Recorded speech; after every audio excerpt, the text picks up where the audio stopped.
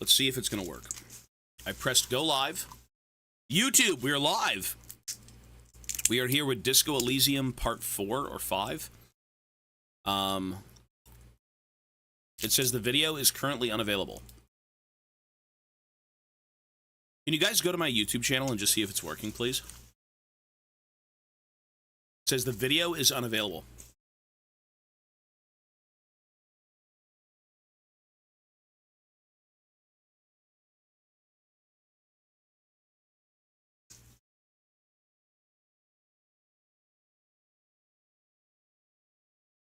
The live channel.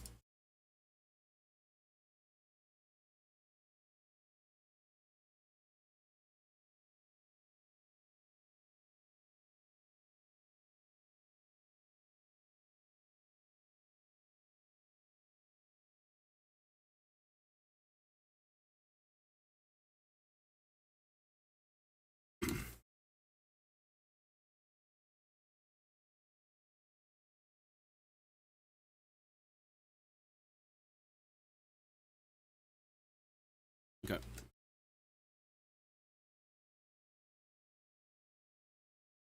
Boom. And now we pin it.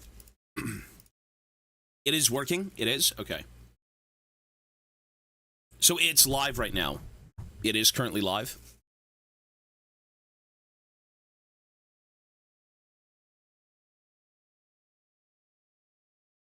We are currently live on YouTube. Yes, we are. Cool. Okay, great. What's up, YouTube gang? YouTube gang! Alrighty.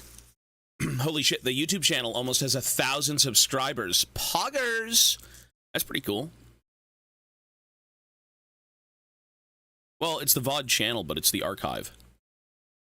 It's meant to hold content, not really do anything with it.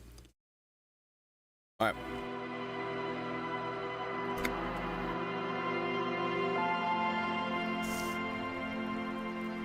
So we just got done with Kuno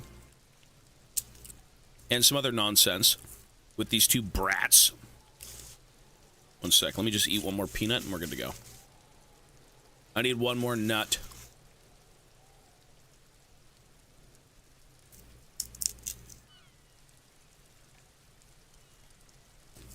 That nut sucked. I need a better nut. No, the body's way gone. The body's done. It's been done. Kim took him to, the station. Yeah. We're gonna go find Kuno's dad. And maybe check out the, lady on the roof.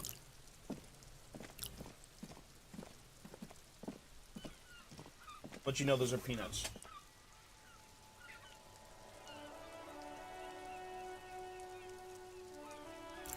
Alright, so J for journal, let's see what we gotta do. Split a kilo with Kuno. Get speed from Kuno's apartment, take down Kuno's dad. I'm not giving him fucking drugs. So ridiculous. These idiots want me to go do drugs with Kuno. Buddy, I'm not doing drugs. I did learn the new thought. We did learn them. Oh, I have one more.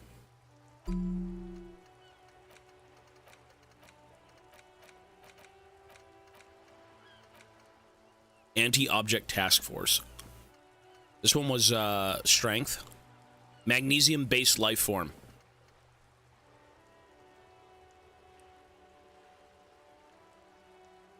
You okay? Wukong's great. The game is way done. Yeah. Check it out on YouTube. We're on YouTube now. Go take a look. The 15th Indo tribe.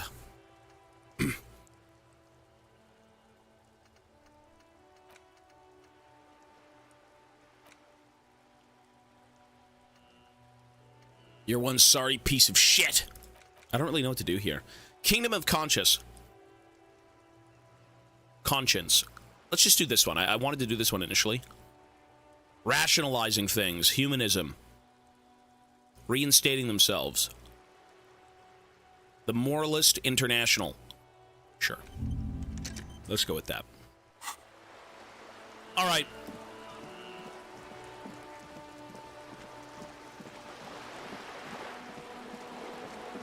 I mean, dealing with Kuno's... I really don't like these pants. I look like a fuckboy.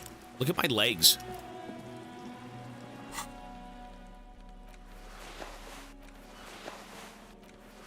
There you go. Detective. Aye, detective. I look like a proper detective. Hey, what apartment was his dad in? This one? You hear someone walking around inside. It wasn't this one, was it? Rearranging the furniture. A poor communard from the looks of it. The room is barely bigger than a closet.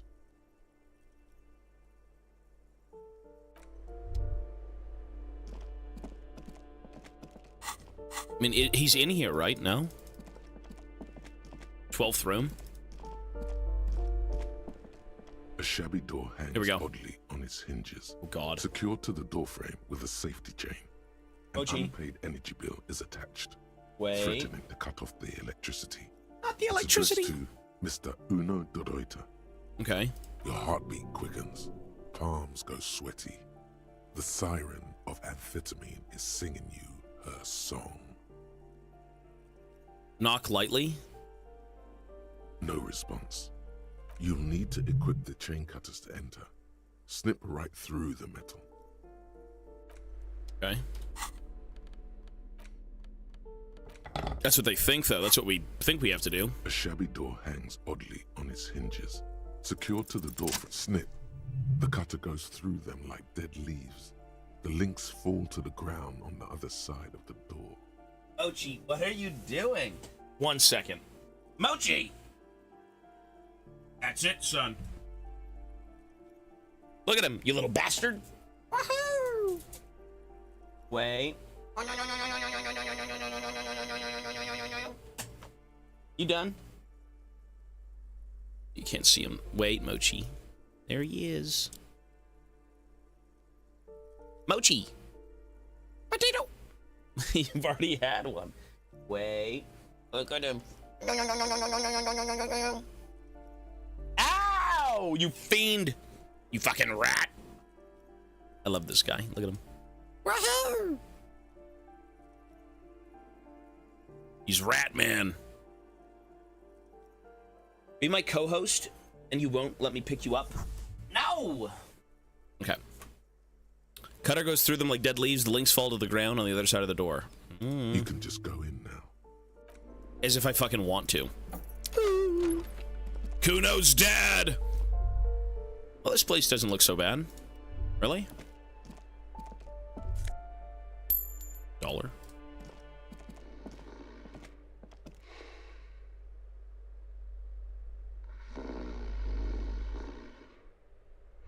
I am an officer of the law. Glossy erotica covers the wall, wrinkled from moisture. Moisture. A phone book lies open on the table, covering a stack of utility bills. Right next to it, in plain sight, sits a small bottle of amphetamine, conveniently equipped with a straw. Equipped with a straw.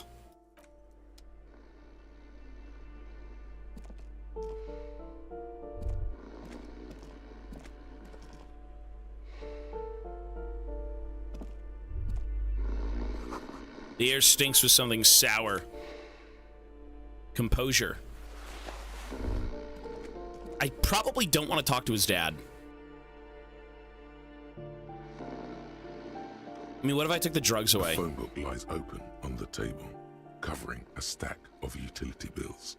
Right next to it, in plain sight, sits a small bottle of amphetamine, conveniently equipped with a straw. I feel like if I take all these things away, his dad's gonna beat the kid to death. Right? Kuno's gonna get his shit kicked in. Like, what would you even do in this instance? Mochi, no.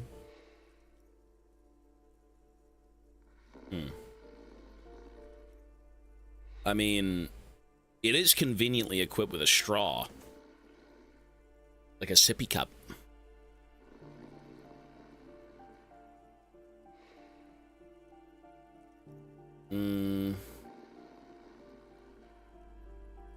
You know, I am an officer. You pocket the bottle as if it were the most natural thing in the world. Don't wait. Celebrate. Blast that shit right here. Take inventory of it once this boring table shit is done. This is just so weird, though. Why am I doing this? Am I trying to help the kid? Let me talk to his dad. A bundle of clothes heaped on the bed. A stained parka. Some towels and a duvet. Some socks even. I don't think this is my business. I don't think this is my business. Slowly. No. I mean... A bundle of clothes. Sure, okay. Something underneath there is breathing. Yeah, it's his dad. It's not too late. No one's going to blame you for backing out. You don't have to do this. Just keep extending your hand towards the pile. Your hand touches a greasy duvet covered in cigarette burns and ketchup stains. You hear a growl. There is something alive underneath it. Pull the blanket off. You see a 60-year-old, fat, red-headed man passed out from large amounts of alcohol and God knows what else. The smell of shit rises from his mouth. Yum. You don't have to take him down. He's already down. Hey, are you really Kuno's father? Do you need help? The light from the window is weak, but it seems like he is. His wild, unwashed mane bears a familiar ginger tone. Even the hair on his chest is coppery. Don't forget his face, the bloated and reddened cheeks, the bulbous nose. This would be Kuno after 30 years of alcohol and substance abuse. If he made it to 30. Doesn't look like you're going to fuck anyone up at this time, little man. I was expecting something scarier. I can't believe Kuno's dad can't be a loser. It must be someone else. What? No response. A pair of half-open bug eyes is staring back at you from the dark, empty and frozen. It's clear that the person behind them is not awake. His half-open eyes give him the look of a dead man. But he is in there and not enjoying himself. Fucking Kev. Jesus, they're all racist. Figure out what he's trying to say. I think I know what he's saying. Do you need help? The pile of blankets grunts. It's hard to say if there's anything left you could do. A coronary artery bypass graft. Take out his liver and replace it with a new one. Jesus. Somehow undo 20 years of neurological damage from stimulants. Figure out what he's trying to say. Sure. The man groans once again. Fuck. But his tongue keeps failing him. It's impossible to make out the syllables. A hand emerges from the blankets, trying to gesticulate something, and then falls back again, limp and defeated by sleep. Are you even alive? Escapes his mouth. A lump of flesh is sticking out from under the blanket. It seems to be twitching from time to time, like the paw of an animal who's having a bad dream. A groan rises from the man's throat, dry like a death rattle. He's trying to say something in his sleep. I took your amphetamines, old man. Ooh. Silence. Only heat emanates from the sleeping body. He wouldn't be too thrilled to learn you stole his stash. It was the last thing keeping him functional. Kuno's dad isn't really... I mean, Kuno clearly has problems, but it doesn't... It stems from his father, but it's also the fucking worm that's in his ear. Kuno S. That bitch. Even though she's like the age of him. Like, she's just a rat. Like, actual demon child. Alright. Let's go see Kuno. I've got your drugs. I'm not going to give you them, though. I'm going to smash them in front of your face. You need the drugs? I'm going to show you what it means to do real drugs, son. You got to get high on life and be happy. Is she younger? They're both rats.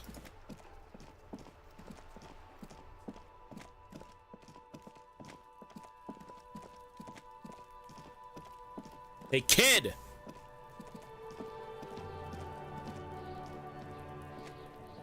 Fuck, does Kuno care? I took care of the drug situation. Alright, so you got Kuno's kilo. Here is how we do it. First, you give Kuno Kuno's kilo, then Kuno gives you half back. Continue. That's how we split it. It's the best way. Street way. I'm not going to give it to Kuno. There's no fucking way. Aren't you going to ask how I got past your dad? Word on the street is, you sent your little friend in dressed as a hooker, distracted him. That's some sick shit. Tell your little slanty-eyed friend, respect from the Kuno. Oh my god. Kuno wants to hear all about it, but first we split the kilo, then we shoot the shit. By kilo, you mean gram, right? Kuno knows what Kuno means. All right, fair is fair. I'm not giving him drugs. He's fucking 12 years old, bro. You're keeping it. Or sorry, I'm keeping it. You don't need drugs. You're 12. Don't give Kuno the drugs. I'm keeping it, and I'm doing it all myself. I'm not doing it, man. What the fuck we giving drugs to kids for?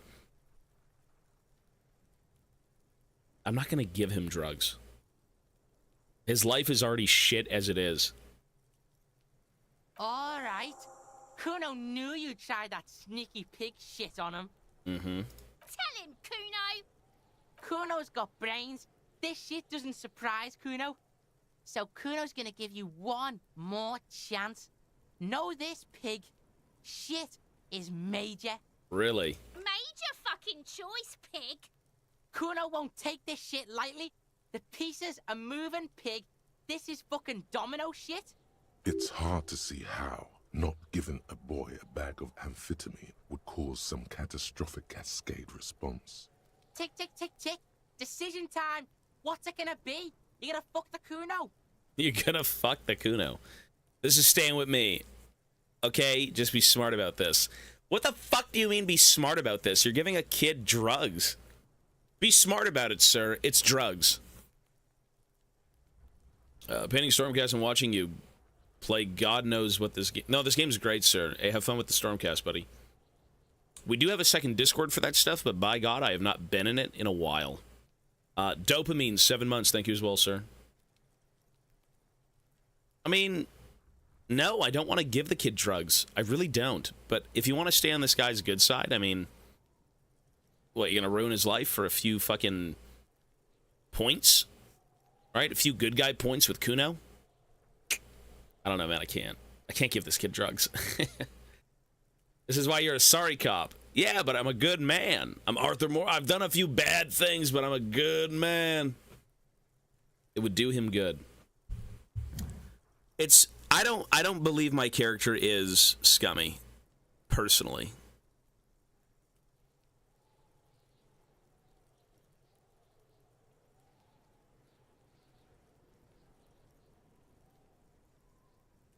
You know what? Let's see what he does with it. Sure thing. You want drugs? Here you go, son. All right, now we're talking. Whoa, that's heavy. He waves the minuscule bottle around, then slips it into his coat pocket. We'll see. Go. More than half in there. I don't want it. Kuno's fucking honorable like that. You're honorable like that. Thank you for the drugs, kid. Now tell me, how the fuck are you still alive, pig? Fuck you, kid. Maybe I replaced it with water.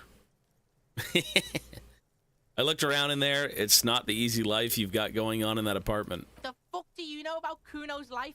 Kuno's got plans. Get the fuck out of here. Yeah, we got plans.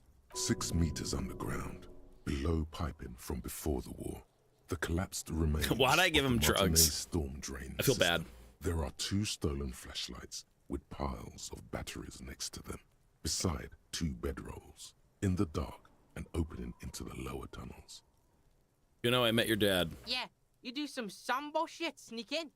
Was the Beano-clad hooker thing real? It was dark in there. We sneaked in and out. It was what you said. Kim dressed up as a hooker. Full drag distracted him. Kuno, your dad is a half-dead alcoholic. He was sleeping under some clothes. I killed your dad, Kuno. It was dark in there. We sneaked in and got out. The hooker business. Your dad's half dead. It was a hooker. Yeah, we did. Fuck out of here. Kuno made that shit up to demean you pigs. But is that why your hooker friend isn't here? Too ashamed to face the cunt? Look, Kuno's not judging.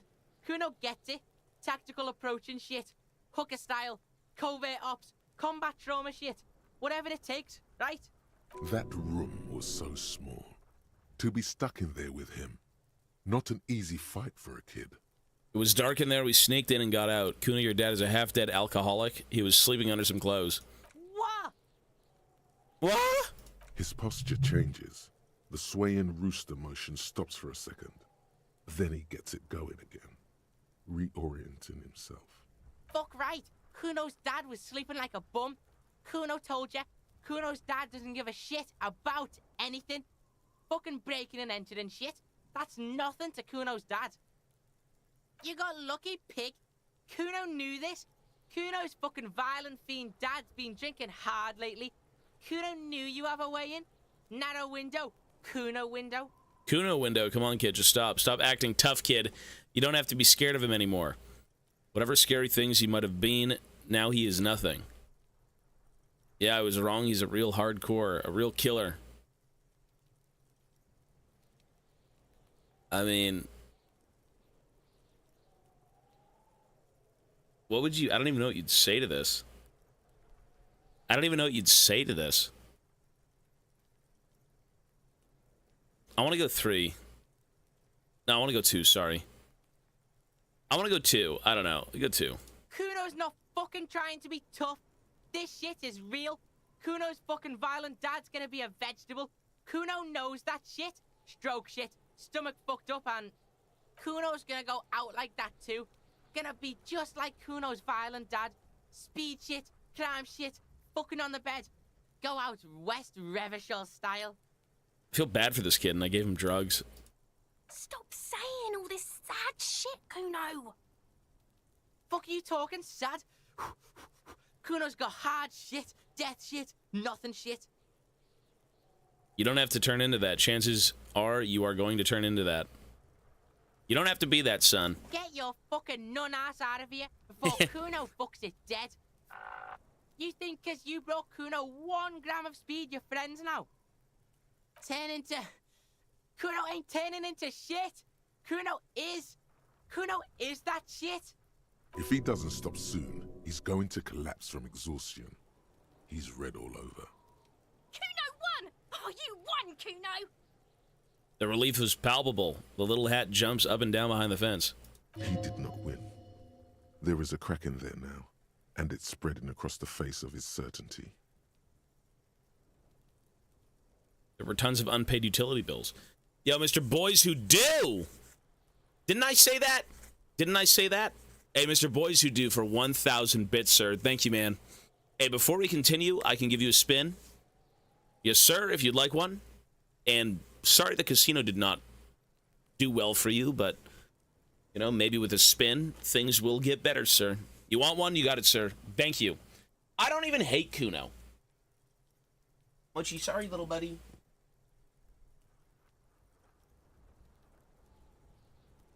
I actually don't. I don't dislike Kuno. All right, let's do it.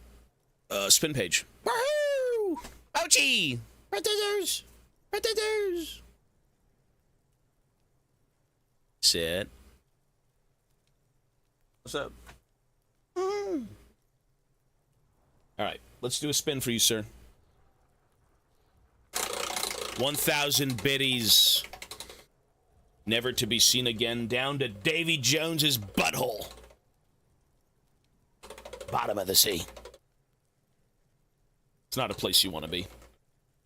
It's stinky. And you turn crusty.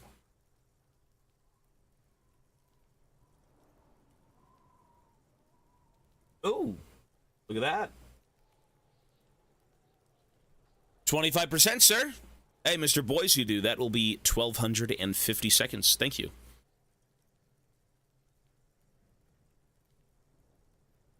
$1,250 seconds.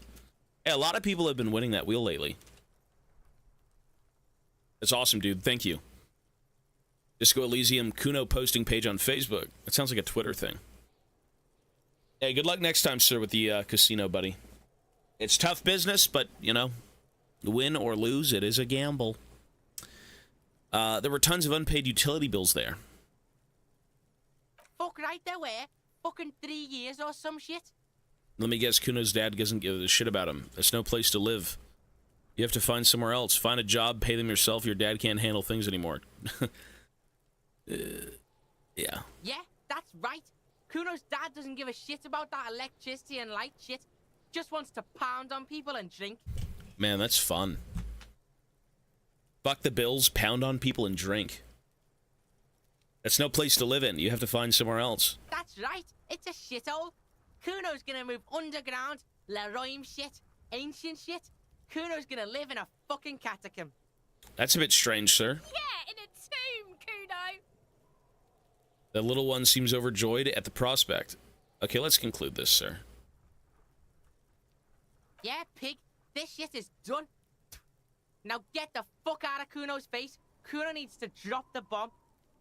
Kuno doesn't fucking care. I really shouldn't have given him drugs. I mean, he's so fucking far gone, it's probably the only thing that makes him feel alive, unironically. But, like, what do you even do in this instance? Pick up the dice from the dice maker. Tuesday, filled at 11:40, so that would be 19:40. Okay, so we've got 1 hour.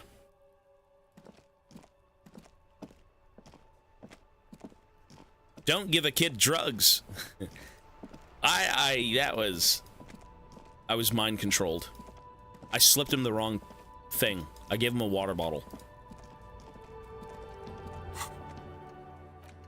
Find moral, can't do that yet. Get 2 signatures in Evart, can't do that yet. Prove your authority to Titus Hardy, that we can do. Find 1 piece of armor, that we can maybe do tomorrow. Okay, so what I want to go do is I want to go see if I can level up, 1 sec.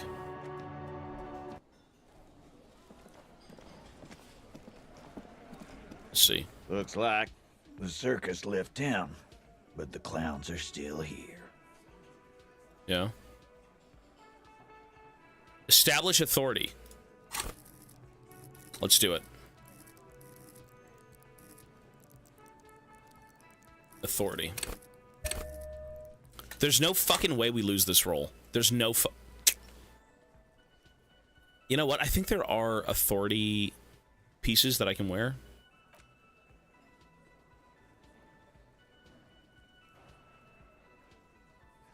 Wait for Kim. That's not a bad option, to be honest. Let me see if I've got anything here. Authority.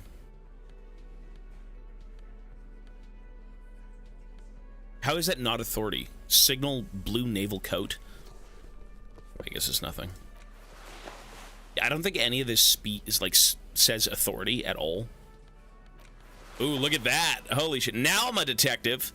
Press 1. Okay, get these fucking gloves off me. Press 1 if detective. It's Detective Graves. That is detective. Right there, that screams detective. Yeah. Anakin, thank you, man, for the 10 months. I mean, I want to go talk to the guy and deal with this, but, like, maybe you're right. Maybe I should wait for Kim.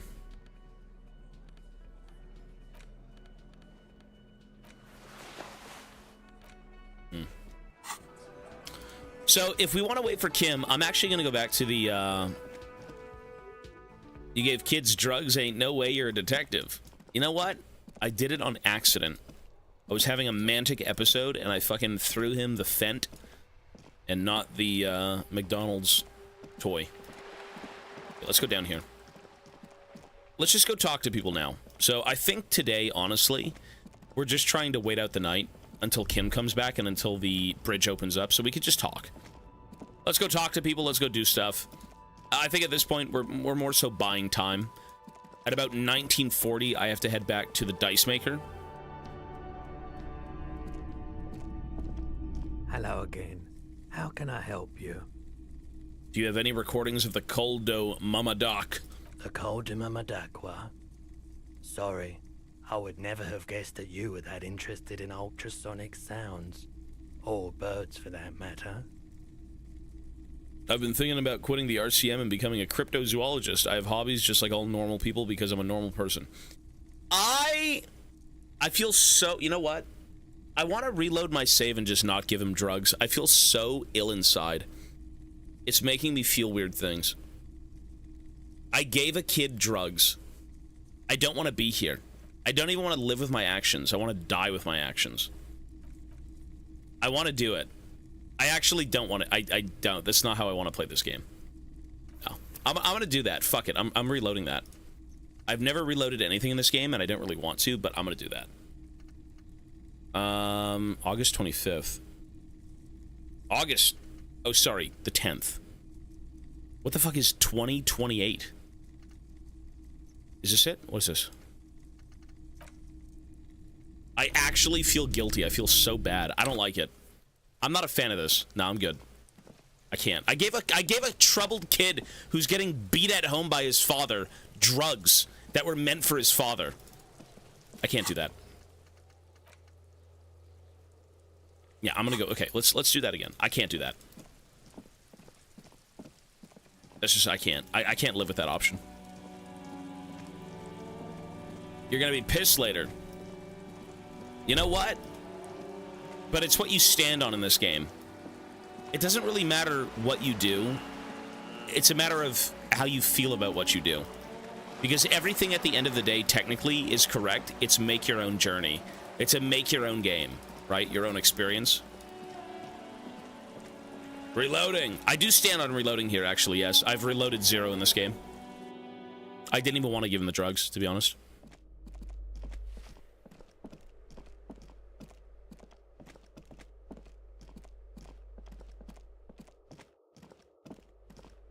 Open up, you big sack of shit. A shabby door hangs oddly on its hinges, secured to the doorframe with... Okay.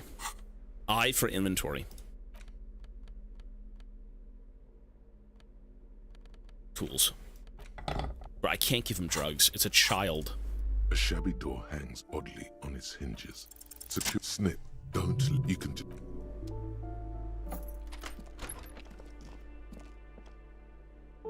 Dude's gonna die from withdrawals. The phone book lies open on the pocket. Be the speed. Yeah, while I'm at it, let me steal your money, because that's just okay, I guess. Moist wool.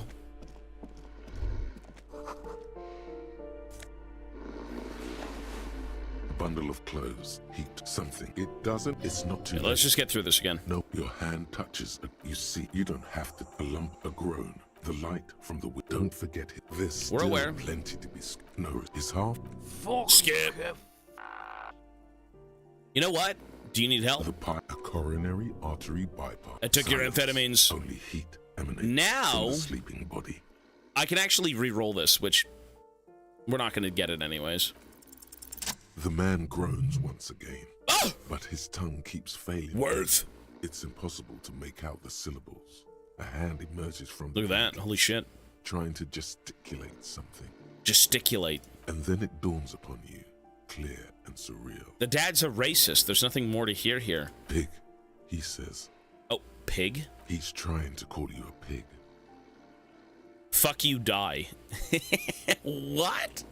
Fuck you, die. What did you just say? You're awake. His hand falls back on the bed. Fuck you, die. Defeated. A loud snore escapes his mouth. Fuck you, die, by the way. Okay.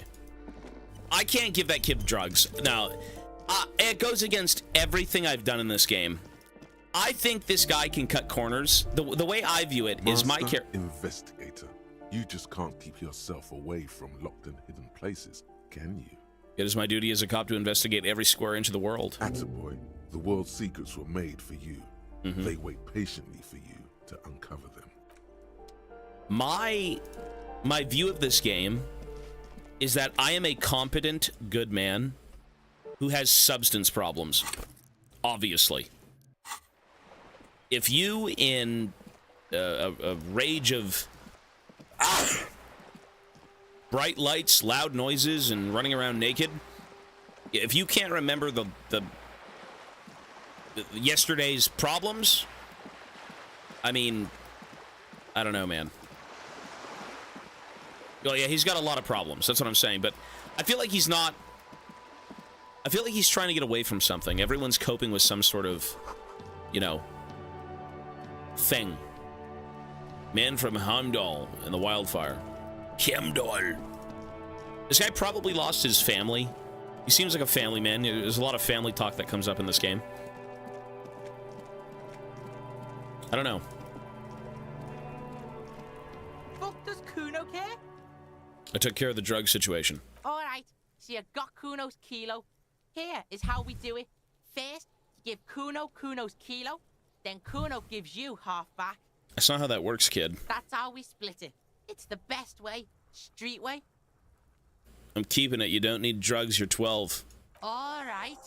Kuno knew you'd try that sneaky pig shit on him. Tell him, Kuno. Kuno's got brains. This shit doesn't surprise Kuno. So Kuno's gonna give you one more chance. Know this, pig. Shit is major.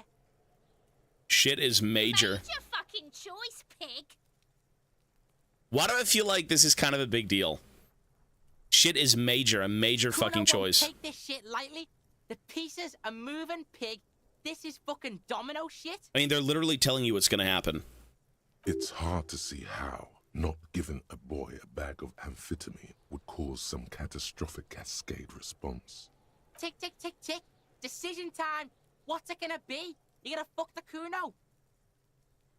This is just bad. If I choose, I'm not going to give him the drugs. I can't. I can't give him the drugs. Alright. You fucked the Kuno. Everybody, Kuno got fucked by his pocket pig. Just when we getting our business on, the pig throws it all away. Fuck you. I told you he can't be trusted. I told you. I told you he'd steal the shit. Relax, see? We got plenty of Kilo underground, in the tree. This ain't about that. This ain't about that. He turns to you. This is about you and Kuno. You mismanaged this shit. Now everything is fucked between us. How are you gonna make this up to the Kuno, huh? Kuno, I met your dad. Yeah? How the fuck are you still alive, pig? It was a dark room. We sneaked in. He's an alcoholic. He was sleeping under some clothes. What? His posture changes. The swaying rooster motion stops for a second. Then he gets it going again. Fuck right. Oops. Kuno's dad was sleeping like a bum. Kuno told ya. Kuno's dad doesn't give a shit about anything. Fucking breaking and entering shit. That's nothing to Kuno's dad. You got lucky, pig. Kuno knew this. Kuno's fucking violent fiend dad's been drinking hard lately. Kuno knew you have a way in. Narrow window. Kuno window. Kuno window. Come on, kid. Just stop acting tough, kid. You don't have to be scared of him anymore. Kuno's not fucking trying to be tough. This shit is real. Kuno's fucking violent dad's gonna be a vegetable. Kuno Good knows God. that shit. Stroke shit. Stomach fucked up and... Kuno's gonna go out like that too. Gonna be just like Kuno's violent dad. Speed shit, crime shit, fucking on the bed. Go out West Revachol style. Well, the thing is, I can't give this kid drugs. Why would I give this kid drugs? Betraying his trust and having this kid go kill himself? I mean, as if he's already not on drugs, but you know what I mean. Stop saying all this sad shit, Kuno. Fuck are you talking, sad? Kuno's got hard shit, death shit, nothing shit. You don't have to turn into that. Get your fucking nun-ass out of here before Kuno fucks is dead. You think because you took Kuno's speed, Kuno's gonna sub like a turn into... This guy. Kuno ain't turning into shit. Kuno is that shit. If he doesn't stop soon, he's going to collapse from exhaustion. Kuno won! Oh, you won, Kuno! The release is palpable. Or the relief. He did not win. There is a crack in there now, and it's spreading across the face of his certainty. The fuck do you know about Kuno's life? Kuno's got plans. Get the fuck out of here. Yeah, we got plans! Dutch. Where's Dutch? Is he watching these two kids? Below piping from before the war, the collapsed remains of the Martinez storm drain system. There are 2 stolen flashlights with piles of batteries next to them, beside 2 bedrolls, in the dark and opening into the lower tunnels. There were tons of unpaid utility bills there. Fuck right there were. Fucking 3 years or some shit.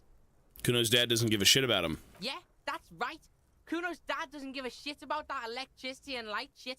Just wants to pound on people and drink. It's no place to live. That's right. It's a shithole. Kuno's gonna move underground, Leroy shit, ancient shit. Kuno's gonna live in a fucking catacomb. Yeah, in a tomb, Kuno. I did not... Sorry, I did right to not give you the drugs. Let's conclude this. That didn't change shit, pig. That only made things worse. Fucking social worker shit. It doesn't work, pig. It doesn't work, pig. It doesn't work, Kuno. Only our shit works. I'm off. Good Kuno luck. doesn't fucking care. Listen, son, we'll gain his trust. Don't worry. Or maybe we won't. I'm not sure. I've got his drugs now. Maybe I'm gonna go do them. Right there. Where are they? Where are the drugs? Look, where are they? Speed bottle. Look at that. I like how it's a tool. That's a tool, by the way. Really? All right, we got to go do a few other things. This kid, I can't give him drugs. I can't. Everyone else can eat shit. I feel bad for the kid. I would only be making it worse, in my mind, if I gave him the drugs. All right. So... Oh, can you speed up? You can sit on a bench to speed up time. I don't think I want to, though. I think I'm just going to keep walking around and trying to, I'm going to go try and find a few things. Because as much as right now, it's just kind of downtime. Right now, we're just trying to figure out what is going on with all of these weird NPCs. Hello again. How can I help you? Electrochemistry. Is Roy high? And if yes, then what is he on? I wanted to ask you about the missing gun. Recordings of the Dal Makakak. The Koldima Madakwa. That thing. Sorry, I would never have guessed that you were that interested in ultrasonic sounds. Or birds, for that matter. Well, I wouldn't have guessed that you know what the Kalma Dana Mana Kwakwa is. That's fair. It's been a long time since my Koldima Madakwa hunting days. Once knew a group of young musicians who decided they didn't want to play music anymore and started looking for all kinds of interesting sounds instead. That sounds cool. Cool or not, one of them was obsessed with recording the Koldima Madakwa. And he was one of those passionate people who know a lot about all kinds of strange things. So he got the rest of us to join in his search. And did you ever find it? We thought we did. We got together all these recordings of unusual sound patterns, compared them, cut them up and combined them into the Symphonia Koldima Madakwa. Can I listen to it? Unfortunately, I don't have any recordings from my old life. None at all. But I do have a tape with some ultrasonic sounds that might be what you're looking for. He starts rummaging through some tapes behind the counter. Spin that bird song. This recording comes from down the coast. Wasn't looking to record anything specific. Just left a recording device there one morning. Keep in mind, I have to slow this one down enough to make sounds well over 200 kilohertz audible to the human ear. It will be strange. He switches on the tape player. The speakers begin to emit a low hum. As the hum grows louder, modulating but always unnaturally uncomfortably low, like it's coming not from the speakers, but also from inside your chest. Breathing Jesus. is becoming difficult. That's an illusion. Your breathing is just as it was and will remain that way unless you start panicking. There's a growing sense of dread. The sound is coming from inside you, but also surrounding you. It feels as though someone is standing just outside of your range of vision and watching you, doing this to you. He nods to you, reassuringly, just as more diverse, higher-pitched sounds, some random, some appearing to form patterns, hit your eardrums. Seabirds most likely, gulls and such. What's that? Gulls and skewers. But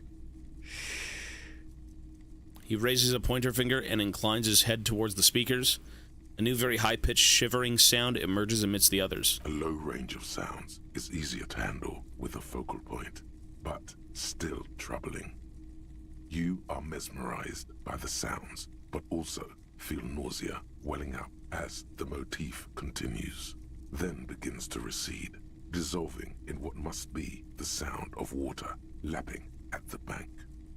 you know, now that I've listened to it on these new speakers, it's not the cold Imamadakwa. Wrong patterns, wrong photons. Photons. Probably some insect trying to sing higher than its predators can hear. Still, fascinating, aren't they? Early Very. morning sounds. I wanted to ask you again about my missing gun. Sure thing. Oh, there's nothing. Thanks for the review. Let's talk about something else. Sure, man. I think that's it. I have no other business, right? So what is all this shit in here? Can I buy this stuff? You see rows of toy soldiers Yeah, it's nothing. guarding. So this guy's store kind of has nothing now. We've talked to him. We've done everything. There's nothing in here. There's nothing here for now. So we're done.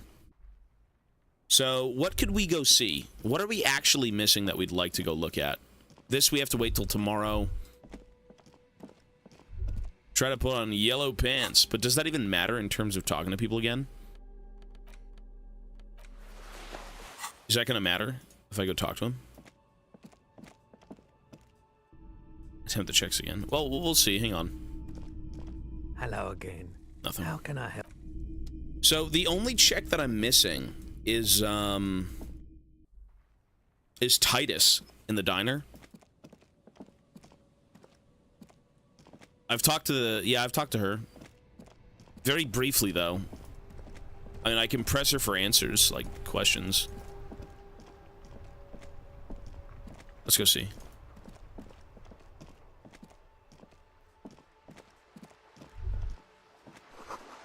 Book says you must attain a Franco-Nigerian hard body. Huh? It takes willpower to even read this author's name, Jan Cows from Iguania.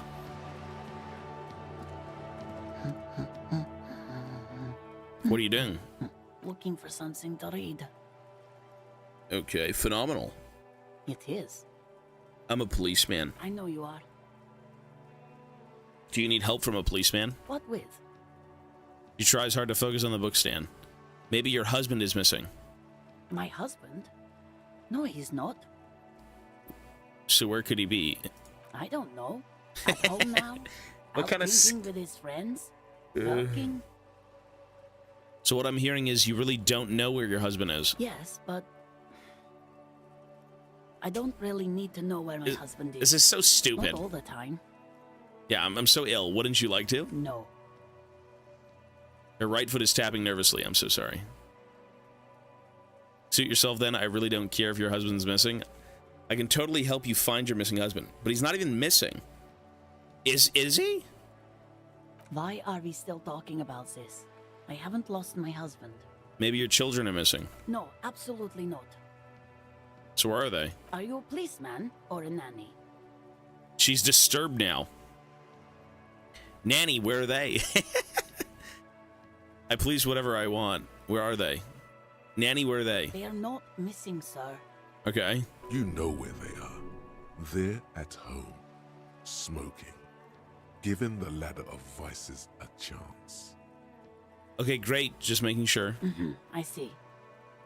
Thanks. Maybe your cockatoo is missing. I don't mean to disrespect, sir, but you are being a bit of a cockatoo here.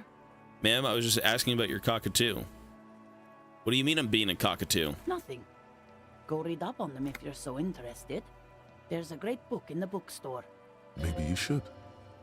What if the cockatoo is your astral captain? Or your heraldic bird? Actually, that's exactly what I'm going to do. Thanks for the tip. You're being sarcastic. Let's move. I mean, sure, I'll go read about cockatoos. Wonderful. The store is open. Watch her browse books. Her hands move over the book covers. The tips of her fingers look rough, stained with yellow. It seems like she has spent a lot of time at work, smoking. The woman before you nods and returns to her reading. What a fucking schizo rambling. Where is your husband? At home? Are you sure? Yeah. Are you sure? Yeah, where's the cockatoo? Let's ask her. Cockatoo! Hello again, esteemed officer, and welcome to Crime, Romance, and Biographies of Famous People. I'm looking for a book about cockatoos. A book about cockatoos? There should be one upstairs, right next to the shelf of biographies. Okay. Cockatoos! Biographies. I'm assuming here. A sulfur-crested cockatoo sits on the cover. There it is. Its beak slightly open. It looks as if the bird is calling out the book title. From A to Zurich, a guide to a well-behaved cockatoo. Artorius, thank you, man, for the 45 months. Jeez, thank you, sir. We could try the other pants on. Flip through the pages. Turns out that there are so many different cockatoo species, and they all have behavioral problems. Okay. You don't have behavioral problems. That's garbage. You're cool. What about this guide to cockatoos, storekeeper? It's a must-have if you own a cockatoo. I've heard they're quite capricious. Steal it. Oh my god. I want to buy the guide to cockatoos. Oh, a nature enthusiast. Good choice. I knew it was a good idea to keep that around. Cool. So how do we interact with that? We have to read the cockatoo book. Cockatoos! A book about different cockatoo species and their behavioral problems. Perhaps it could be...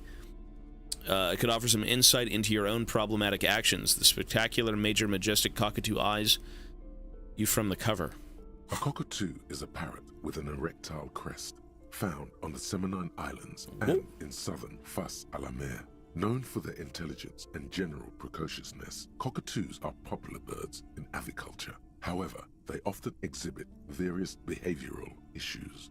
Okay, what more? This book talks about the delicate nature of toos, as well as introducing some of the most popular species among the bird enthusiasts.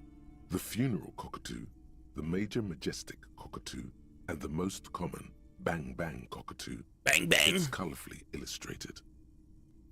Alright, what problems do these birds have? Where to even begin? All cockatoos are known for their needy natures, requiring attention for at least 2 full hours a day. Jesus. They love to talk, and have been described as lovable clowns who just don't know how to wrap up. What does that remind you of? Lovable clowns that don't know how to wrap up. I could handle that. It would be nice to have someone to talk to when feeling lonely. Who would ever want a chatty companion? I want someone who knows how to listen. Someone to talk to when feeling lonely. That's not what men do. Men internalize everything and then die alone. That's what we do. Pet owners also report moodiness, loudness, and hostility as recurring issues. If left unsatisfied, cockatoos may scream non-stop, pluck their feathers, or become aggressive. That I do know. That's sad. That's pretty bad. Anything else? It is not recommended to get a cockatoo if you're not able to cook them food every day. Cook? And give them the full care that they need. These birds will never understand Cook that you have food? a life of your own. Yes, but there has to be something great about cockatoos as well. You're right. Cockatoos are magnificent creatures. They love to perform, cuddle, and show off, and will even scream for fun, often as loud as up to 135 decibels. They're freaks. Not great for the neighbors. Read about the funeral cockatoo. This is a yellow-tailed black cockatoo. Its specific name, Psittacus venereus, relates to its dark and somber plumage. This bird looks as if dressed for a funeral, 24/7. There is something indisputably ominous about it. You know what's so crazy about this game? Is the narrator... So let me ask you this. Press 1 if you've played this game before. Press 1 if you've played or have beaten Disco Elysium. Okay. So Did you play it when the game first came out? Somebody said when this game first came out, the narrator wasn't really in the game. You had to read everything. Is that true? How the fuck would you get through the game? So when did they add the narrator? Because that's nuts. I don't think I would have... See, the game is good, but when you have to read everything, it's horrible. And I do like reading books. Don't get me wrong. I like reading books, but when it comes to gaming, there needs to be a fine line between how much you read and how much you listen to. Right? For me, if I want to read a book, I'll just lay down and read. Well, it's an interactive book. That's true. But the voice acting and the narration adds so much more to a game like this. In the Final Cut version, the voice actor was added. That's cool. How much work did that guy have to even do? That's crazy. That is crazy. And I really like the voice. Like, this guy's good. It's you listening to your own thoughts. Oh, you say that. What about Kuno? Was Kuno in the game initially with the voice acting? Was it only the narrator, like your own mind? Nothing. Oh my god. Crazy number of pages. There's no reason he wouldn't have. Yeah. It was his first big job as a narrator. No, he did a great job. This guy's good. It's, you know what? So here's such an interesting thing about voice acting characters and, you know, bringing the pages of any story to life. It is one thing to read a book. That's good. It is one thing to listen to a book with voice acting and impeccable narration. That is great. Books are great, but if you can take it to the next step and have these characters voiced out, have these, you know, things kind of read to you, like an audiobook.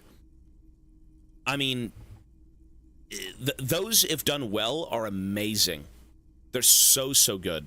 Super well done. And they add another layer of interest to, like, what it is you're doing. You know? Like, way back when, I would read, like, Warhammer books and whatnot.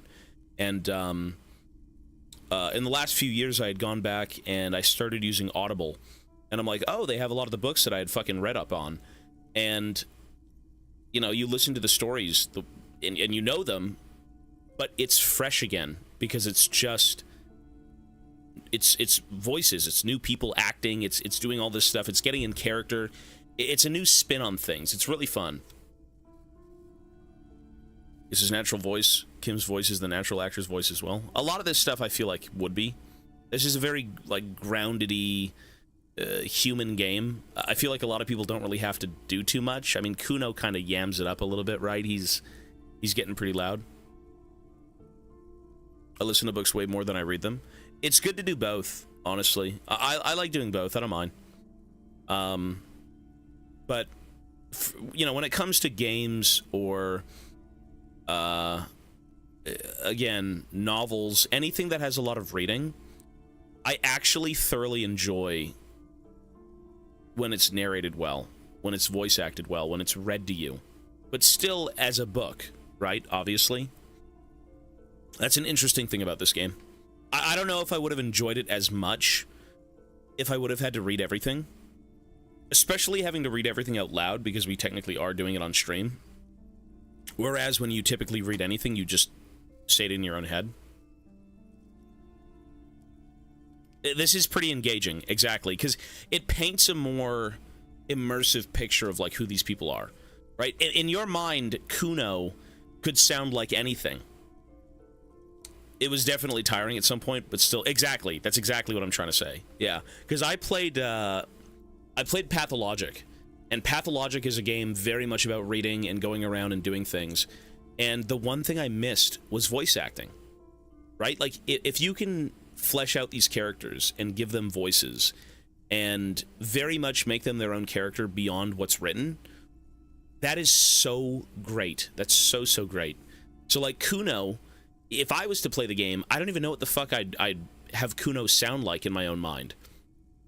You know, but the fact that he now has a voice, the fact that we now know what he sounds like and how he goes about things, when you're talking to them, it makes such a great experience, you know. Or anyone, Evart, fucking Kim, all those people. Exactly, they feel alive, they feel real. It's another layer of enjoyment when it comes to reading. You know, that's why I always say, like, if you ever want to read books, reading is great, but if you don't have the time and maybe that's not your thing, do the audiobook. Do the audiobook, because the audiobook is a book, but it's like a next level, engaging, just a fun time. It's just fun. That's really what it is. They have had some voices and not a lot of lines. You can still get the idea of what they would sound like? Okay.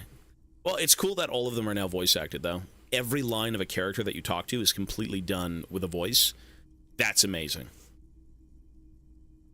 Finally playing one of my favorite games. I hope you enjoy it. Oh, this game's good, for sure.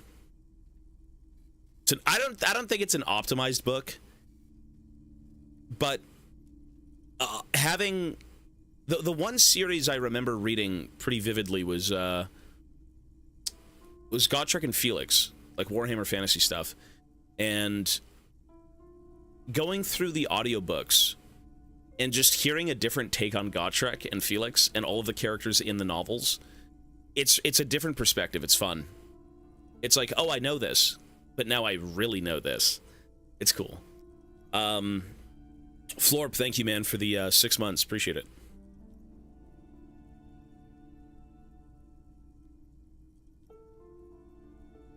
Audio-visual intaking of information instead of intaking of information. Yeah, I don't know, man. It's just, it's more artsy-fartsy. It's more artsy-fartsy to have voice acting in things. It's fun.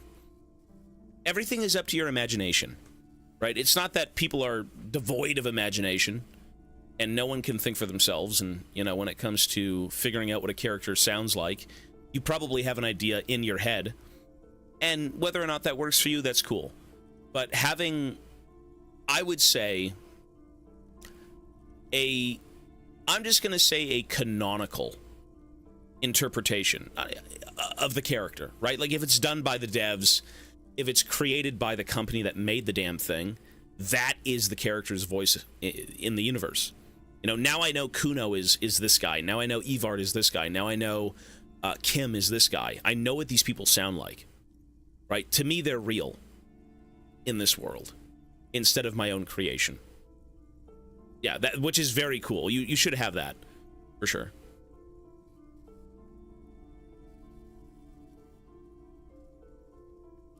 VA gives you what line? Serious or sarcastic? Everything about the VAs in this game are great. You feel like they're a real person. You actually feel like you're in conversation with people.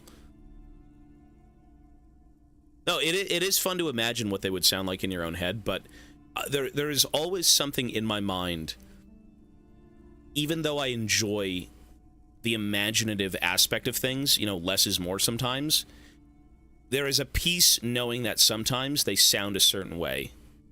You know what I mean? Like, I could ramble on about this. It's such an interesting thing with gaming. It's such an interesting thing with books.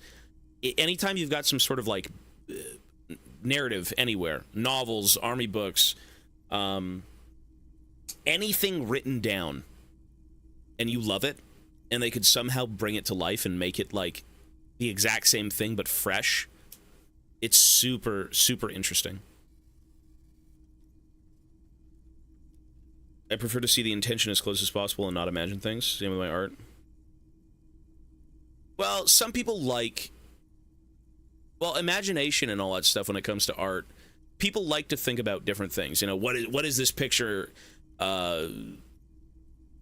interpretation of, or this and this? Everyone has their own ideas. They view a song and they hear the lyrics and, you know, they're like, oh, that's what it means to me. That's what it means to me. And then the guys are like, that has nothing to do with it. This is our own. And we know what it's about. But I don't know, man. Just for the sake of characters, it's cool to hear them come to life. It's cool to hear the pages of a book be real. And that's essentially what the voice acting is in this game. Or for anything of that matter that's like that. So, anyways, that's it. The Majestic Cockatoo. Perhaps the most impressive of all the species, the endangered major majestic cockatoo, is often described as the most flamboyant bird in the jungle. Its pink-colored wings and flowing crest embellishing its proud and bumptious nature. Bumptious nature. In the words of poet-explorer Sir James Fournier, few birds more enliven the monotonous hues of the verdant forest than this big, bold, and beautiful species. Like, I'll ask you this. Before I stop yapping and I have to use the bathroom really quickly, let me ask you this. If you... Who's ever in chat right now, I'm just curious. If you've played the game or not, just type one button. Press 1 if you would rather play this game and read everything out. Press 2 if you'd rather play this game and have things read to you. 1, read everything. 2, yeah. 2, yeah, for sure. I saw one person press 1. That's fair. But the voice acting is so good, man. I did 1, though, and I would have preferred 2. Yeah, that's great. I agree. Both are good, though. Both are good. Anyways, really quickly, bathroom break. I'm not going to run ads. BRB.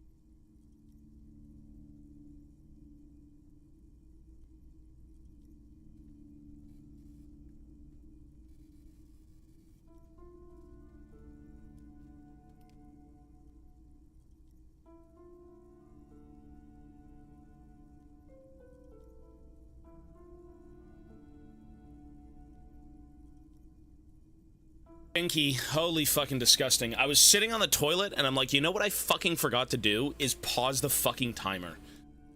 Alright, we're here. Whoops. I'm 99% sure. Yeah.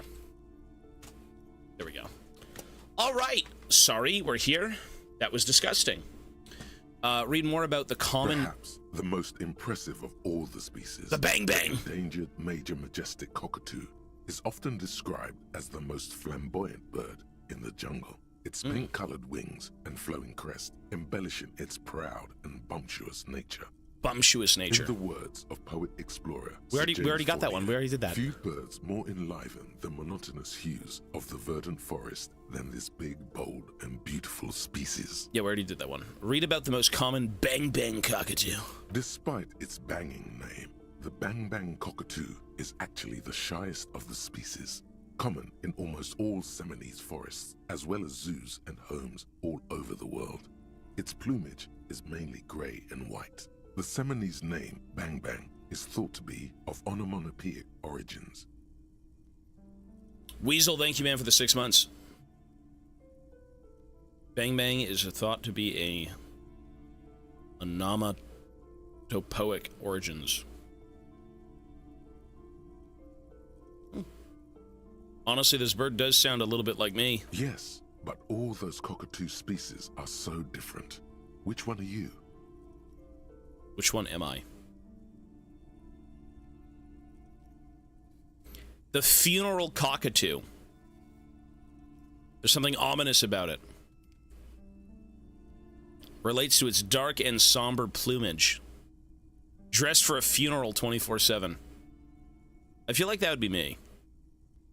Perhaps the most impressive of all the species, the endangered major majestic cockatoo, is described as the most flamboyant bird in the jungle. Pink-colored wings. It's a show-off.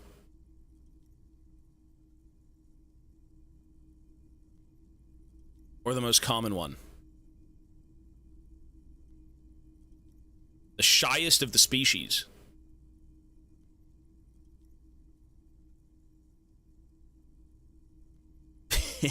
Doom-laden soul. Doom. Oh, did I miss a resub?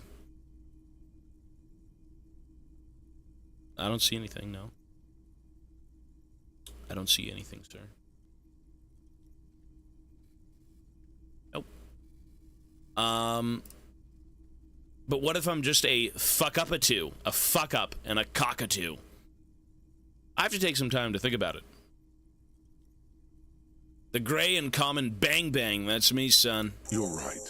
You're the mediocrity embodied. This unsung bird belongs on your heraldry. We're chill at that, brother. You don't have to be some grand, insane, big bang bang bird.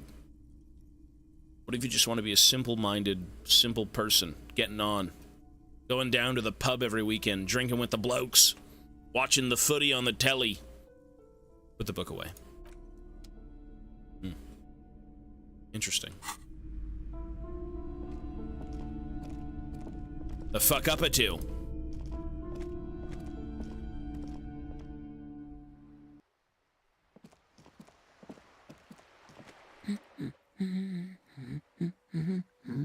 You were right that I'm a cockatoo. Excuse me? I went and read up on them, just like you said, and I even decided on what kind of cockatoo am I. Or I am. You want to know? I don't know. The most talkative one? No, I'm the Bang Bang. The what now? The Bang Bang. Like Mobile Legends Bang Bang? You truly are one strange cop, aren't you? She says, slowly shaking her head. That's all for now, ma'am. The woman before you nods and returns to her reading. Hey, we're just trying to get on with the world. We don't know right now who we are. We're trying to piece together our past. Trying to do good by people, that's all I know. Alright. You know what? We can go get the dice. We can actually go get the dice. Let's go get the dice. It's finally time, and it's almost time for bed, which means Kim's coming back in the morning. That's great. Kim is going to be here in the morning, and we are blessed. Let's go. We do miss Kim. It's been a while.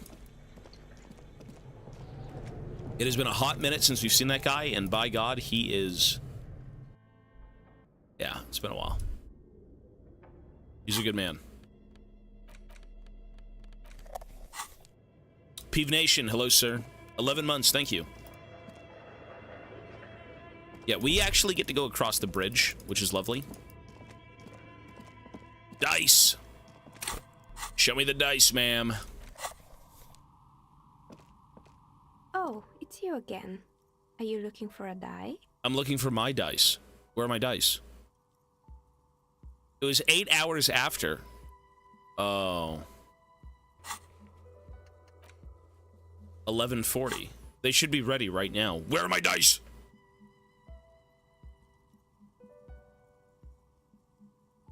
I'm sorry. I'm a bit overloaded just now, so I can only produce 1 die per customer. 1 die per customer. Fucking hell, 1 die? Oh, it's you again. Where's my Are you dice? looking for a die? Where is my dice? I always forget to click the bubble. Yeah. Ledger. Oh, these things?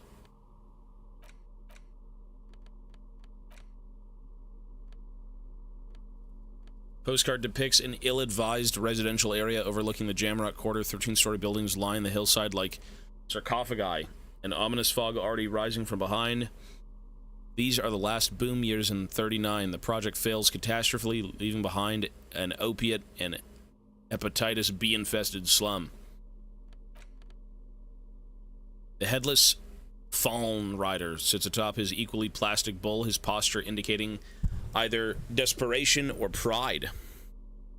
Comes as a set with the infamous fawn cap, for which he lost his head. The head is not included. This laminated postcard offers a glimpse across the river. A little more than a decade after the war, the eastern bank is already fully renovated.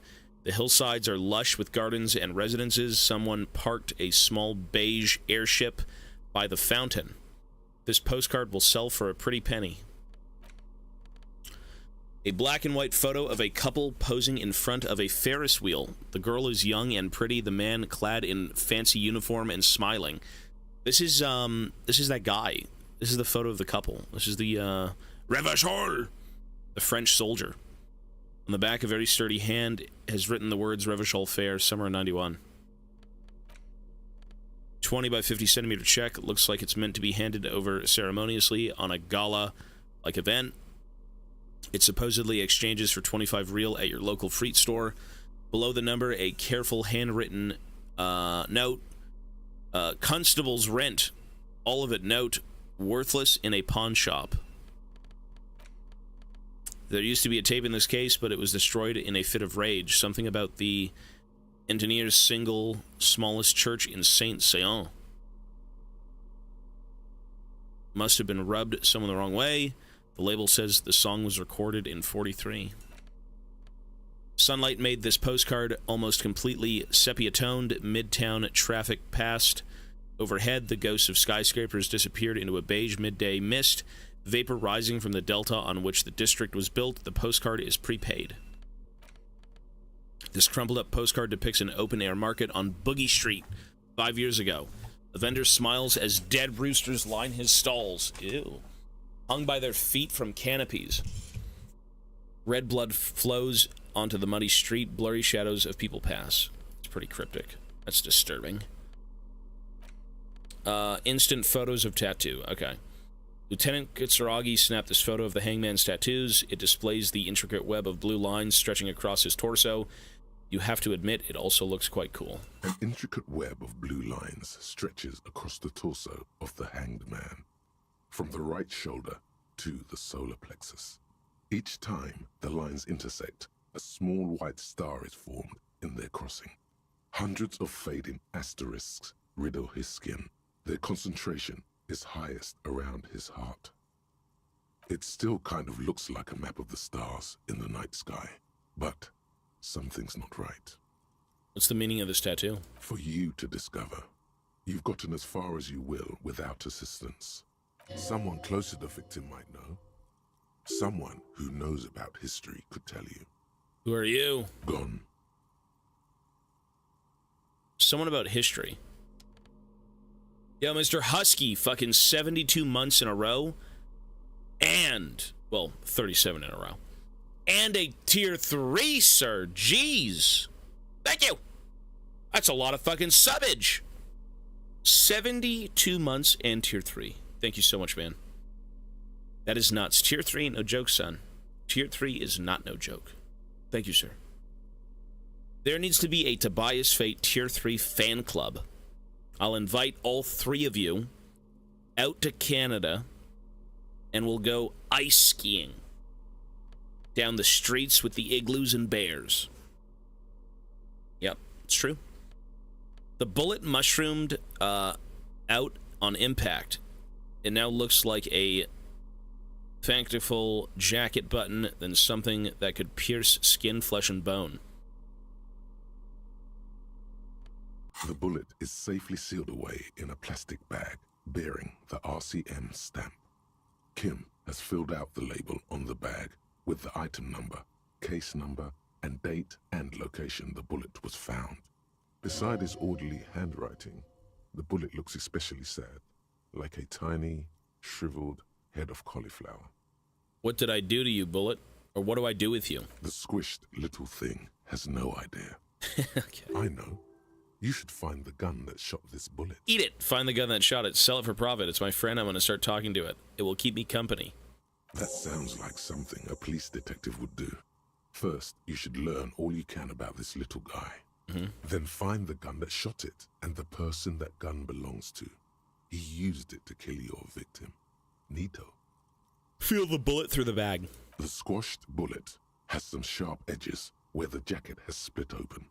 It feels cold, even through the bag. You wouldn't ordinarily have cause to handle jacketed bullets. The citizens' militia uses cast bullets only. Little pebbles of metal loaded from the muzzle, usually in a cartridge. Inspect the bullet closer. The jacket of the bullet is made of a yellowish metal. It has blossomed out to reveal a dark grey core. The base of the bullet is close to 5 millimeters in diameter. Look at the jacket. You can just about make out a few striations near the base of the bullet. Little hairlines, linear. It feels standard. And the core? It's quite destroyed. Some of the fragments are still lodged in the wound. Far away, Lieutenant Kitsuragi is flipping through stations in his Kanima. He is not here examining the bullet with you. Sadly. He should be. He would find this very intriguing. Mention it to him later. Could you try that? The bullet has nothing more to say. Put it away. A handwritten note you found from the giant ice bear fridge. It still bears some marks from the fruit-shaped kitchen magnets that were used to secure it to the refrigerator door. The note is written with a blue pencil on a piece of lined office paper. The kitchen magnets have left spots on its surface. Read the note. Someone has scribbled, S. I can't believe the off-site copy is still here. The illiterate ginger kid keeps stealing stuff from the studio, so I had to hide it somewhere safe. Kuno! You'll find the filament memory with the off-site copy in the frozen ice cream maker.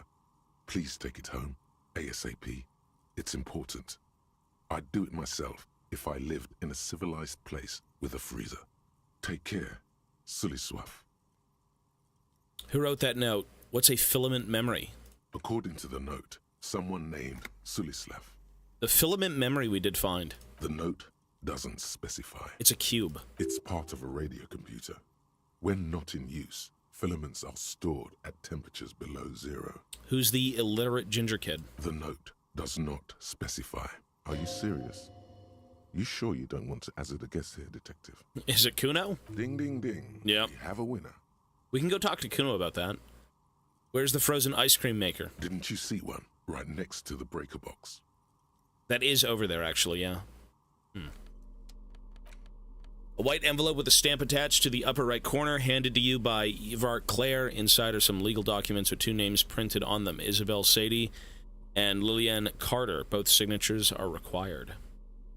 You take the legal documents out of the envelope. A 12 to 40 month construction period and the zoning plan in the addendum.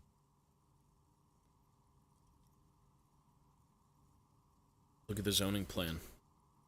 The youth center cuts into the ocean like the bow of some great modern ship. Apparently, it's going to cover most, if not all, of the street and the square between the existing houses. It's 3 stories tall. A 3-story tall youth center. It's a pretty big place, no? It's going to be awfully close to the already existing buildings, almost wall to wall, practically integrating them into the youth center. Sneef for 32, thank you, sir. Appreciate it, man. This is either an ominous or cool architectural choice. Hard to say. Try to find a loophole in the deal. There is no loophole. The simple truth is the current residents are going to lose their street access, and for the next 12 to 40 months, their lives will be dominated by constant construction noise right next door. What are the ramifications of this? Once the construction starts, it'll probably take a few months, a year maybe, for even the most stubborn occupants to get tired of living like this. After that, they'll sell their property for cheap and move out. This is terrible. Poor people. Can't I do something? Well, you could trick Everard. Get some random people to sign the document. By the time the union boss finds out, your business here will be already concluded. I don't even think he wants to build a fucking youth center. What a load of shit. Put the documents back in the envelope. Yeah, that is a load of shit. Is she ready? Oh, it's you again. Are you looking for a die? I'm looking for my die. Why is my die not ready?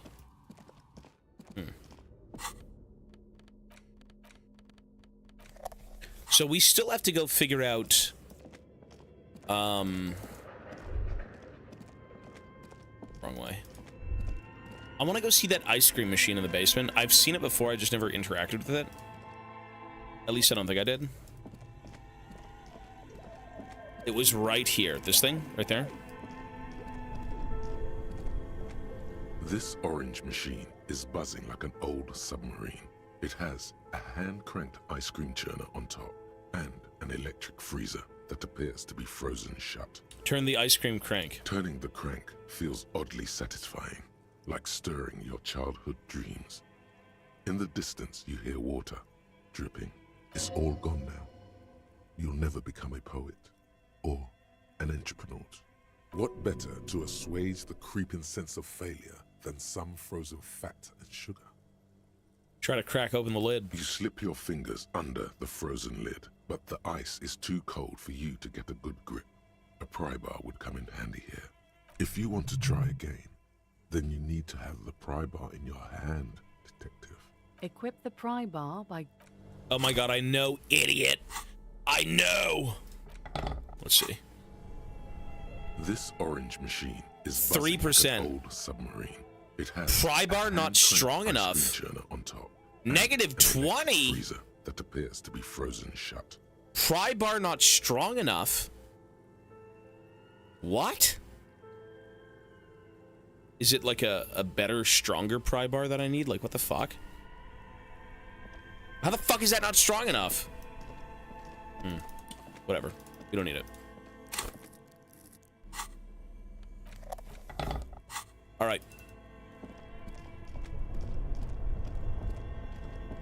So... what do I want to do now? The lady's not going to give me the dice. At least not that I don't think she will.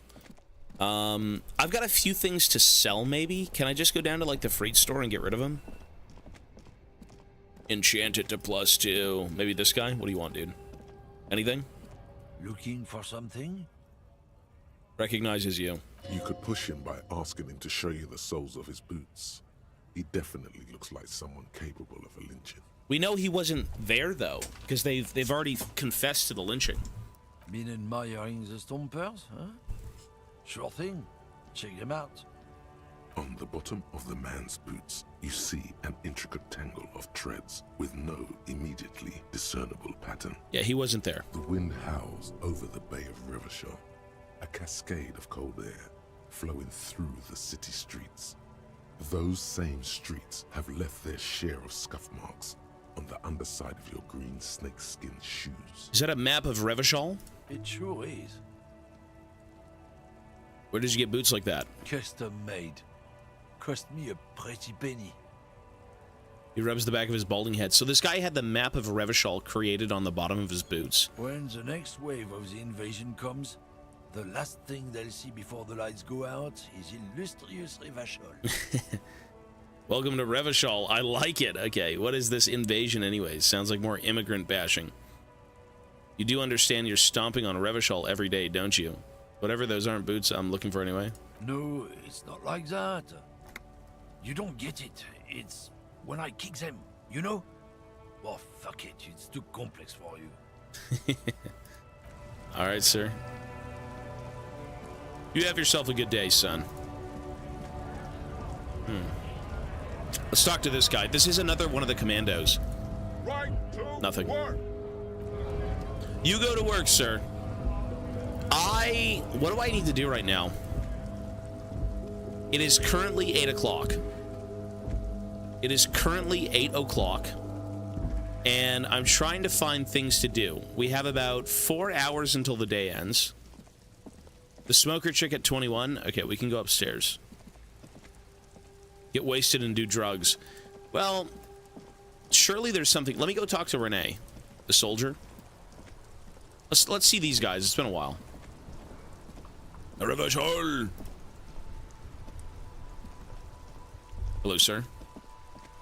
I like playing in the dark. Sharpens your nocturnal instincts. Feels like being on recon again. Nothing. Oh, the dude in the apartments. You're right, you're right. It said come back later. Right, you're right. Yeah, yeah. I talked to the other guy, maybe. Let me see. Maybe you're right.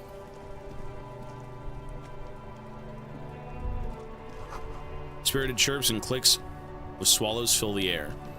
I have really outdone myself. This is divine. He takes a bite out of his sandwich. Yes, that's what you need, Gaston. More padding on that fat arse of yours. I hope your heart gives out. Jesus, that's fucking rude. That's your friend. Honey, it's a little pleasures. Life doesn't need to be a struggle. Hello, officer. How might I be of assistance on this fine day?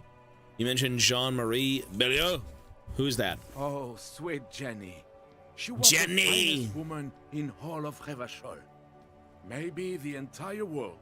Do not defile her memory, Gaston. Let her rest in peace. His tone lacks its usual intensity, like he doesn't feel he has the right to speak on the matter. So you both knew her? We knew her, all right. Lived on the same street our entire lives, just 2 houses apart.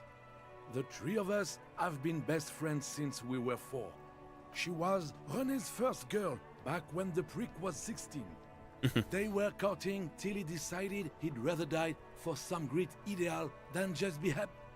And then you stole her from me. Damn. Easy fellows, no need to get ugly. Do not intervene. Sorry, but I really wanted to just ask some questions. No need to get ugly, you guys are friends. Oh, officer. It already got ugly nearly 80 years ago when the 3 of us were just learning to walk and talk. You stole her from me. René repeats, trying to steady his breathing and still clutching his chest. Well, technically, you stole her from me, because we'd been pretty close ever since you two had that falling out over the ink you spilled over her pretty yellow dress. We were just boys then. This was different. You. The tall veteran looks at you and nods. No point starting this all over again. For the 1000th and the first time. Especially when we have company. Officer. What happened to her? She died of pneumonia 2 winters ago. Damn. It was a quiet passage. Peaceful. He faintly smiles. René and I were both by her bedside when she... He pauses, searching for the right word. Died. No use sugarcoating it. Won't bring her back. Will it now? Departed. Until the very end she couldn't decide between us. The most indecisive woman I've ever met. A quick grimace of pain passes over René's features, but he immediately regains control, his face now a dispassionate mask again. Why do you think she was indecisive? She could never make up her mind about anything. What to have for breakfast, favorite color, or which one of us to marry. Which one of us to marry? Okay. She was always leaving one of us for the other, but never long enough to actually get married. Isn't that kind of weird? And now you're here together as bros? Isn't that just kind of strange? Nothing wrong with weighing your options first. That's a bit odd. Women, right? Heck, technically, we're both still engaged to her. What? This is a weird dynamic. You always confused her. Couldn't let us be happy. Seduced her with your fancy words and pastries. Pastries. He suddenly remembers you are still there. Thanks for sharing. Silent and turns away. Of course, officer. Memories are all we have left. Tell me, what do you know about the dead man? Let me think. I heard someone was hanged and left on a tree for a week. But that's all I know, really. Must have been something you've heard. No, I'm sorry. And I really would like to assist. You are a good guy, officer. I can see that. I am a good man, thank you. See? He knows. From one good bro to another, I'm trying to be a good man. Then help him, you wimp. You have plenty of shoulder with the ghost caviar in the Union. Someone must know something. I wish I could, but I just don't know anything. I always keep my nose clean and don't gossip. Everyone knows and respects that. Fair. Respects? The old carbineer can't believe what he's hearing.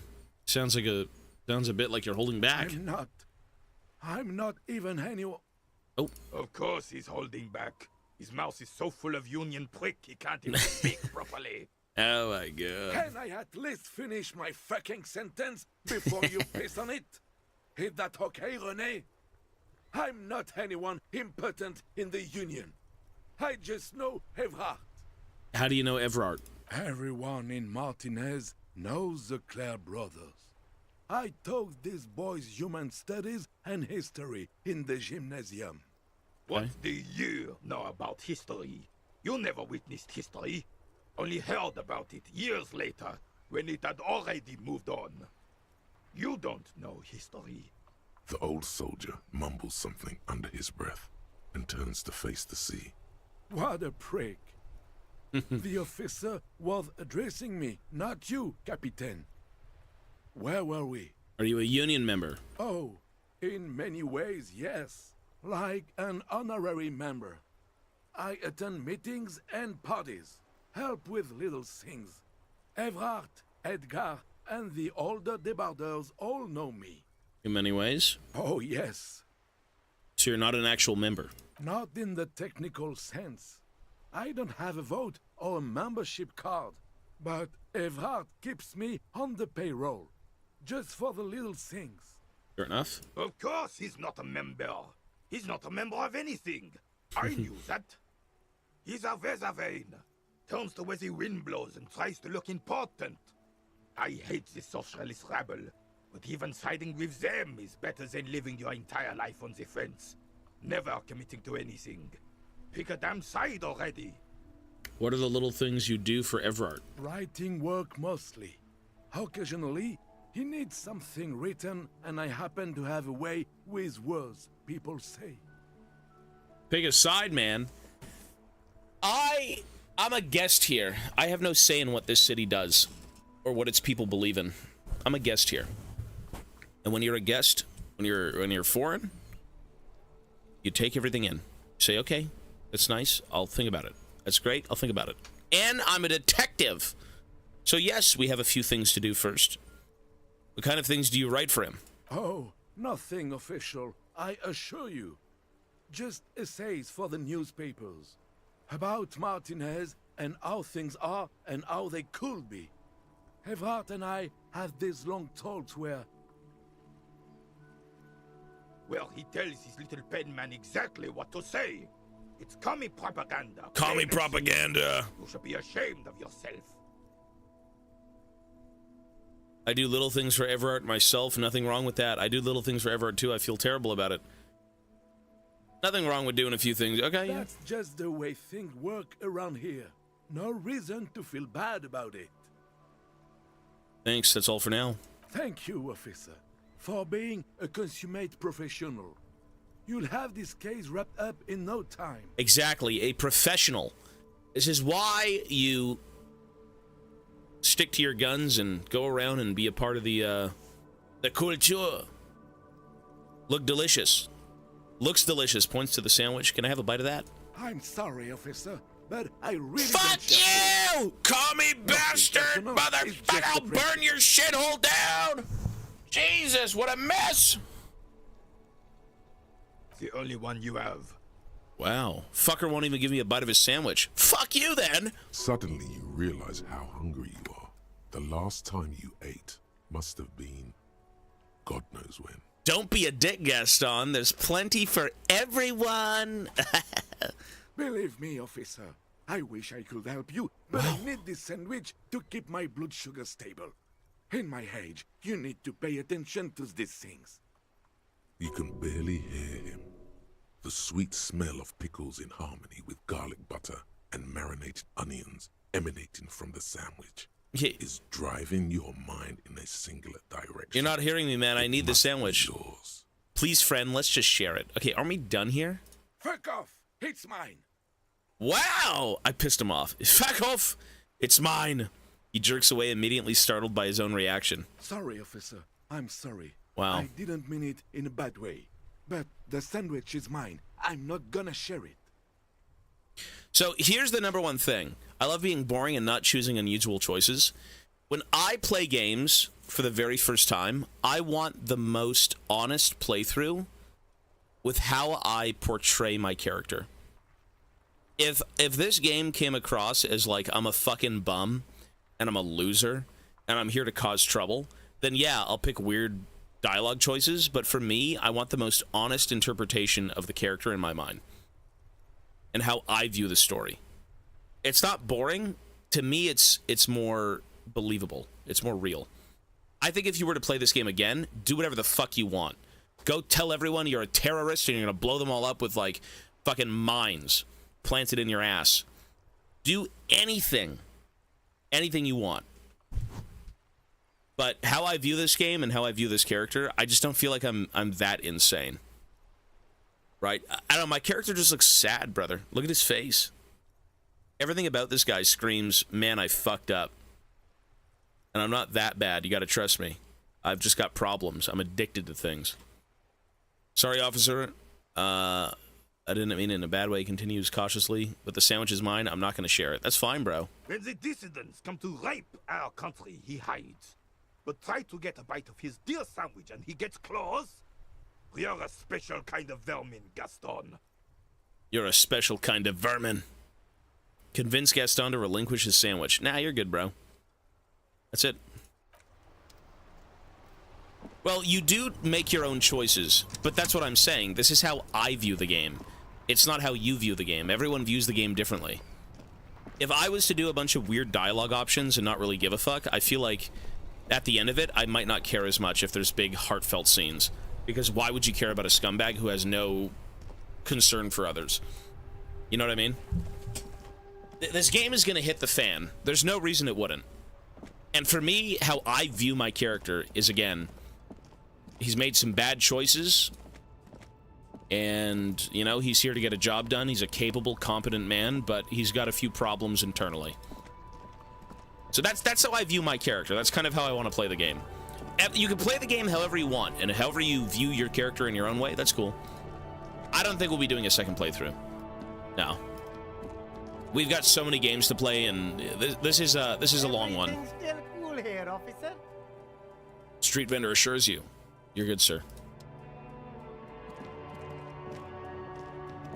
People have played this game a few times, they've said. A lot of different playthroughs.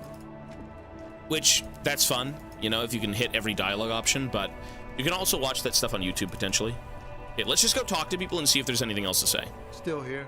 Stuck in this damn jam, my man. Right. So we know that the person who's been doing this, the person who's got the gun and everything, is a woman.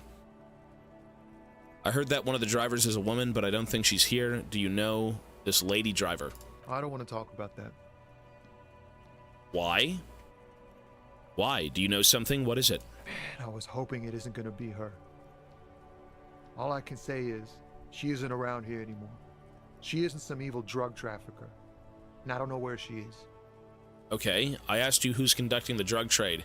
You said you didn't know. Now you're saying you do? I didn't, man. I told you I was hoping it's not her. That she wouldn't be mixed up in it. Who is this person? What's her name? Thank God I don't know. Right. People here call her the lady driver. She kept her name a secret. From me, too. Now I see why. Who is she to you? A friend? An acquaintance. I don't know. She was the only person in this damn jam I could talk to. She's someone I don't want to rat out to the law, okay? What does she look like? A youngish woman. Gruff, but in a cool way. What colored hair? Blue and violet. Dyed. Never seen her. It was violet when she got here. Blue before she went. Never seen her. Then she may have dyed it again. When did she leave? Damn, I don't want to... Please just let it go. Whatever she did, it can't be that bad. She's not a bad person. I know that much. I can't just let it go. It's part of a police investigation. That's how it always is with you, isn't it? All part of the investigation. Yeah. The girl's troubled. If you hunt her down, she may not survive it. I can't have that on my conscience. You said she's troubled. How? She's got the darkness in her. That young person's darkness when you think it's all over. And you're looking for a way out. She shared this with you? Yes. Which is why I don't want to snitch on her. It's not snitching, it's just a few questions. Come on, man, life is just a joke. What? I was told everyone's afraid of her. You're not? I heard the rumors. I saw the other drivers looking at me strange when we talked. And she told me, too, that she's had a violent life. But I wasn't afraid of her. More like for her. Did this violent life include drug trafficking? Well, it looks like it did now. Got him! Got But him! we didn't talk about that. We talked about life, you know? She talked about her mind. Well, didn't we know that already, though? Hold on, her mind? The way it worked. The trouble it was giving her. The pain it was causing her. When she left, did she leave her lorry behind? Fuck, man. Go grill someone else with these questions, okay? There are plenty of drivers here who couldn't stand her, or were afraid of her. They'd be more than happy to rat her out. He's right. There are other options. The raceman, for one. Push Tommy, and it will break his heart and his spirit. Don't expect you to be pals. Now is not the time to focus on feelings. You need that info, son. I mean, there are other people who don't like her. She's a suspect, and I need you to tell me where she is, or I can finish the investigation, or I can't. Fine, I will drop the matter for now. Put yourself in my shoes. I need this for another investigation, too. It's important. I can't blow it. I mean, he did say to go question other people. I'd say, you know what, sir? You've given me enough information. I'll be back. That's fine. You're a good man. Thank you, friend. We'll find another way. Wow, this makes me feel like I should pick up smoking again. Would help with my rhymes, too. Jeez. I've changed my mind about your friend, the lady driver. Care to spare some change for a working stiff? Huh? Oh. No, I ain't got any money. Ah! They don't want to pay for unfinished work. The bosses, man. So you're broke. Got it. What else did I have to ask here? I don't know who these bosses think they are, but this sounds like a good arrangement for them. Work first, then pay. Makes sense. It sucks is what it does. Maybe don't tell people. The people they don't like are actually right. Well, you're supposed to be paid first, no? That's how that works? I've changed my mind about your friend. That's all for now. He's a poet. Hit him with your best verse. Your best verse? Okay. You don't even have a bad verse in here. Just tumbleweed and liquor stains. Wait, no. What are you doing? She broke me. She fucking broke me. That's brutal, man. But you know, time will... No, stop. He's already mortified. No, Tommy. These are my rhymes. Listen. She fucked me till I bled. That's, You don't like it? It's not my... I will never be the same again. She's always there. Fuck the case. Fuck everything. Total doom. It's not real, man. It's my actual thoughts. It's a poem. Yeah, I get that, and it's cool, but... You don't like it? I will never be the same again. Fuck the case. Fuck everything. Total doom! Yeah. Yeah, I get it. These are your rhymes. They're from your Total life. doom! Doesn't Fuck matter me if they're till I robust, they're bled! honest. Suck the So- tip off my head! Thanks, man. Oh, sorry. That's it? Okay. That's all for now. Bye. Wow, you work hard. I do. Oh, yes. You hustle. You're a provider. It's tough out there, but you keep it real and provide. What hard work do I do exactly? Look at yourself. You're a human pedometer. You must have walked 200,000 steps down cracked asphalt, mosaic, sand, and linoleum after you re-emerged. That is the sign of a hustler who never gives up. The world is harsh and people are evil. You didn't make it that way, and you won't let it break you. You ride. I fucking ride till I die, bitch. That's just what it's like. Yes, Life sir. and death. But you got gills on your side, baby. Got those black papers with the faces of the innocents on them. You bring in the Franco-Negros and the Solas. It ain't easy, but you do it. Day in and day out. You didn't make the rules, but you won't lose. You're a cop and a sprinter and a money printer. Sprinter, money printer, fiend, locker-upper. Can't say I didn't make that slang guy give some of his money either. Sure, and I got that giant, I got that giant novelty check from Everard. Yeah, and Everard gave me that $5. Oh, and then there's pawning stuff off to that suspicious guy, Roy. I guess I've made some gills. Yeah, we made a bit of money. Wasn't easy getting that giant novelty check from Everard. Took some ingenuity to get into the harbor, but you got in, and you took that bribe as hard as any cop's taken it. Well, bribe. I mean, I'm gaining some connections and some info, sure. Can't say I didn't make that slang guy give me some of his money either. Can't say that. You shook him. You're a killer. A shark. Everard gave me that $5. He did. Yes, he did. And you took it. Took it and put it in your pocket. Ka-ching, baby doll. Officer Hustle riding shotgun. Oh, and then there's the pawning stuff off of that old suspicious guy. Yeah, you're in the sales business. Shake 'em for shit and then pawn it off. Law officer style. I guess I've made some gills. Sure. And has it been easy? Is life easy? Have you not gone into cardiac arrest? Are you not about to have an anxiety attack or shoot yourself in the mouth? Jesus. But you still hustle 24/7, Calm down. ride or die. Now, ask yourself, are you rich? No. Well, in what way? Yes, quite. Let's say it, sure. We're rich in character. That's right. Fuck! You work harder than anyone. You almost rode Whoops. yourself to the grave, and you're still practically a hobo. Why is that? Fucking taxes, man. True. That's right. 100%. Fucking taxes! Man's got his jam covered, sticky fingers in your pocket. They do. Stealing from you every time you buy, sell, walk, talk, fart, so much as sneeze. True. Really, every time I sneeze? Every time you wipe your ass. They got their direct and their indirect modes of taxation. Sales tax, excise duty, extraction tax, alimony. One tax that doesn't even have a name. True. Plus there's the stuff people in other countries pay for. That makes them ask for more money from you. Here.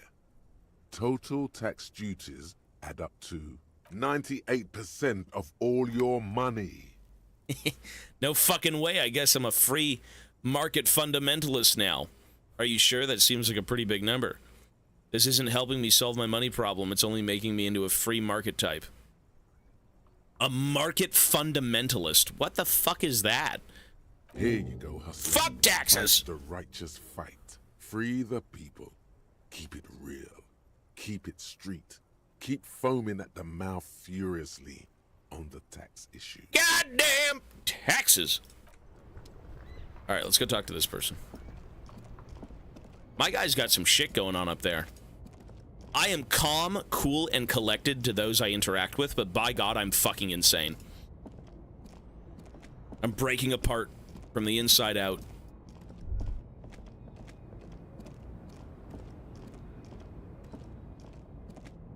The woman is still hunched over the railing, her head swaying to the music, her eyes looking at nothing in particular.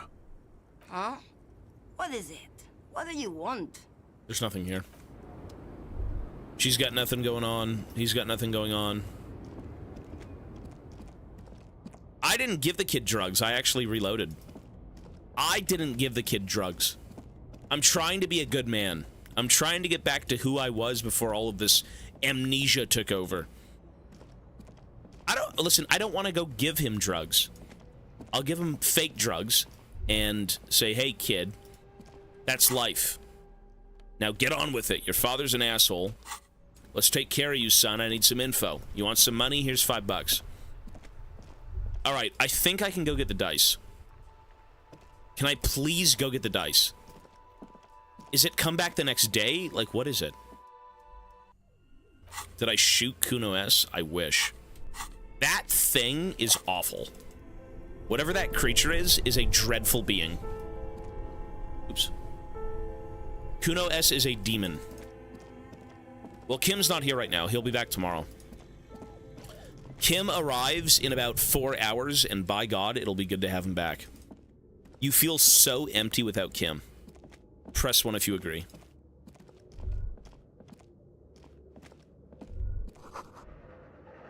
Closed it used to display. Yeah, you do feel empty without Kim. You do. Like, every step of the way, you're like, where is this guy, man? I'm lost. Like, holy shit. Oh, it's you again. Are you looking for a die? I came back to pick up my die. Very good. That will be 7 real for 1 custom die. Sure. Here's the cursed die you ordered. The dice maker opens her desk drawer and hands you a tiny black sphere with 6 phrases written on it. Read the phrases. The phrases read, God is indifferent. Take all. Lose all. 50-50. Nothing happens. And pale. What is this? It's a die. Try rolling it. Cast the cursed die. No, I'm not deranged. I don't want to roll a cursed dice.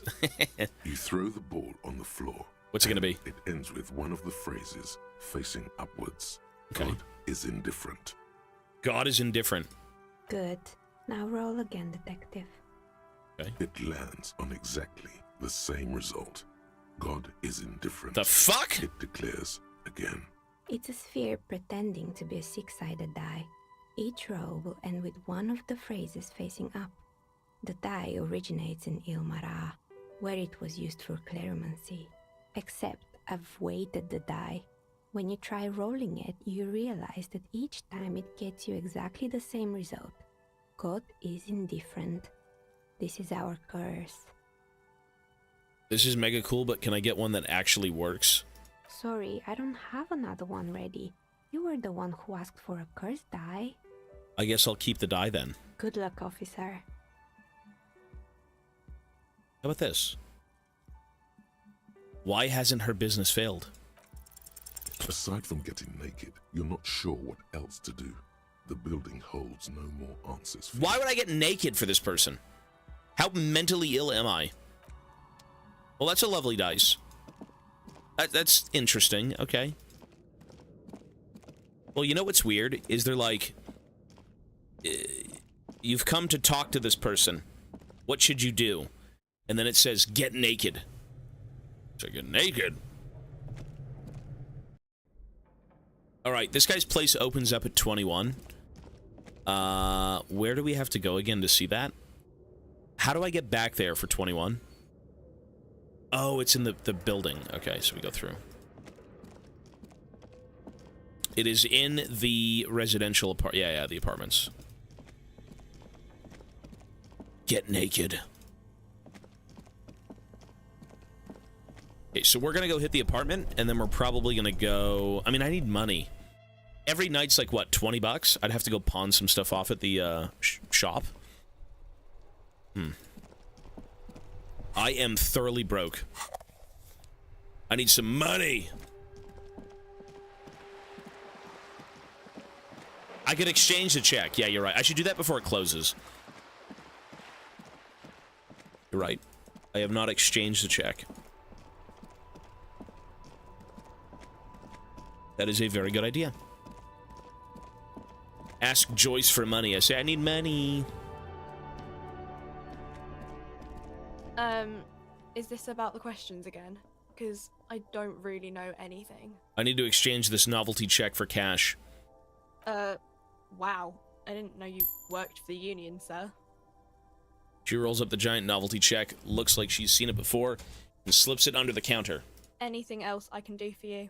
Blow the whole thing on speed and gin right now. Speed and gin. Great combo. Ask some local dealers, maybe. Does Freet have a warehouse in the back of the Whirling Rags? A warehouse? I don't know. Maybe. I don't really care what Frit does. Give me something to work with, bitch. She looks up from under her brow. Give me something to work with. Fine. Frit doesn't have a warehouse. Just a little back room here. Okay? Turns back to her magazine without waiting for you to respond. Is it okay? Alright. Which ones do I have internalized? Volumetric shit compressor, lonesome long way home, the 15th Indo tribe, and the Koldu Mamadaku are the ones we have. Koldu Mamadaku. Woodchuck, thank you, sir, for the 87. Appreciate it, man. I've already talked to the racist guy like 500 times. Oh, you know what? The lorry driver. No. For something? It doesn't matter. No, it doesn't matter. Okay, so I gotta go back to the apartments. And I need to go visit, that guy. There. Working class drunk. You know what this means, right? Case solved. Cracked it. All in a good day's work. Open and shut. I don't even need to think about this anymore. Goodbye. I feel like those thoughts lead to something terrible. I don't know. I'm kind of scared of listening to my own brain.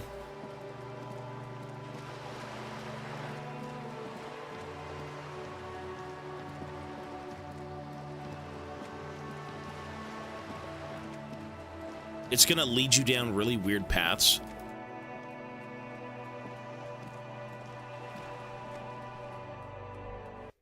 Okay, let's go see.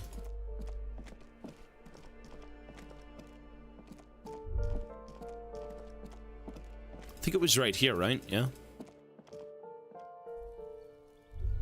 Ooh. A maroon glow of light pollution rises from the east. You hear distant traffic. Night is falling on the city. So this guy said come back at 2100, right? My stats. I just level up random shit when I need checks. Honestly, these are my stats. So that's what we're doing. 3342. Motorix. I'm very slow. Oh, he's in. This door is made of metal and appears to be reinforced. Someone here really values their security. Knock. No one answers. Looks like he isn't home. You should come back later. 2100.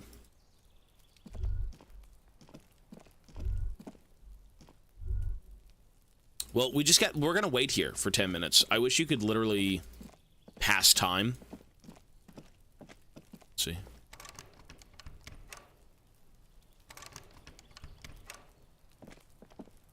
I mean, would I even see the guy if he walks in? Well, if I check this stuff, time won't pass. I need time to pass. Does it pass when you're reading stuff?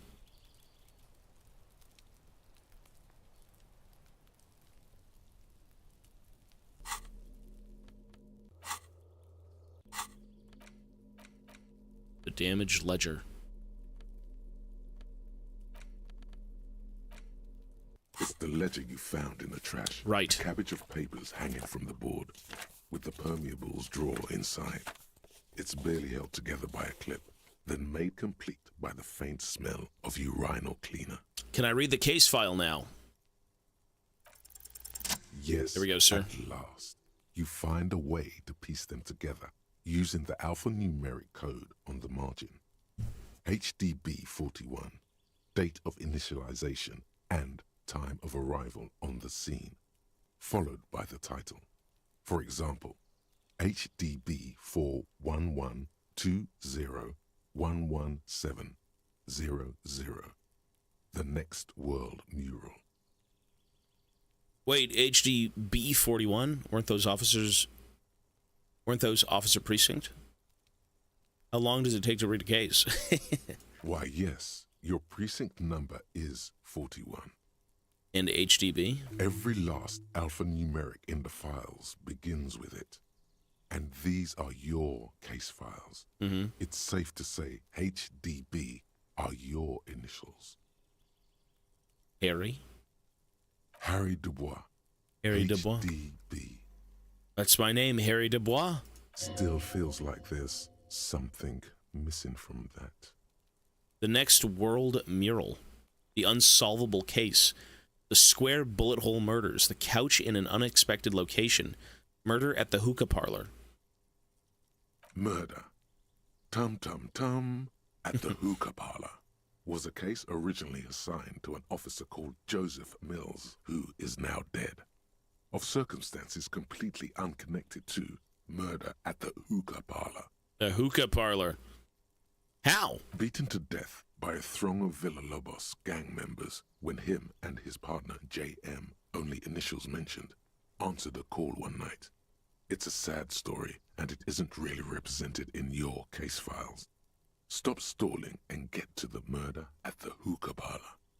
On with the murder. Joseph Mills was on this case that he just couldn't solve. Was doing it solo. Said it was a real nutcracker, a real brain twister. Was on it for, like, a month. The captain got impatient. Shit or get off the pot, Mills. Okay. Mills didn't get off the pot. Not yet. He kept at it for a couple of weeks more, racking his brains, running with every theory, as outlandish as they seemed. Still couldn't solve the murder at the hookah parlor. The hookah. Tough case, he said. Toughest he's ever had. Was Joseph Mills a good cop? No, he was awful. Awful sense of humor, too. The worst jokes you've ever heard. Really rapey. Still, he'd been on it for months now. What? Said it was the final case. Said it was uncrackable. That murderer vanished into thin air. That goddamn hookah parlor was all he talked about. Yikes. Go on. Okay, so the case is handed to you because Mills isn't getting anywhere, and you look into it. Here's the setup. A young man is found dead in a hookah parlor. You know, those places where you go and smoke bubblegum-flavored vapor all day. Mm-hmm. Can you get high off of it? No, it's soot and water vapor. It doesn't do anything. Really cool. Yeah, really lame. So anyway, young man in his 20s found with his skull busted open, right on the floor of the hookah parlor, in the middle of the day. No one else is in there. Only client that day. In perfect health, too. Some kind of movie producer. No one enters. No one exits. He's just sucking on his watermelon hookah all morning, all noon, like he usually does. He's a regular. No calls, nothing. Just sucking on the hookah until 15:45. Then bam, he's dead on the floor with his skull busted open, blood everywhere. What happened? How can it be? How can it be? Mills has no idea. Invisible assassin. Movie deal gone sour. Girl at the counter did it. Nothing fits. Eerie. Man just dropped dead. So you go to the parlor. You see cushions around the table. Table's low, heavy, really sharp edge. And there's no, really sharp edge. He sucked hookah, stood up, passed out, and hit his head on the table and died? See? You can't even read the thing without solving it. Yeah, it was that. Turns out hookah does do something. It turns off your brain's oxygen supply, and you don't notice it until you get up to go to the bathroom. Who the fuck is gonna... Why was the table sharp? Twisted Nipples, 11 months. Thank you, sir. Hello. Appreciate it, man. He must have sucked a lot of it. And what is he doing there for 6 hours? Yeah, he liked his hookah. Stephen was his name. What was he doing there? Smoking hookah. Didn't you hear? I don't know. Trying to come up with a movie script, maybe. Anyway, that was Murder at the Hookah Parlor. Joseph Mills wasn't a good detective, and about 30 minutes has passed, piecing it together. Next. I can revisit this later. Not much has changed in the meanwhile. A bunch of sodden papers still sags from the clipboard. All right. He's here. Let's go. Of course I've thought about quitting, but for what? Hello, sir. Been a while? Gendarmerie, you found me. The young man on the balcony gives you a bright smile before taking another drag from his cigarette. And his shirt is still unbuttoned. Yes, the cleaning lady let me in. She also led me to your apartment. Beautiful. He replies smiling as he looks at you. Something sparkles in his eyes. So tell me, are you here to make things right again? That's what I'm aiming for, yes. Honestly, I'm just trying to not screw anything up. I'm not going to make things just right. I'm going to make them spectacular. Ignore his question. I was hoping to talk to a possible witness. Your balcony overlooks the murder scene.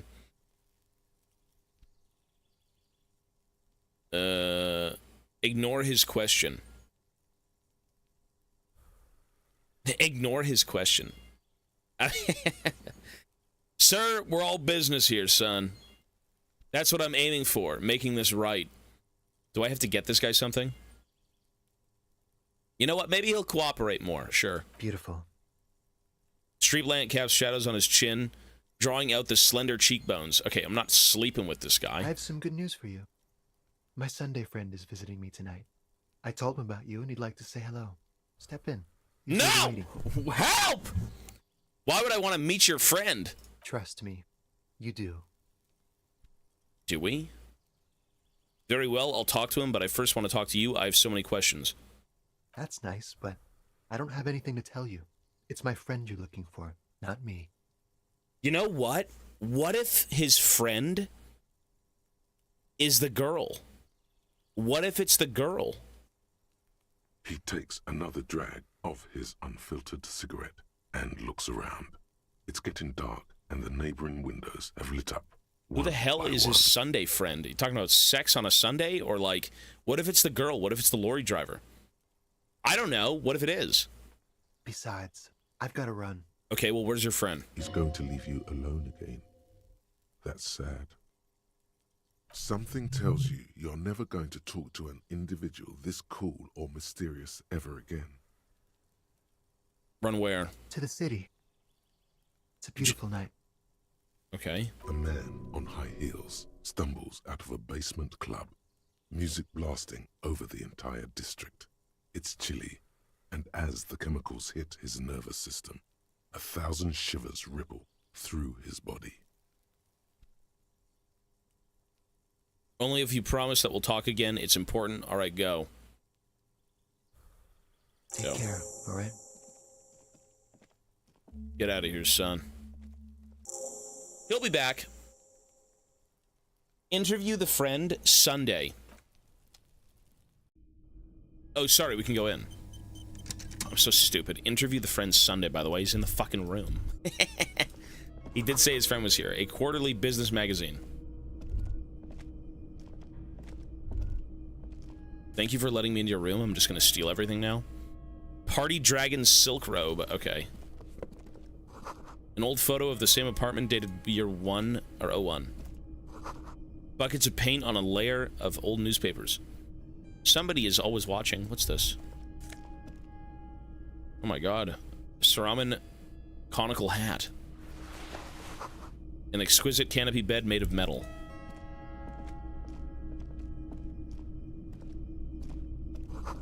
Flyers for underground parties. Dishes soaked up in a pot.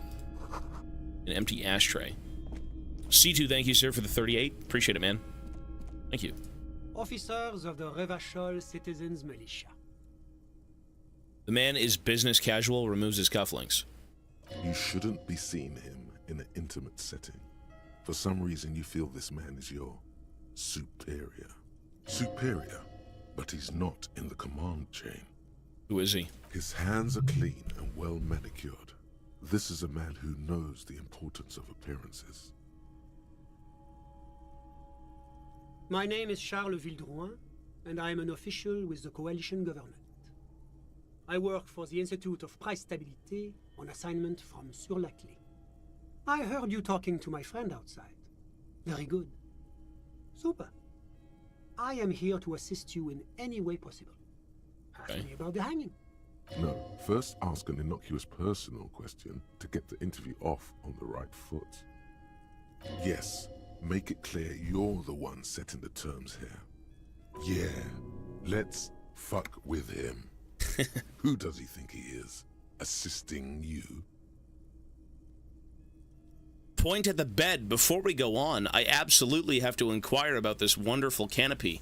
Show him the silk robe. Before we get to that, tell me where you got this beautiful silk from.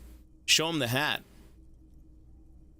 We'll go right to that, right after you tell me about the story of this hat. I got it from the head of the Samaran delegation on my trip to Lomantang.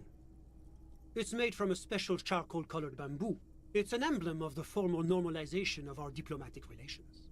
That's really all I can tell you about it. This guy's serious fucking business, isn't he? That didn't work at all.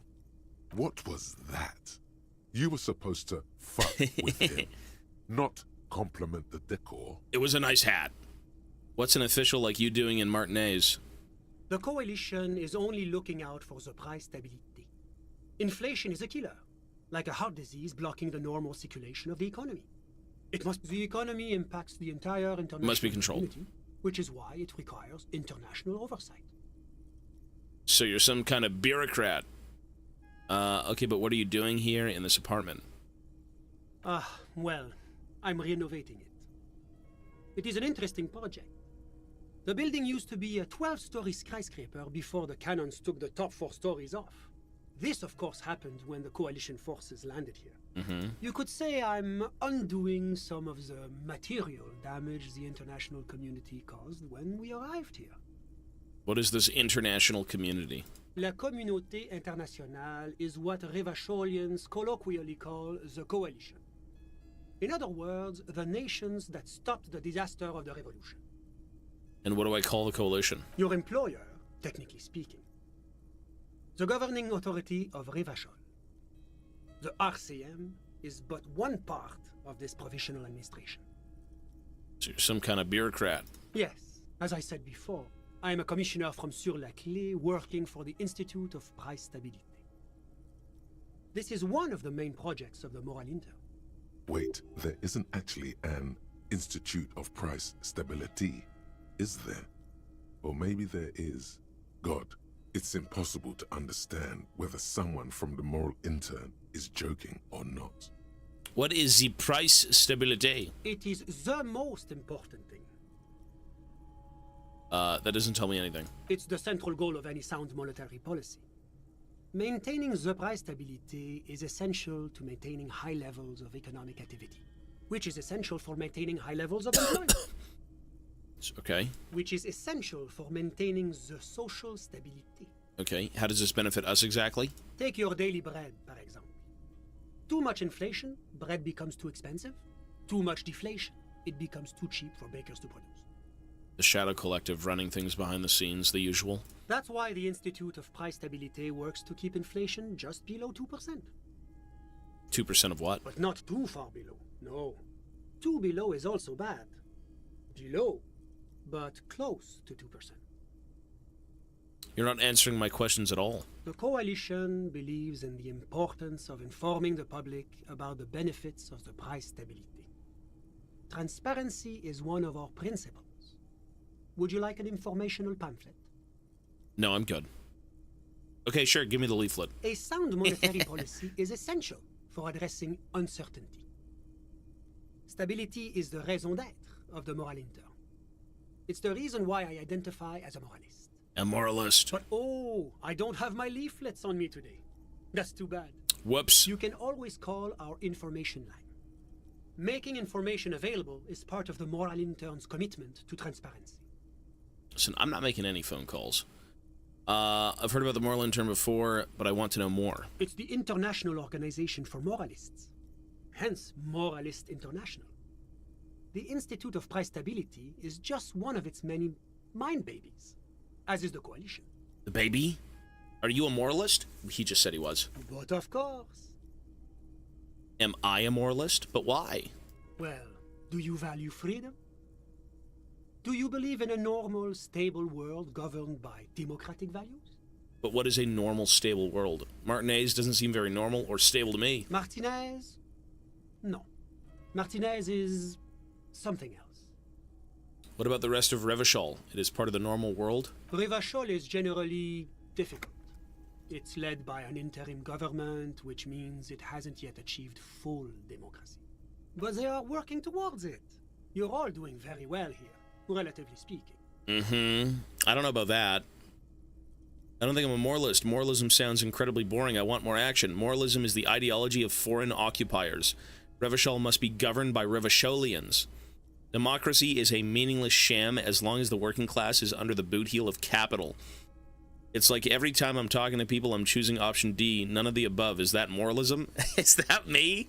Is that being a moralist? The Revacholians! The foreign occupiers! Revachol! Save Revachol! True patriotism. Lee, hello, sir. 4 is me. Listen, I don't get tied up in this stuff. I don't fucking care about this. Is this option D usually the most reasonable answer? That's not always the case, but maybe. It's usually the most boring one. Yes, everything else is super extreme. It's like I'm living with a bunch of lunatics. True! True! Sounds like you're a moralist indeed, my friend. Moralism. Welcome. Moralism is all about compromise and achieving the achievable. It's pragmatic, realistic, and level-headed. An ideology for doers. Are Listen, you a doer? I'm not trusting anyone in this city. Looks to me like you are. They're all freaks. Now, enough of this delightful political interlude. Was there anything else you wanted to ask? Tell me about Sur la Schlef. What's there to say? Sur-la-Clé is a modern, urbanized country that measures very high on the Human Development and Freedom Index. Mostly, though, it's known as the executive heart of EPIS. Okay. Moreover, it is a great sponsor of less emerged countries. Revachol is only one of its many darlings whose progress it supports and cherishes. What makes Revachol Sur la Clef darling? Sur la Clef's darling.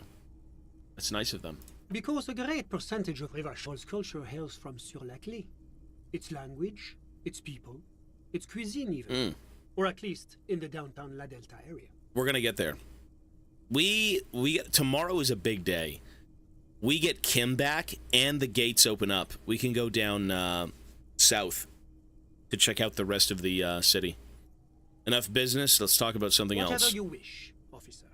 Have you witnessed the lynching? I'm sorry to say I did, officer. Really? I'm sorry to say I did. You actually witnessed? Oh my god. Is it because you did it, Mr. Villadrone? Because I did it? Did you do it? He's clearly not a man accustomed to being spoken to in that manner, let alone to being accused of murder. My apologies, I misspoke. I mean, what did you see? Officer, it's very difficult to describe what I saw that night. It was so surreal to me, like in a play. Meaning, it was entertaining? No. I mean, it was so strange. I could barely believe what was happening. Okay. I was on the balcony when it happened, getting some fresh air. I remember that first they came in, carrying what looked like a body. And then I saw all the surrounding windows go dead, one by one. So no one wanted to see. Whenever something happens in Revachol, the citizens turn around, right? We didn't see anything. We're not going to talk. It's nothing. That's when I understood. I should not be seeing this. Who are they? Can you describe them? I couldn't see their faces well, and there were quite a few of them. but they were very loud and very Martinez. He pauses, looking for the right wording. Let's just say that the laboring classes can get rather expressive with their profanities. How many of them were there? I couldn't tell you exactly. Less than 10. Maybe 8? That's correct. Sound familiar? That matches the prints you observed at the scene. Were any of them huge, like 200 kilograms huge? That's a giant you're describing. No, they were all quite human, as far as I could tell. So they carried him in. I went back inside. Yes, back inside. Keep yourself safe from the killing. Wait, so you didn't actually see the lynching happen? Officer, the yard was pitch black. There was nothing to see, but I could still hear their voices. They were threatening to kill that poor man. They were threatening to kill him. So he was alive. Wait, so he was actually alive. They were threatening to kill him. What if that was still a stage, you know, like a little event that they had going on for everyone to kind of get lost in? Because he had a bullet in his head, but he was then hung. So clearly he got shot, right? Were they men or women? All men, I presume. But again, I couldn't see very clearly. What ethnicity? I believe they were mostly white, though I believe I saw 2 Areopagites among them. And I am quite certain that one spoke with a Mesk accent. What happened next? Well, that's the strangest part, officer. Nothing happened. It was oddly quiet for a public lynching. What do you mean nothing happened? They lynched a guy. Eventually, their shouts died down, and that was all. So they lied. There were no gunshots. They lied, yeah. No celebratory shouts. No anything.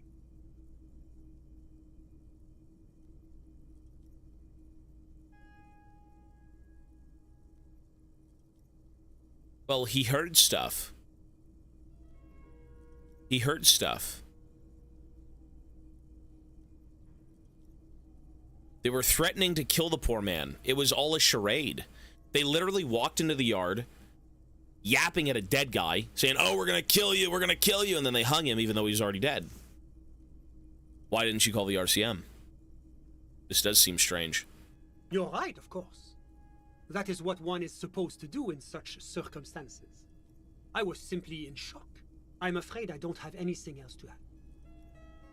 Can you at least tell me what happened? All I can say is that it was late. You didn't check your watch? My watch? Yes, now I remember. It was 30 minutes past midnight, give or take. So let me get this straight. You didn't actually witness the hanging yourself, did you? No, I didn't see the corpse until the following day. Those are all my questions. Thanks for your time. That was a waste of time.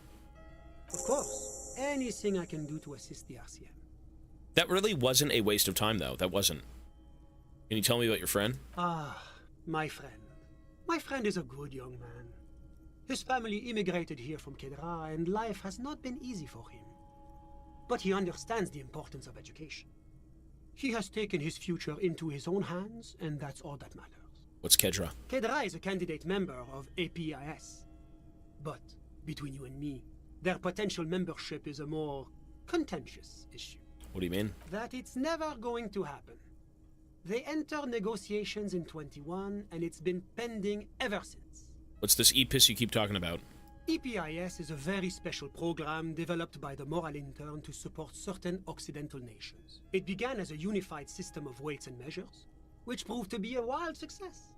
Nothing but kilograms and centimeters as far as the eye can see. God, yes. Sweet standardization. The backbone of rationality and commerce. Commerce. Standardization. It was such a wild success that we expanded it into an economic union for the processing of steel. Another success. Success? And between you and me, the Moral Intern feels emboldened by this success. Emboldened to take EPIS to the next level. 1 second, folks.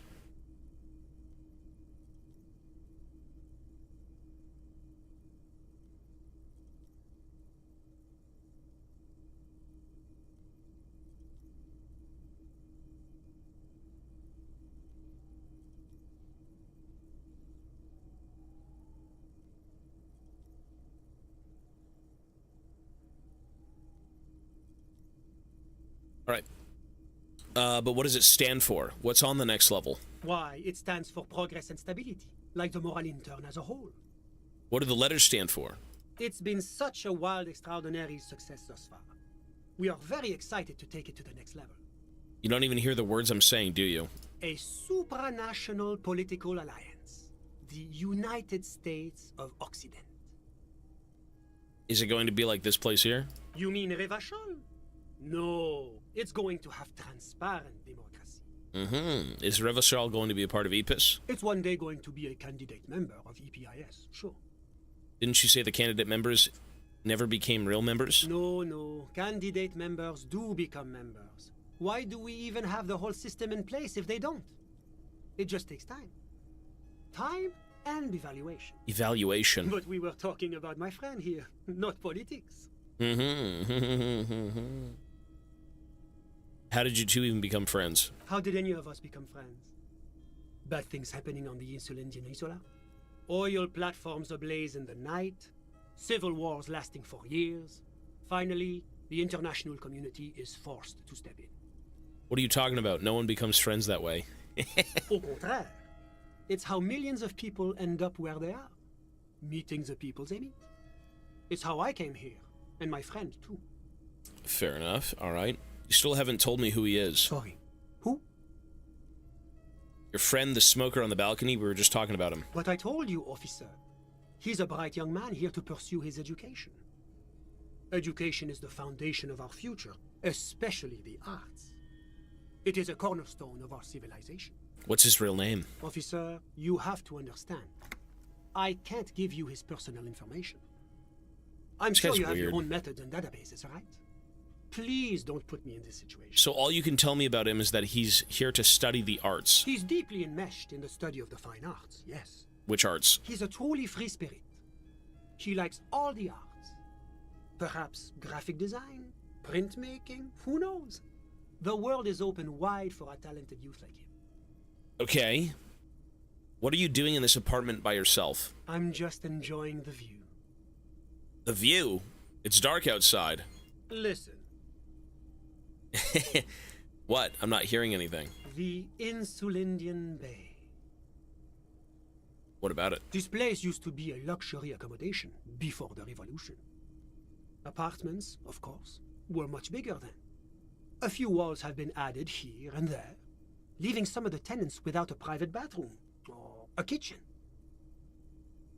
Well, it's good to take the lay of the land, see what everyone's about. This dude seems a bit odd, but, I mean, he did say a few things that actually do help with the investigation, outside of all this political dribble. But the million real view stays. You can't take that away. It's a nice place, if I was a schizo. I was thinking about your friend, or I was asking about your friend. My friend comes and goes. I'm sure you'll see him around. He's a busy bee. Maybe. I had something else in mind. I'm all ears, officer.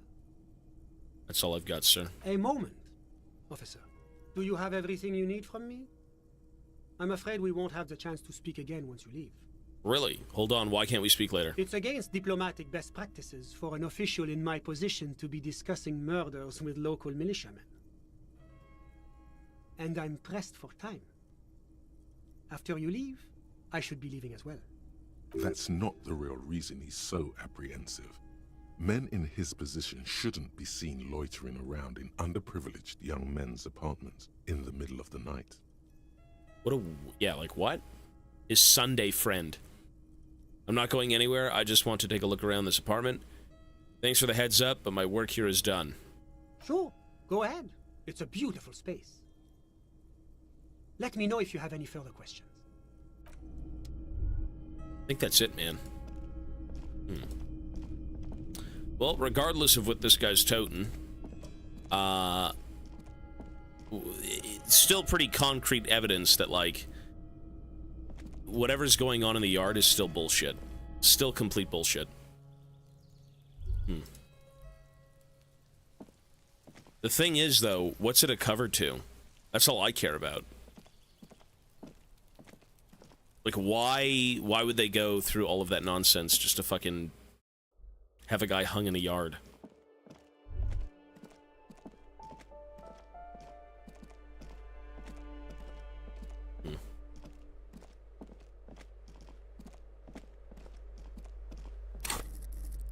I've got... How do you know how many skill points you have, by the way? Is this just one? Is that just one skill point? Micah Bell. What was so helpful about what he was saying? When he talked about them in the yard, and he didn't mention... He said there was no gunshot, there was nothing, yada, yada, yada. I mean, he's just confirming what we already know, but, like, it's still decent information. I have 3. Oh, the triangles. Okay, I'm just gonna save them. Right, okay. Him basically saying he heard people yapping to a guy saying, like, we're gonna take your life, we're gonna kill you, and we heard no gunshots, and then the guy got hung. And there was just silence. It was clearly a cover-up. Right? That's it. That's all it was.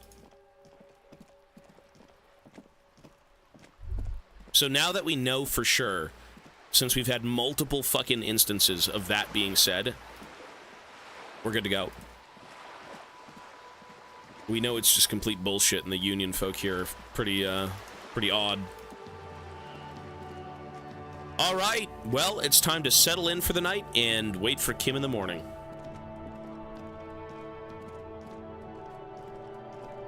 Let's go. Oh my god, Disco Elysium. Can I threaten this guy again, real quick? Looks like the circus left town, but the clowns are still here. I found someone who saw the hanging, a witness. A witness? You ain't got shit. The locals would never come to you with this. Is he a local? That's just cop tactics, Titus. Next, he's gonna tell you one of us already roll on the others. Yeah, my witness isn't a local. My witness isn't a local. There you go. Well, let's hear it then. Who is your mystery fella? I'm not telling you. He's not alarmed by the sudden appearance of a witness, but he is surprised. This goes without saying, but nonetheless, don't give out his name. Yeah, Charles, I mean, okay. Official from Maruta St. Ghislaine, 33B. Let's just say he's a high-ranking government official and leave it at that. Who he is irrelevant. It's like you said, Al. Copper's coming up with this on the spot. There is no witness. Mm-hmm. I've seen this shit a million times, Titus. Fly fishing. They are desperate. Tell us, Copper, what wacky claims did he make? The witness said the hanging went down very quietly, no shouting, no commotion. The witness said he saw 2 people of Aeropaget descent and 1 Minsk. The witness said it all looked like a surreal play. Actually, yes. Aeropagite? Aeropagite. I don't know how to pronounce that. He's trying to say me and Theo. I don't know how to pronounce that. Well, yeah. What is confusing you? Eugene, Theo, and Elaine were there, too. I already told you. We were all there. The witness said the hanging went down very quietly, no shouting. It's you assholes that feel the need to go around like a fucking brass band. The Hardy Boys are dead silent. You didn't fucking kill him, you idiot! Yeah. It's like they put cowbells on you before they send you to the streets. He says provokingly. The witness said it all looked like a surreal play. That means absolutely nothing to me.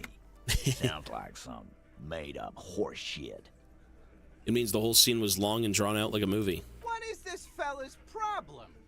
Sorry we didn't make it more action-packed. It wasn't the first thing on our minds, you see? Yeah, all of these guys do say quite a bit. You didn't break this wagon fort, but you did manage to rattle the people inside a bit. Actually, nothing. Great witness. He must be really parched because he takes a giant gulp of beer. Okay, maybe it doesn't feel like this did anything to them, but they have to be fretting a little.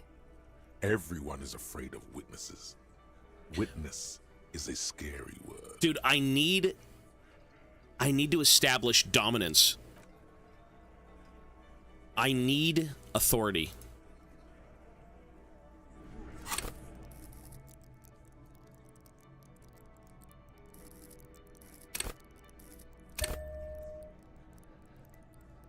Oh, wait. Ah, fuck. I should have done it before.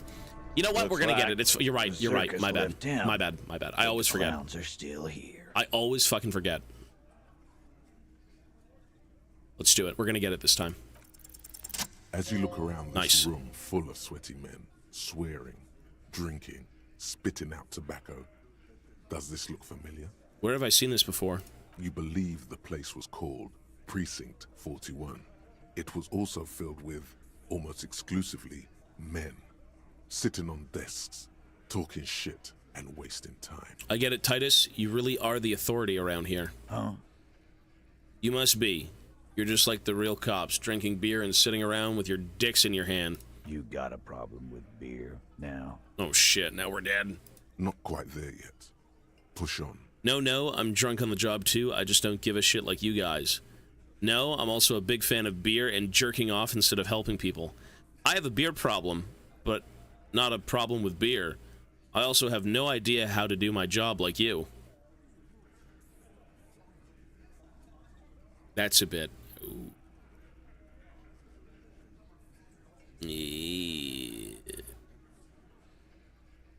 Yeah, I'm gonna go with 1. I'm drunk on the job too. I just don't give a shit like you guys do. 2 is funny though. Yeah, I kind of want to go 2. I'm gonna go 1. Speak for yourself, buddy. We've been giving a shit for 10 years. Martinez was a dump before we put this outfit together. Vigilantes. They don't know, man. They weren't here. We had 3 shootings a week, kids dead, fucking graffiti everywhere. You cops haven't shown up since the 30s. Congratulations. All I see is you sitting around talking about Monica's titties while there's a rape victim. So what? What do you want from me? We took care of that fuck. Picks the beer up. Don't let him drink that. One more push. Quick. Just don't antagonize him. You have this already. It's not about who did it. It's about the victim. She needs help. Someone's been raped. She needs counseling. We need to talk to her. I've asked this before. Why are you hiding the victim? That's pushing it. That's a bit pushy. It's gonna be 1 or 2 here. 3 is that pushing it?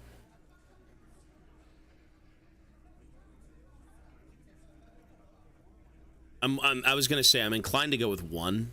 1 seems pretty normal, to be honest.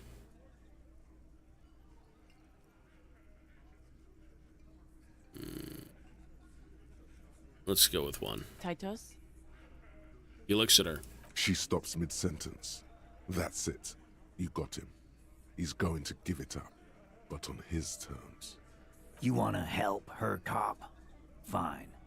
I'm gonna let you help her. But you treat her with respect. Yeah. If you don't, if you question her, harass her, a freight train of pain, buddy. What's her name? Glacia. I'm on due. She's staying here at the Whirling in Rag. Is she the one on the roof? Pretty one. Silvery jumpsuit. Blonde. That's I'm on due. With an O-U. Okay. Shit. The girl. That was the one upstairs at the beginning of the game. Yeah. That can't be her. Remember what you said to her? You told her you want to have. Oh, that's the one who I want to said, I want to fuck. I want to fuck. Yeah. Blonde. Tall. 2 rooms over from yours. Classy. Orange disco dancer? Sure. Why not? You've probably seen her around. Sorry, I gotta pop some pills in the middle of this convo. Keep your cool. Cool. You inexplicably add cool after the victim's name, with your eyes bulging like some wild beast. Your fingers are fidgeting and sweat starts forming on your brow as Titus looks at you oddly. I don't understand what's so cool here.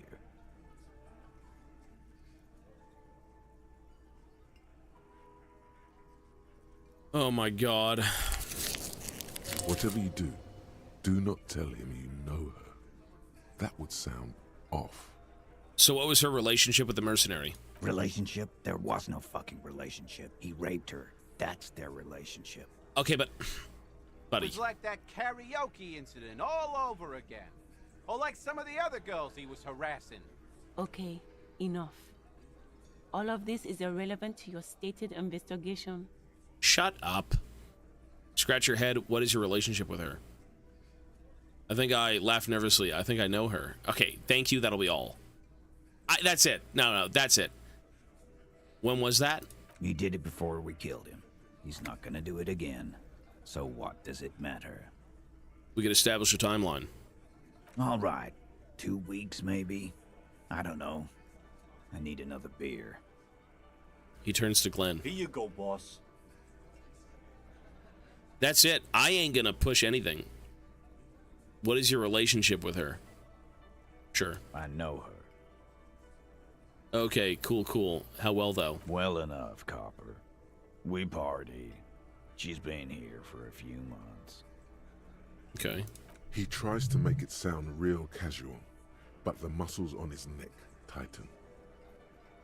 So she's not from here? You mean Revachol? Nah.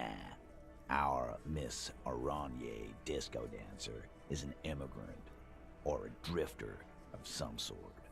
Been staying over here over the winter. Don't you give her any more trouble. She's just had some bad luck, that's all. Shut up, Angie. She doesn't need your help. Titus gives them both a look. They fall silent. What's with all the silences? It's like these guys don't know how to feel about this. You should keep picking at it. And what was up with the partying she and Titus did? It sounded fun. What do you mean? What do you think I meant? Sex, drugs. Sex, drugs, and karaoke, right?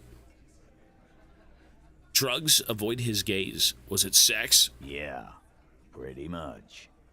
So the two of you were close? No, we just fucked. That's all.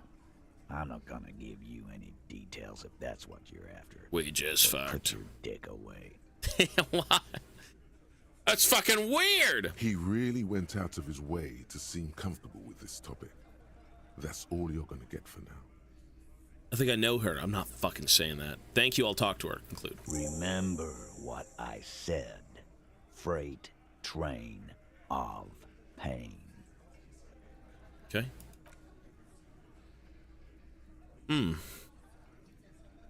Fair enough, sir. Fair enough. But you know what? I will tackle that tomorrow with Kim. It is time to go to bed. Yeah, it's definitely time to go to sleep.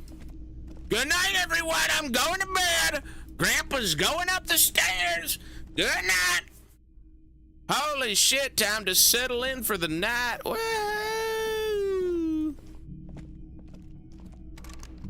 I have to go pay. Fuck! The fact that I'm fucking paying for my room is a crime. What a corrupt place this is. Maybe I should hold him up at gunpoint with the gun I don't have, because I don't have a fucking gun anymore. About the bill for tonight. Got the 20 real.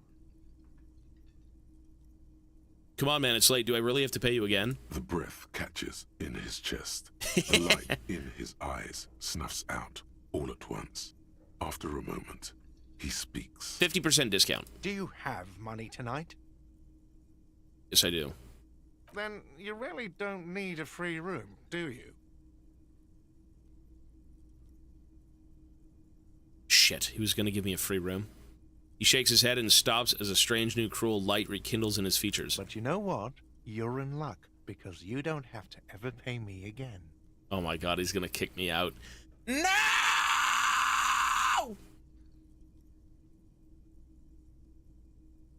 That's more like it, Gart. One free room, please. Sorry, I think you misunderstand. Let me explain. I didn't say I'd give you a free room. I just said you don't have to pay me. You don't have to give me any money at all. If you want a room, yes, you'll need to pay me, but you don't have to just give me money. Giving me money for a room is your choice. What? This isn't a fucking joke. Wait, what? I'm brain dead. Say it again? You don't have to give me any money at all if you want a free room, yes, you'll need to pay me. But if you don't, but you don't have to just give me money. Giving me money for a room is your choice. Okay. But I need a room. Yeah, I was gonna say, I don't understand. Do I get a room for free or not? No. You can choose to give me 20 real for a room, or you can choose not to. I don't care what you decide. But I need a fucking room. This isn't a choice. I have something to do. Okay, now I don't want to talk about this right now. You want a free place to sleep? Fine. Yeah. You've already unlocked your new room. The trash container outside is ready and waiting. Is it really? The trash? That's awesome. A new dimension of reality will open. A portal is this bed of waste. You know what? That's fine. Sleep there and awaken elsewhere. The trash container outside is ready and waiting. It is not clear. All that is known is sleep in the trash, and there is no coming back. Wait, you want me to sleep in the trash outside? I don't care what you do. Sleep in the trash or pay for a room. I don't care anymore. Well, at least I got a place to sleep tonight. Thank you, Gart. He looks you in the eye. There is silence in the space between you. I don't make the rules. Pay 20 real or sleep in the trash container. It's not up to me. Now, is there anything you wanted? I'm going in the trash. You know what? I gotta go sit in the trash. Is it bad if I sleep in the trash, though? You know what? Fuck it. I'm just gonna pay him. I feel like being a human being. No, I'm just gonna pay him. I'm just gonna pay him. I'm fucking with you, brother. It's a joke. I know we haven't been on the best of terms. Yeah, let's pay. Take the damn 20. You got the room for the night, but remember, you'll need another 20 real tomorrow. You're good, sir. How could anyone forget, asshole? I'm just gonna pay him. I'm okay. I'm trying to piece my life back together. Not revert to caveman the night before. I can't do that. I can't. I'm fucking with you, brother. You're good. As if this room is any better. Like, this is my room at this point. Look at this shithole.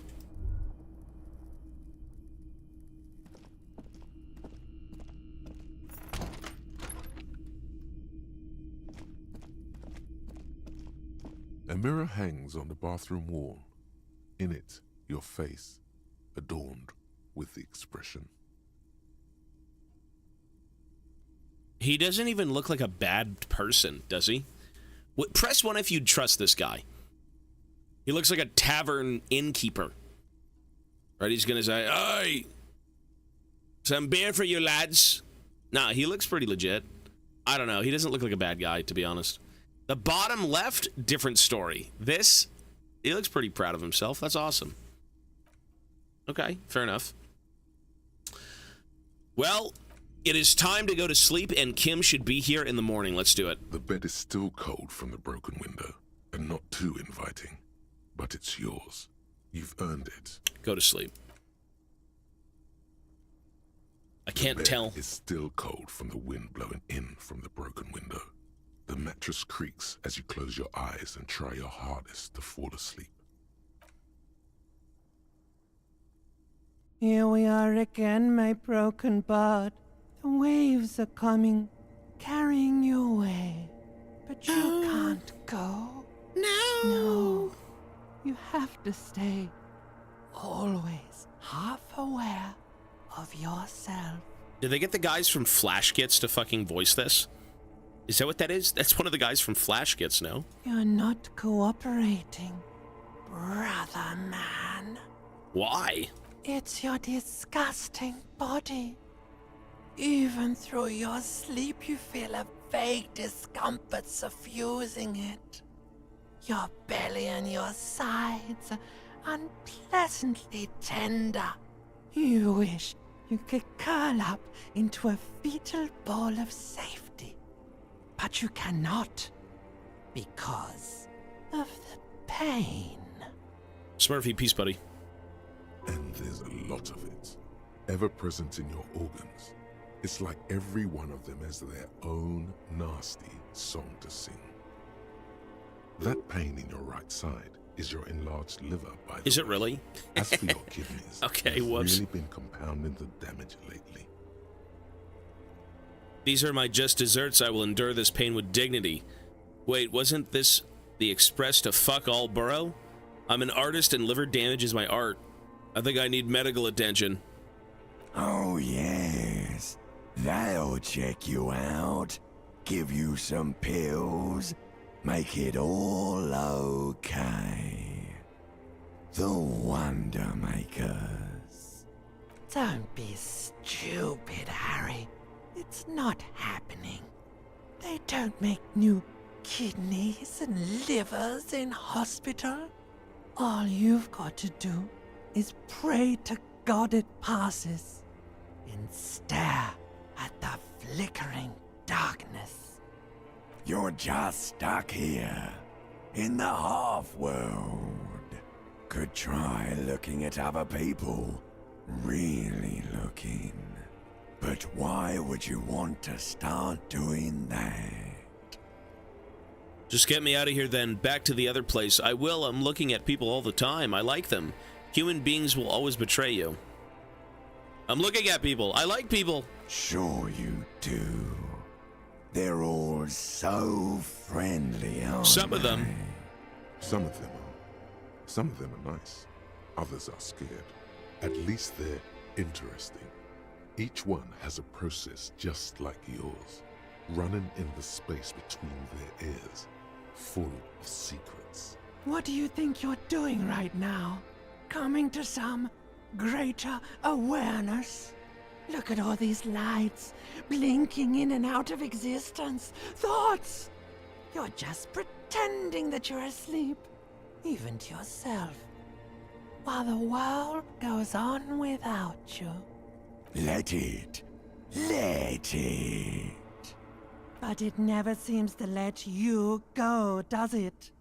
Time to rise and wipe that shining sweat off as best you can. Gather your bearings. Rock and roll. Rock and stone. That's it. Day 2 is done, folks. Day 3 has just begun. Holy shit, wait, the tape recorder. Is it usually like that?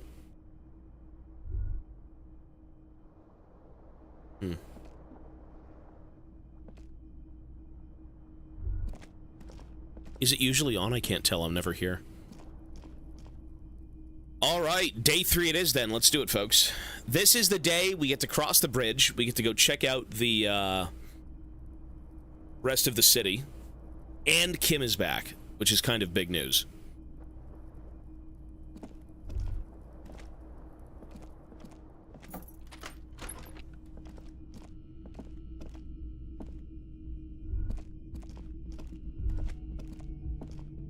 I think what I should do before day 3 starts is I should go take my dinner break.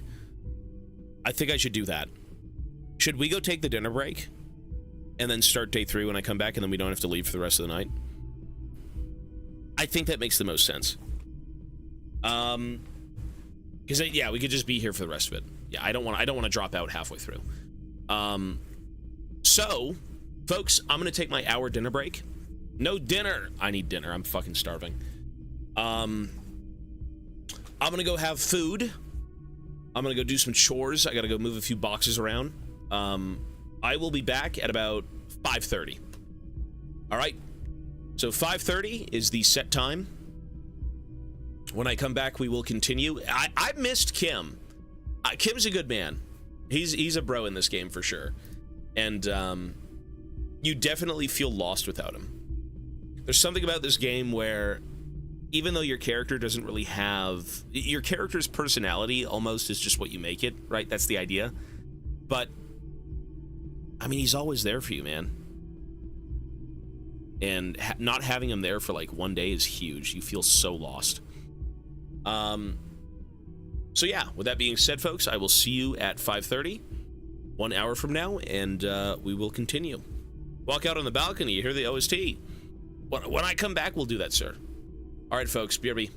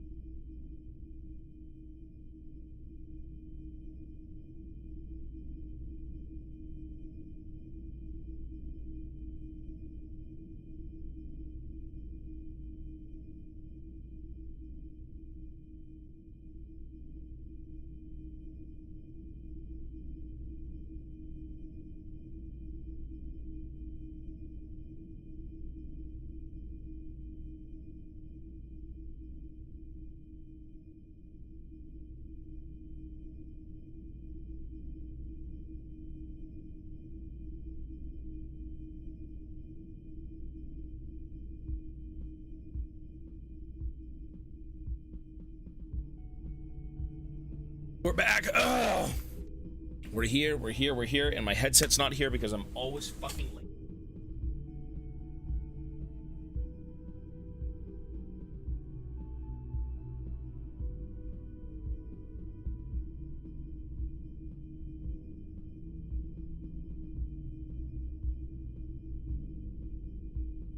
I always forget that my headset is on, and I always leave it somewhere.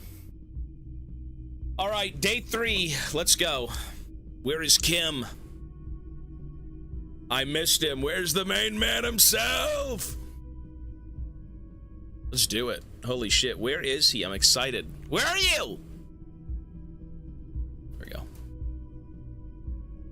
Kim Kitsuragi, my boy. Where you at? Where are you at? Where are you at, laddie? It's been a while, Mr. Kim. Kitsuragi? Where you at, son? Aye, where are you? Oh, this is his room, though. Kim! Nope. Nobody's home. There he is! The goat! The goat! The goat! Good morning. Been a while, son.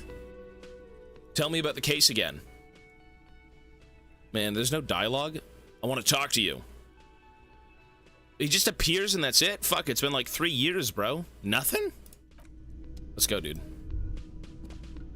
Been a while, Mr. Kim. How you doing? Not talking today, are we? That's fine. You're a good man. It's okay. Oh, there's nothing here. Look. Yes? Tell me about the case again. What do you want to know? Yeah, we already did this. Would you say this is a mysterious case? No, it's not a particularly mysterious case.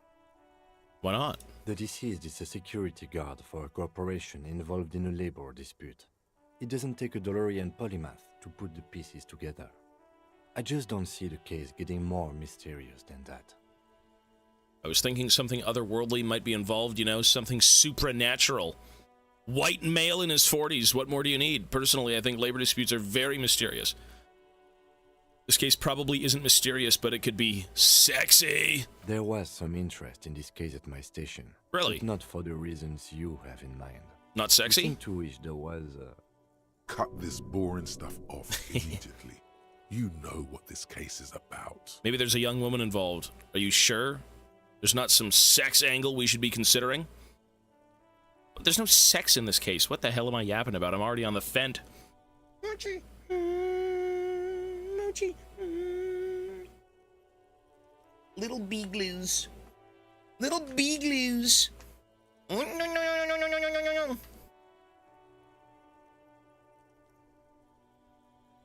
Maybe there's a young woman involved. I don't think there is. That's just, what are we yapping about? There's no sex. Good point. Martinez is famed for its occult sex murder rites. Is it really? We'll get on it immediately. The wary tone is the surest indicator that the lieutenant is being sarcastic. Mm-hmm. Well, really, that's mega sexy. It doesn't have to be a cult. It could just be sex murder. It doesn't have to be murder. It could be just sex. Kevin, thank you, man, for the 14. I am having a good day, buddy. Thank you. And this game is good. This game is good. It's very good. I think, I feel like not a lot of people... Well, if people give this game a chance, they'll probably enjoy it, but sometimes it's just... I'm sure they're saying, man, this is boring. You know, it's a slow game, but it's a good one. You're being sarcastic, aren't you? Extremely. Okay. He's basically challenging you to sex it up with some lurid twist. Sex. Don't get right into it. Sit on it a bit. Can we go over the preliminary info? Hit him with it. You mean like a brief? Do you want me to brief you again? No, I'll wing it. There's no reason to wing anything. If you didn't get the brief, that's okay. I did. 3 days ago, the RCM Emergencies Desk received a report about a security guard who was... We know this, though. We know this. An anonymous caller said there was a dead body behind the Whirling in Rags hostel cafeteria. The cadaver had been there for 4 days. No one had come to investigate. During that time, the victim had been stripped of his belongings. The caller did not identify him, but used the word lynching There is an ongoing labor dispute between the local dock workers and the logistics company. This we know. Lines. I was told we should approach the death as part of this dispute. Mega cool, I've heard enough. Okay then. Was there anything else you wanted to know? If we're from different precincts, why are we on the same case? I'm afraid you and I are pawns in a pissing competition. What do you mean? You don't know? I assumed you were in on it. I don't remember being in on anything. Tell me about it. What's there to say? It's just stupidity. What kind of stupidity? The cop kind. Our precincts can't decide if Martinez is part of Jamrock or the Industrial Harbor. Yours or mine, as if we somehow own parts of the city. Typical street gang mentality. So we've let the Union make a mockery of law enforcement here. And now it's come to its natural conclusion. So this is a struggle over who runs Martinez? Well, sort of. It's less a matter of who gets to police Martinez than who has to. It's an orphan district, in other words. I think the dispatch desk just told both our stations about the hanging. There was quite the brouhaha at the 57th, I can tell you that. Time to settle it, they said. Cop off. But I assure you, I am not their finest or toughest, with 102 cases solved. What I am is least interested in a pissing competition. You and me both, son. So he volunteered to represent the 57th, but not out of competitiveness. So you volunteered to spoil it. What's special about Martinez? I wonder what that says about me. That I was sent by my station? Maybe I was that good. I was sent to teach you a lesson in style. There can only be one conclusion. I am the finest, a case-solving machine sent to outperform you in every way imaginable. A good joke. Fuck you, Kim. You're a good man. Yes, a joke. In truth, I will only moderately humiliate and outperform you. Oh, you will? Then I will help you to do so. Now... Still, against his better judgment, this made him think just a little bit less of you. We're having a laugh! Was there anything else you wanted to ask about the competition? What's special about Martinez? You should move. Martinez? Nothing. It's just a puddle at the end of some drain pipe. No one cares about this place. They care about sports. Most of our colleagues don't even know how to get here. North of the interchange doesn't exist. A tremble comes over you. Another after effect of ethanol poisoning, perhaps. Feels like leaves do when they rustle in the breeze, somewhere far away, below the turbine. The 41st and the 57th. The lieutenant was right. It's not about who gets what's north. It's about who doesn't. Listen, we're just good people here doing our job. So you volunteered to spoil it? Yes. I'm an unrepentant spoilsport. Enough of this competition. Tell me something else. Yes, it's a wholly pointless matter. Forget I ever mentioned it. Listen, buddy, we're having a good laugh. He's actually glad it's addressed now. Why did the 41st send me? Look at you. It's because you're a failure. They sent you to slight Precinct 57.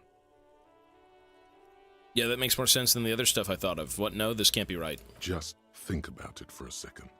You're a raging alcoholic who showed up 3 days late wearing piss-stained disco garb.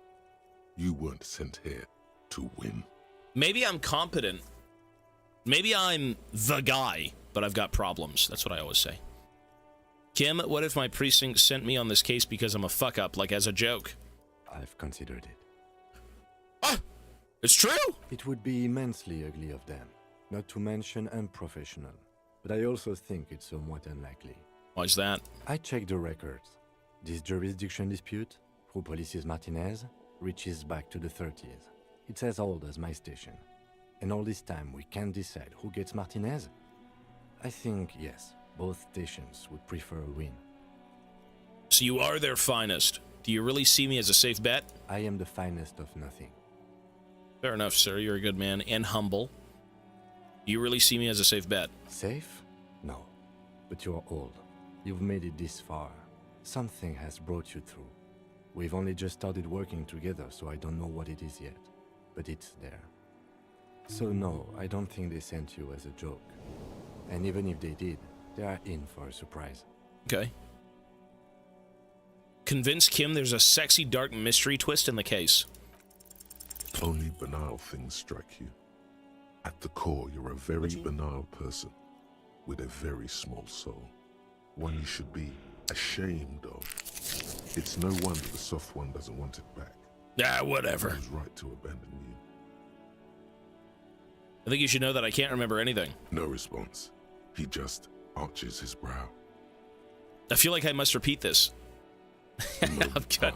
You're good, Kim. All right, let's go. Hey, I gotta go buy pills. You're gonna join me? That's life.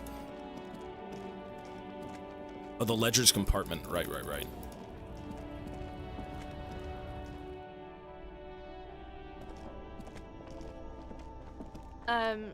Is this about the questions again? No, I want pills. Pills!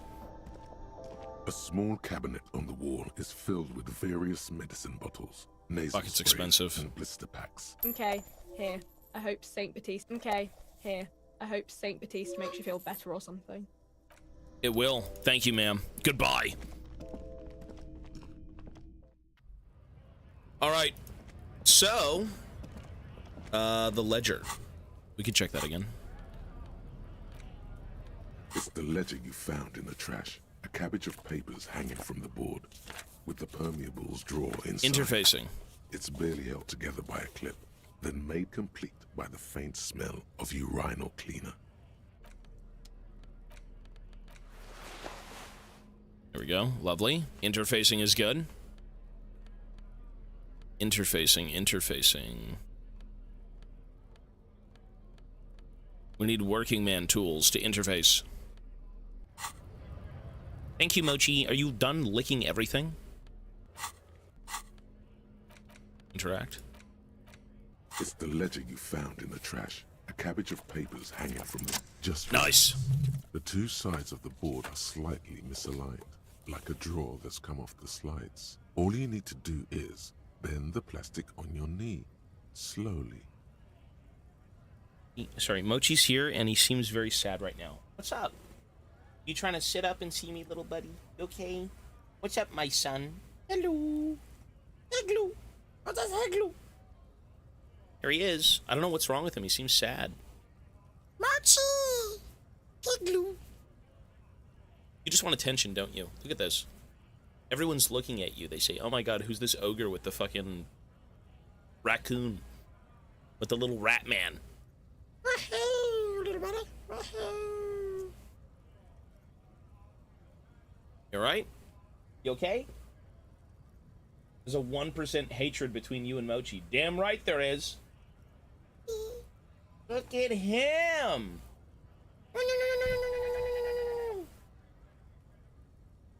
You're so cute. How are you alive right now? We're burning to death up here. It's so hot. How is this thing alive? Don't want to go? Don't want to go yet. You okay? You alright? Is it too hot for you? I'm interviewing Mochi. Mochi, what is your real name? Where are the bodies located? Where did you put them? Where are their fingers? Did you eat their fucking fingers? Ow! You alright? Look at him. Oh, no. He's like sad right now or something. Dude, Axert, what the hell? Thank you, sir. Look at Mochi. Money! I said money. Why are you looking at me? They gave you the money. Look at them. Oh, potatoes. Potatoes. Right, you want to go now? No? You just want to sit in front of the fan? Dude, Axert, thank you, man. 5 motherfucking gifted. Thank you, sir. Also, Sphinx, appreciate it. Thank you, man. 5 potatoes for Mochi. I can give him a small one. You want... Mochi, Axert gave you money. What do you say when people give you money? You say, thanks, idiots. I'm gonna blow them on potatoes. Thank you. That would be rude of them. We'd never say that. Dude, Axert, thank you so much, man. Listen, if you... Oh, are you happy? Mochi. Look at this. Mochi gets the potatoes that have been hit with inflation. Potato. Is that, or it's this fucking thing? Jesus, Horaloo, big fucked up potato warrior. All right. Hey, if you want to spin, Mr. Axer, we could do that, man. Thank you.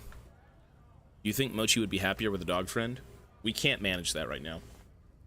Mochi, sit. You can't spin yet.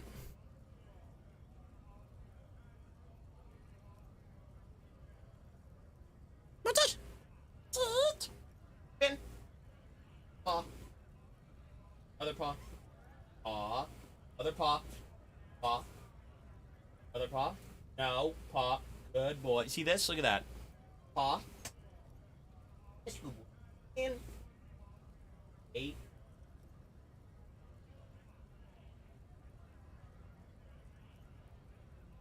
Oh. Whoa! Okay. Okay. There he goes. The beast! The beast! It's got his flesh. Man flesh. Good, Mochi. You want to spin? Hey, we can do that, man. And thank you again for the fucking 5 gifted, sir. Now that we're here, do the spin. Let's do it. Simple enough, son. I gotta clean this room. It's such a mess. Every time I clean it, it just gets messier and messier. Good heavens. It is bad. It's gonna be. Scam incoming. I'm rigging it right now, IRL. Oh! Oh! Oh! 25%, sir. That's lovely.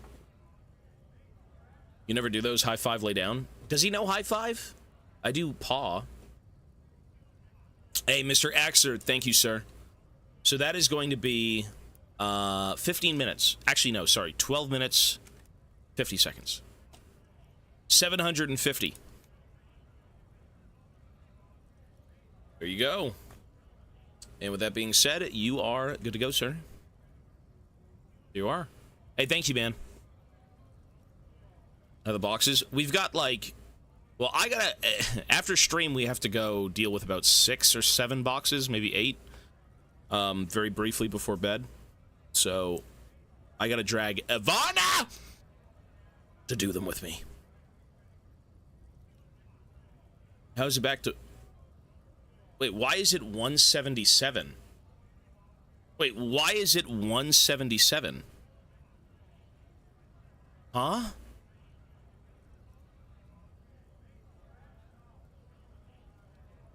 Why is it 177? Wait.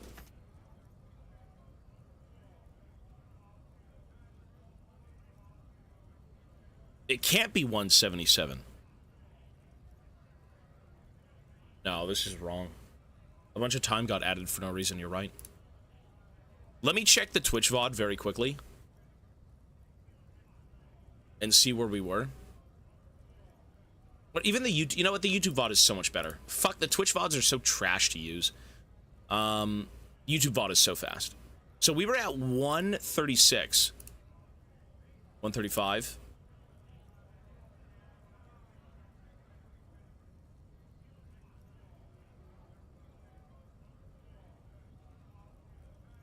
It just randomly went to 177 when I got back. It should be at 133.42. 133.42 plus 750 seconds.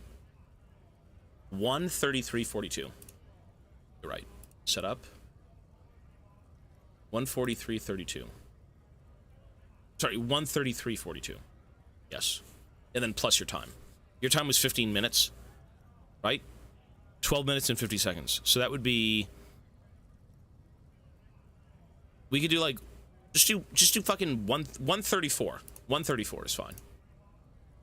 134 exactly. Should be okay.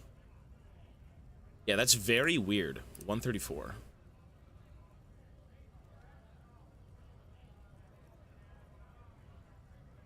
Thank you for catching that.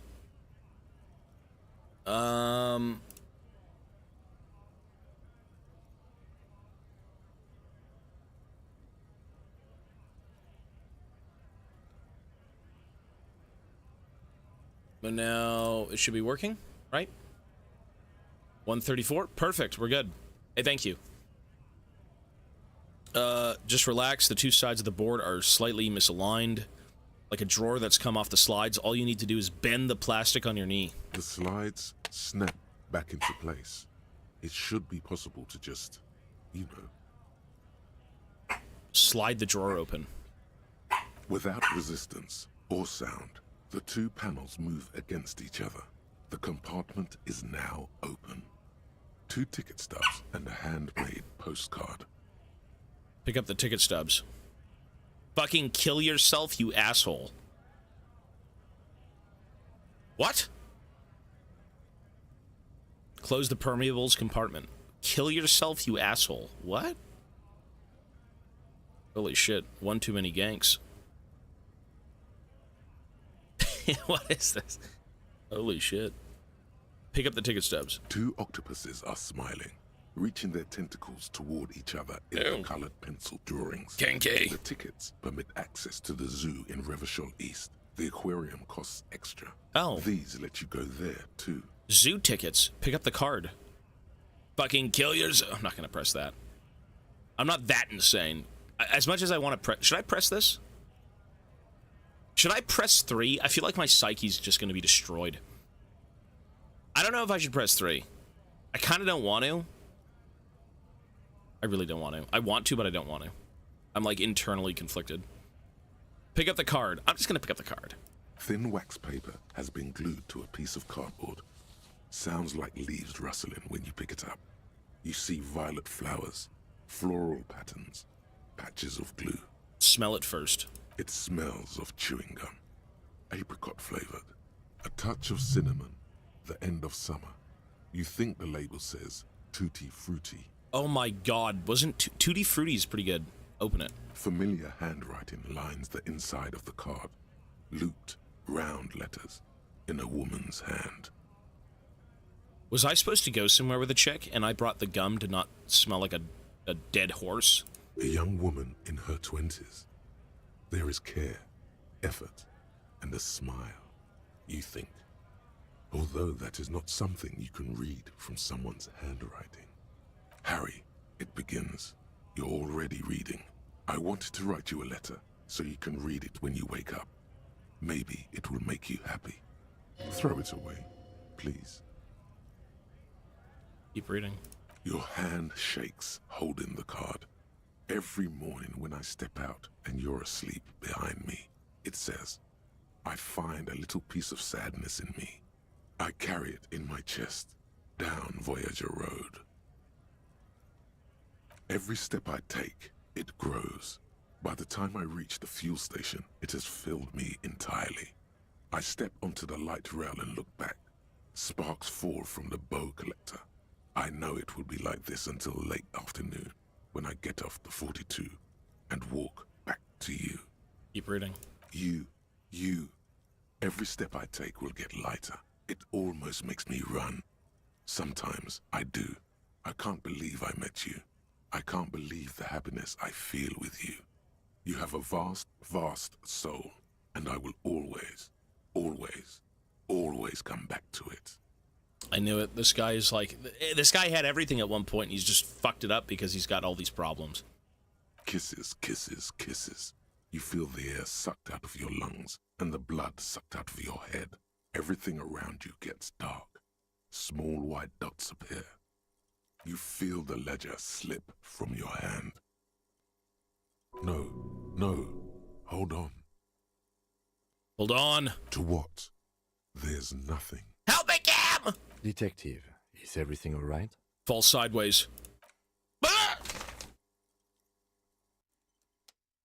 There goes the cranium. What the what did I lose?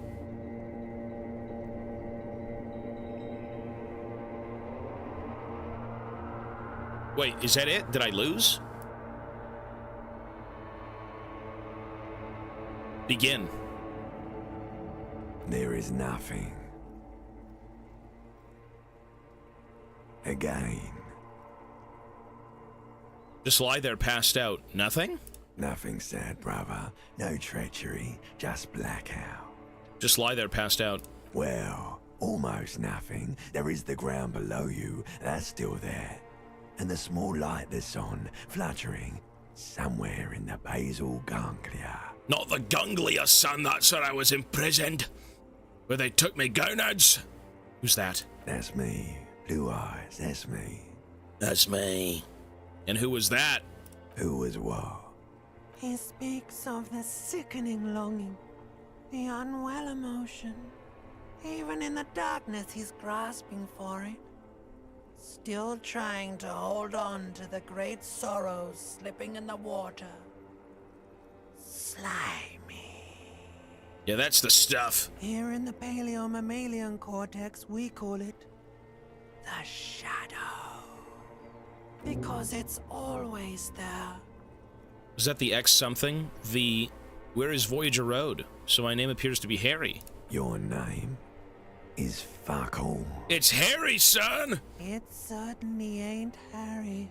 It's not? Then what is it? Your name is passed out on the ground, dragged around by one of the other evil apes. They're taking you somewhere. Is it the X of something? Bloated corpse of the past resurfacing. Yes, that. Don't prod at it. It will start moving again. Where is Voyager Road?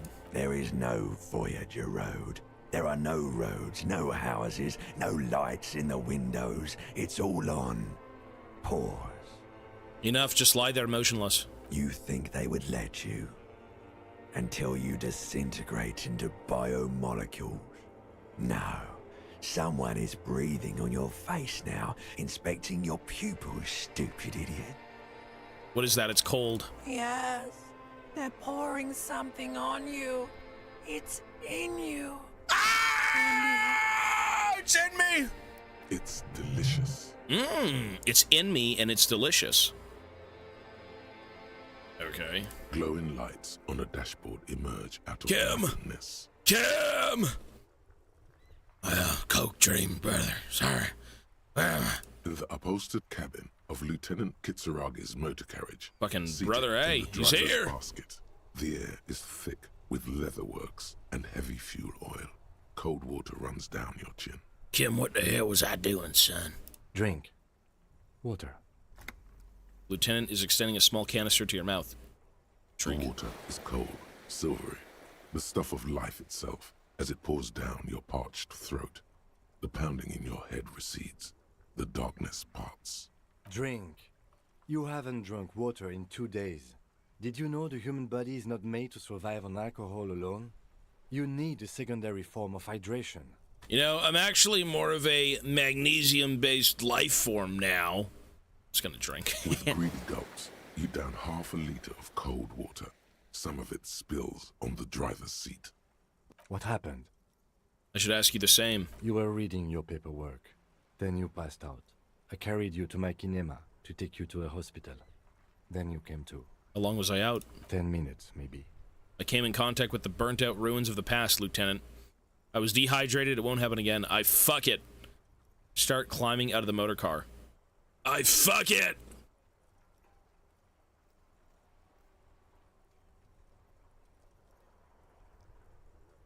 I think that's what this guy would say. Ah, fuck it, Kim. Let's get on, move on. Good. Yeah. This ain't for you, brother. This is my problem. He hands you the waterlogged remains of your ledger. You dropped these. Are you okay to proceed? Let's solve this case. Good. The Ledger of Failure and Hatred is a special item that can be used both as an interactable and a tool equipped in your held slot for skill bonuses. Find it under the Tools tab in your inventory. Ledger of Failure and Hatred. Okay. Authority is -2. Look at that. Now I'm actually a fucking investigator. Let's go. Even though it's -2 authority, which is bad. Why is it -2 authority? I'm the fucking law. I'm the law. I am the law. Yes? The blue pants.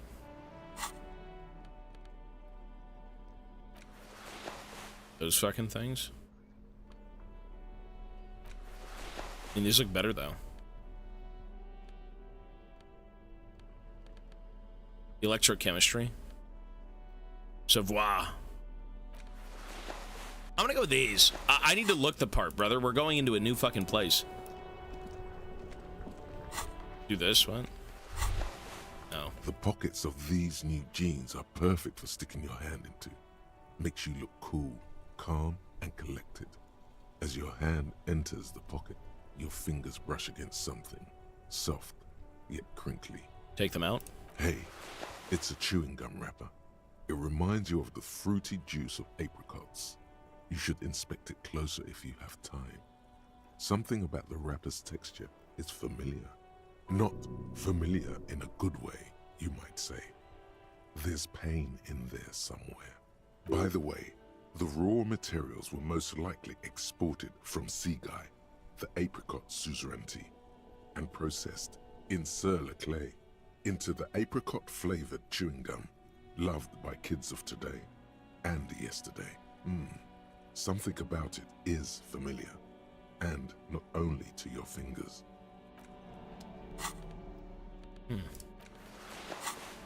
Well, let's gotta move on. Come on, Kim. I will inspect that later. Let me at least save. I don't want to drum up my past just yet. Not yet. All right, the gate should be down. Or not the gate, the bridge should be down. Oh. Okay, this is Wednesday, right, gentlemen? What's up with this? I don't know. Let's get this bridge opened up.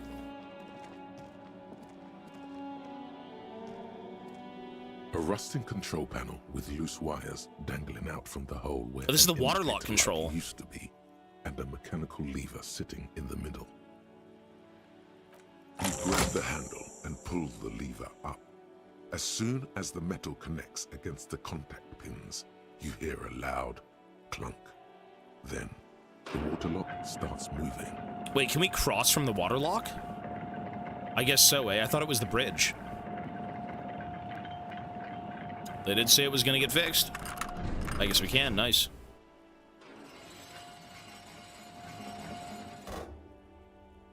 Okay, if we ever need to get to the coast, then this is the way.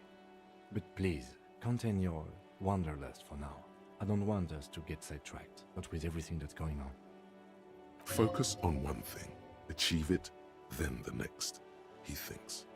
That's the task chain.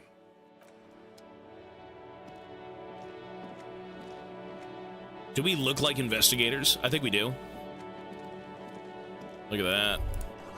The radio relay hums with electricity. Money! Sweet. Sweet baby beans. You look like a nerd. I'm here to do a goddamn job. This is a completely new area. Okay. A breaker box to power the radio pylon above you. Maybe there's something inside. There's money. We love money. Thank you. I can maybe have a room tonight to stay in. Why not just stay in Kim's room? I have no idea. Well, let's just wander around. Lol. Lumfao. What's this? Someone has broken down the fence and the barbed wire.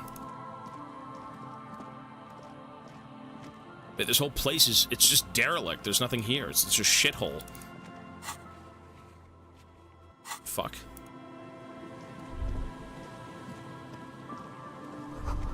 Swing is missing. No one's been here for a long time. Is that cigarettes on the ground? Oh. The wind is corralled by the 4-story buildings around the yard.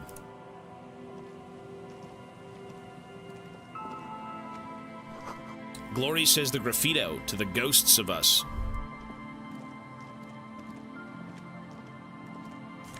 Money. Big money, son. Every time I look at a green world indicator, I get 10 cents. Look at this. Money. Cha-ching! Someone has left their musical collection beneath the tarpaulin. The tarpaulin. Ooh, hang on.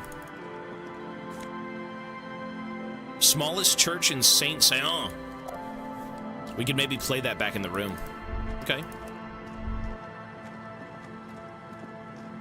Kim, there is nothing here. What a shit show, Kim. We waited until Wednesday and got nothing done. What? I know, your leg's fucked. Ivana tripped earlier and she's got a big bruise on her leg. You okay?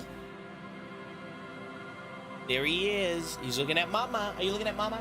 Mama. Mama. Mama. Look at Mama. Wahoo. Wahoo, little buddy. Go.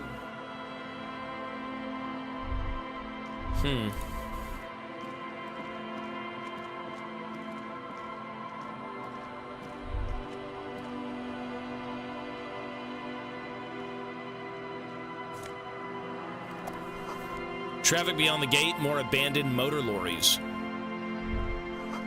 The sign says no entry. Someone scribbled as, or sorry, an inverted star on it.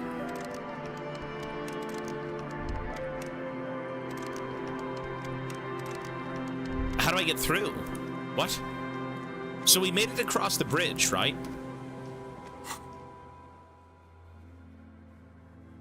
Huh? So where do we go?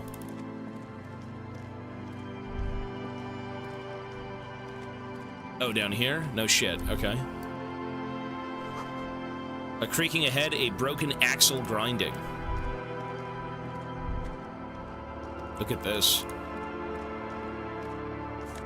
Gasoline. Banged up fuel canister.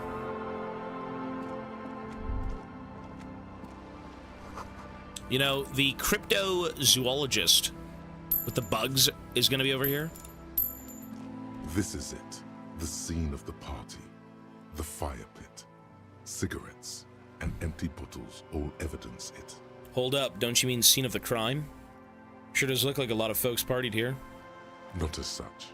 I'm talking about what came after the party scene. So they killed him then came over here. Looks like they were here a while, judging from all the bottles. The sunken motor carriage provided them a focal point, like a goose ice sculpture or a chocolate fountain. Hey Kim, looks like we've had a couple of partygoers here. Looks like it. Looks like they had a great time laughing here. Hey, let's keep moving, detective. Okay, calm down, Kim. Somehow, he doesn't want to dwell on it. Okay, fair enough. A banged-up motor carriage lies half submerged in the icy water, slowly sinking into the Insulindian Ocean. Only the cabin top, rear wheels, and the engine remain visible. It must be cold and lonely down there, in the icy water. A carriage in the sea? Where did this come from? My guess is it started its journey from the plaza, where it backed through the fence. Let's investigate, Kim. I agree. We should definitely investigate. You get a sudden, sinking feeling. Stomach acid comes up as you look at the motor carriage in the deep, dark, cold water. Why the doom and gloom? It's just a sunken motor carriage. Some motor carriages are bound to end up in the sea. Run your hand over the cold metal. What is the make of this MC? Can I see a logo? How long has it been here? The ice hasn't closed around the vehicle yet. My guess is it's been here since last Saturday or Sunday. The estimate is correct. The incident probably occurred on Sunday evening. Okay, run your hand over the cold metal. The motor carriage is properly stuck in the ice. Getting it out would require a team of specialists.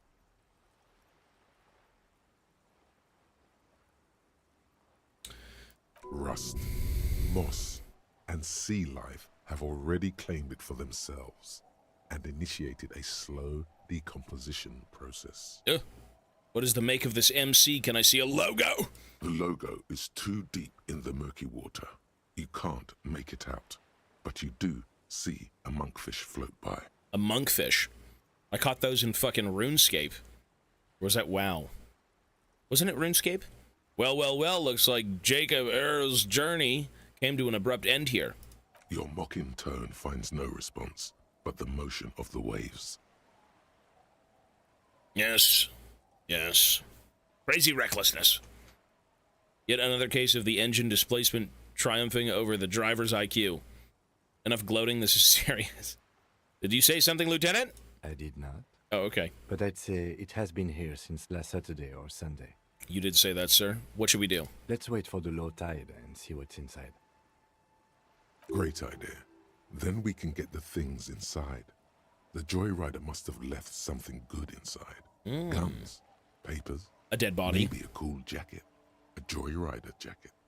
A Joyrider jacket. You feel a strange connection to this Joyrider. Maybe he's from some kind of Joyriders district and likes blue and white racing livery, like a cop would. Possibly. Right now I need to adjust my camera. It's a pile of shit. Tobias's cam, configure video. Focus. Go. How long will it take for the low tide to come in? I don't know. An hour or two, tops? Sit on the swing and wait for the tide to recede? Really? We're gonna wait here? Okay. Oh, there's a swing here. What are we doing? Rusty playground. The world around you becomes very silent. Okay, then. Nothing but the sound of seagulls high above in the sky, echoing like distant laughter. Ice cracks around the blue motor carriage in the sea. Whistle a tune. Spit flies from your mouth to your moustache, your chest, the ground before you. No sound, though. The lieutenant must think it's rather funny. He smiles and quickly turns away. Keep blowing. Ah, very funny, so I can't whistle. I would like to see you try in this bloody wind. With his lips puckered, the lieutenant lets out a beautiful, melodic trill. Really? That puts even the insulindic thrush to shame. Damn, okay. You hear the sound echo on the large body of water. Clouds race across the spring sky, and suddenly you just feel better about everything. Imagine if he starts singing the Outer Wilds tune.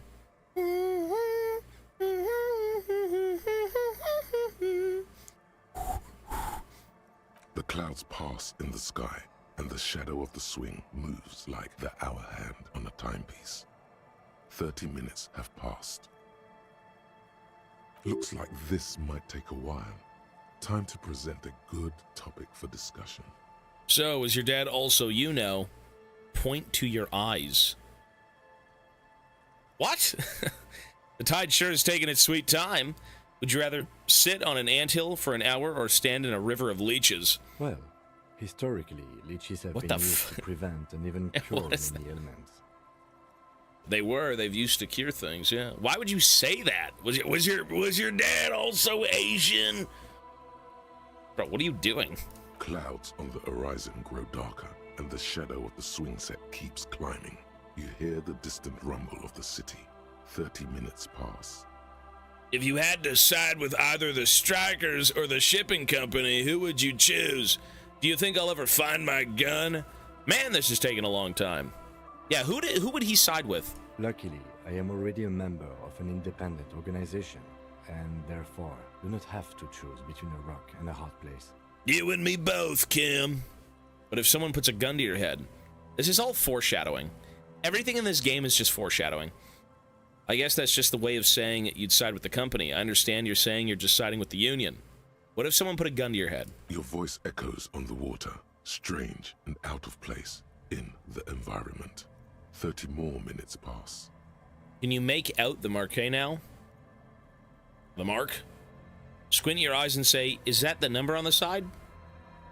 Detective, I've been able to make out the mark ever since we arrived. I find it odd that you haven't. It's a Capri, Model 40. Capri? Okay, well, my eyes are bad, sir. That's why you've got glasses and I don't. Machine, favored by working men, government offices, firefighters, animal control people. You know, those kinds of people. Yeah. What's the number on the side? Yes, 41. What do you think it stands for? Precinct 41. Is that my truck? Wait, this is my truck. Wait. This is my vehicle. What did I do? This is my vehicle. What the fuck? I'm a fuck up. Okay, hold on. Does he know something about the driver of this vehicle? 41 is the rank in the underground street racing hierarchy. Small fish, this one. This must be Tommy 41, the morning host of FM 41. Looks like the factory made a mistake and accidentally called this one Capri 41. Stupid factory. I hate guessing. District something? A precinct? Something municipal? Oh god, no. I'm not that dense. I'm sorry, Harry. I'm so sorry. 41. Precinct 41. A massive pit opens up in your stomach, and the most terrible feeling comes over you. You feel like you're about to faint and fall off the swing. Your hands get clammy, and the air tastes sour to breathe. Where's the woman? Where's the girlfriend? We were supposed to go to the aquarium together. We had 2 tickets for that. Was I supposed to meet her here? Is she at the bottom of the fucking lake? Oh God, Harry. Oh God, Harry. What did you do? No. Just nope. Say no to this, Harry. Oh god, no, it's mine! I drove my car to the fucking sea! No, no! Yes, your car is in the sea. Face it, so we can start dealing with this. No, I mean, seriously, it's just a coincidence. The lieutenant just shakes his head. Okay, listen. I'm afraid so, yes. It looks like you drove your police motor carriage into the sea. It's not a You jumped coincidence? across the canal. Yeah, what the fuck? And then I ran around naked with a gun. I tried to feel up a woman. I've tried to do all these fucked up things. Maybe I was in pursuit of someone. How do we get it out? I can still fix this. They're not going to take me back after this, are they? The badge, the gun, and now this. Well, at least I can see what's in there now. Maybe I was in pursuit of someone. Of whom? I don't think so. If anything, you were probably drunk. Maybe. Probably. Try definitely. How do we get it out? Detective, we don't.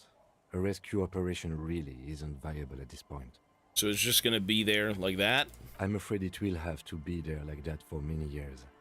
Many years. Parts of it might be salvageable, but overall, this machine is a write-off. It's alright, I can still fix it. That is very unlikely. All the electrics are toast. That goes for the electromagnetic steering and brake systems as well. You'd be lucky to find one undamaged component in there. In a few months, there will be nothing but rust left of this vehicle. It'll be cheaper to buy a new one. Well, not cheaper. This motor carriage costs 40,000 real. Fuck! But in the long run, it still makes more sense to buy a new machine than try to refurbish this. I got $20.96, son. Can I buy an air freshener for it? I don't have that kind of money. I couldn't even pay a hostel bill. People are going to be angry at me, aren't they? In Precinct 41. I couldn't even pay a hostel bill. Let's face it, this is a substantial loss to your district's budget. I mean, my station only has 4 other vehicles in addition to my kinema. This was 20% of the station's vehicular budget. Jeez, how many people fucking work there? They're not gonna take me back, are they? People are more valuable than machines. Training a police officer is even more costly. People, yes, but not you. The badge, the gun, and now this. The lieutenant adjusts his glasses and doesn't say anything. There is also a 4th thing you've lost. What thing? More precious than the gun, the badge, and the motor carriage combined. Lost forever into the deepest of seas. Probably my girl, no? At least I can see what's in there now. Well, it's clearly he was with somebody and she's now gone. Yes. Let's go take a look. Col de Mamadakwa. Oh my Col de Mamadakwa! There it is, the Col de Mamadakwa. It's not only your eardrums that register sound anymore. Your very skin has become an organ of hearing. Ooh. Looking for a whisper, light and low. A god who's very, very silent. Nothing escapes you. A cockroach in the other room. A candy wrapper falling on dry grass. A drunk falling from a chair in a bar 20 meters away. In fact, you haven't heard the Col du Mamadakwa, but you have discovered that you have amazing hearing. It must be the only part of you the alcohol hasn't drowned out. Keep listening. Bonuses. Perception. Jesus, encyclopedia, no room for anything else? Okay. Wow, that's a lot. Well, let's take a look at it. What's in there? Oh my god, is that my fucking ID? My badge! My jacket! Commander's jacket. Commander. Wait, Commander? A black uniform jacket with RCM signature, white rectangle on its sleeve, and backside letters inside the collar read LTN 2JFR. The jacket is of exceptional quality other than some minor wear and tear. Wait. I told you I was serious fucking business.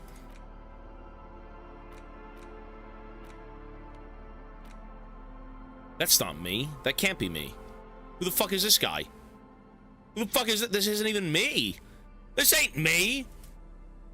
Thick blue piece of acrylic covering a thin leaf of paper with the officer's name and rank on it. Next to the writing, you see a man stare back at you, a younger version of you. Oh, it is me.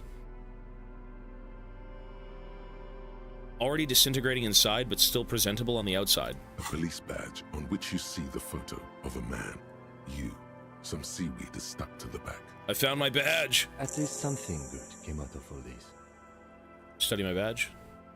Lieutenant glances at the badge in your hands. Encased between two durable plastic sheets is a bluish card with lines of information and a watermark in the shape of the street grid of Revachol West. You see a photo, a name, a rank, a document number, the date of issue, and, in the lower right corner, your precinct. Look at the photo. The man keeps winking at you with his green-gray eyes. The photo is old, no doubt about that. But the badge is new.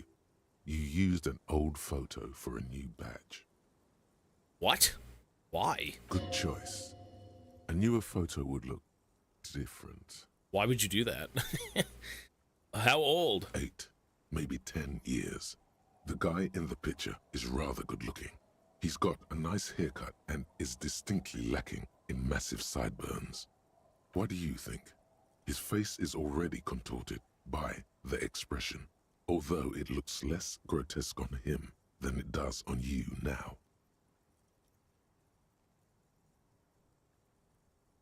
Okay. It looks better on him because he isn't in as much pain while producing it as you are now. Although there's already a hint of that pain, certainly. Seb, 23 months. Thank you, man. Hey, one more for 2 years, sir. Thanks, buddy. A hint of pain. Don't be fooled. The bad times have already begun. Things are only going to get worse. The badge in your hand shines as you rotate it, catching light. You see lines of information on it, and a shining watermark. Name, Harry Dubois. Harrier. That's long for Harry. Harrier. So you are Harry. Evrard was half right. Probably not a lot of people know your full name. Whoever told him you're Harry Dubois didn't. So I'm Harrier. What kind of name is Harrier? It's a wartime name. Revolutionary. The kind mothers give their sons during troubled times. Like Undying or Boxer or Ironhide. I mean, I do look like a Harrier. Look at my face. It's meant to keep you safe. From bullets, hunger, shrapnel, kidnappings, and worse. Harrier Dubois it is. That's my name, though. Let's do. If that's on the thing, let's do it. Pleased to make your acquaintance, Harrier Dubois. He's not going to call you Harrier. He'll keep calling you officer when he's angry with you, and detective when he's not. The badge in your hands shines as you rotate it, catching light. You see lines of information. Lieutenant W. Freighter. What is a Lieutenant W... double freighter? Your freighter. A lieutenant is a rank above sergeant and below captain. It's the highest rank in the RCM that still does field work. I am a lieutenant. And double your freighter? The title of Freighter is added to your rank when you decline a promotion to a higher rank. In your case, captain. You have declined twice, thus you're double Freighter. Declined? There are many reasons one would do this. The rank above you in your precinct's decomptage might be taken, or sometimes promoted officers do not want to replace their superiors, out of respect. I was gonna say, this guy, everything you hear about this guy, he was a pretty noble man. He declined to be a captain. He had 1 million cases solved. He didn't have that many kills at all.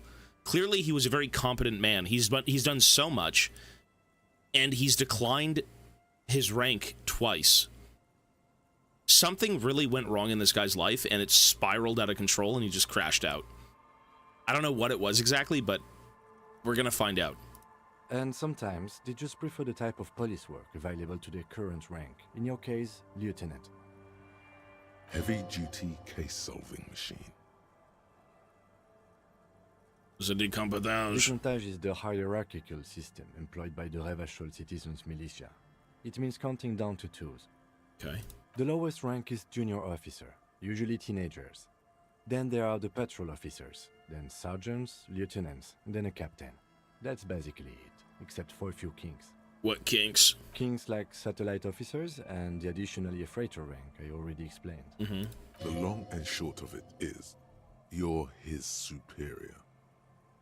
Crazy. I thought I was a lot less than that, to be honest. Satellite officers. You are given the title of satellite officer if your partner is quickly promoted through the ranks and you rise with him. You don't seem to be a satellite. No, it's not me, son. I lead.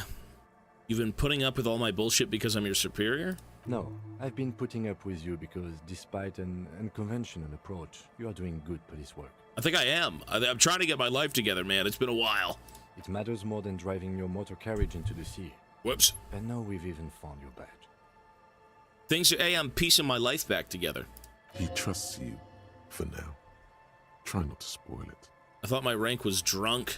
Yes, apparently you've had a rather successful career in the past, and yeah, exactly. This leads me to believe maybe your current situation is only temporary. That's what I said. That's exactly what I've been saying. Thanks, that gives me hope. I don't want to get better, I want to get worse. Good. Yeah, we're gonna get through this. Turn back to the document. Such a small yet precious thing. Expensive paper caught between thick plastic, like a fly in amber. It reads... Serial? That's just the serial number. Revachol, Jamrock, Precinct 41, with some numbers thrown in there for good measure. Date of issue, 7th of November, 50. 4 months ago. I'm guessing that's when you were promoted to the rank of Lieutenant W. Freighter. Maybe. A new badge usually comes with a new rank. You seem to have been doing well then. We've been doing pretty well, yeah. The pain in your chest tells you you were working yourself to death to earn that rank. That's exactly... This guy, as I said, man, when you find that little fucking badge, when you find your clipboard and you take a look at the official sticker of, like, the RCM, and you bring it over to the headlamp, the headlights of his car, it says you've got, like, over 200 successful cases, you've done all these things, you're competent. Like, that's a grind set, brother. I may not look like I grind, but by God, I do. The case created a lot of edge you have to take off. The death march really gets us going. You're pretty sure you weren't doing well, but better? Probably yes. Mm-hmm. A lot can happen in 4 months, especially in winter. The winters are never easy on you. Of that you are sure. Precinct 41. Yes, it's the designation of your precinct. 41, like mine says 57. The 57th is mostly industrial harbor, a lot of asphalt. The 41st is... Is what? It's a tough station to work in. You have all of Jamrock to cover. That district should have 3 precincts, but money is what it is. Okay. It's no wonder you are like you are, he thinks. But then again, it's a legendary district, and a hell of a station too. It must be an honor and a curse to work with people like Price, McCoy, Berdiayeva. The badge in your hand shines as you rotate it, catching light. You see lines of information on it, and a shining watermark. Well, that's that then, folks. There's the fucking chewing gum. So we are Harrier. That's our fucking name, Harrier. I mean, is it really, though? Why the fuck did we use a younger photo of ourselves? The ice just off the coast crackles, shifting.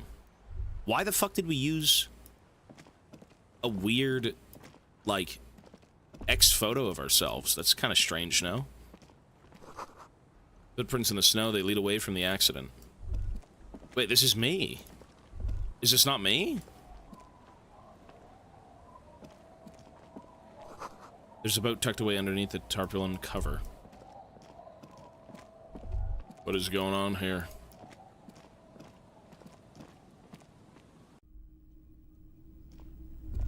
Fuck. Cold breezes enough to make the wall planks creak. Coal City 08 postcard. A bow tie. Bow knot drama. What does that take the place of? Hat? Oh, neck. Ah. Inland Empire. You gotta go with the, the tie. You see a dark red chair in the dim light of the room. Well, we have videos, and we had one today come out.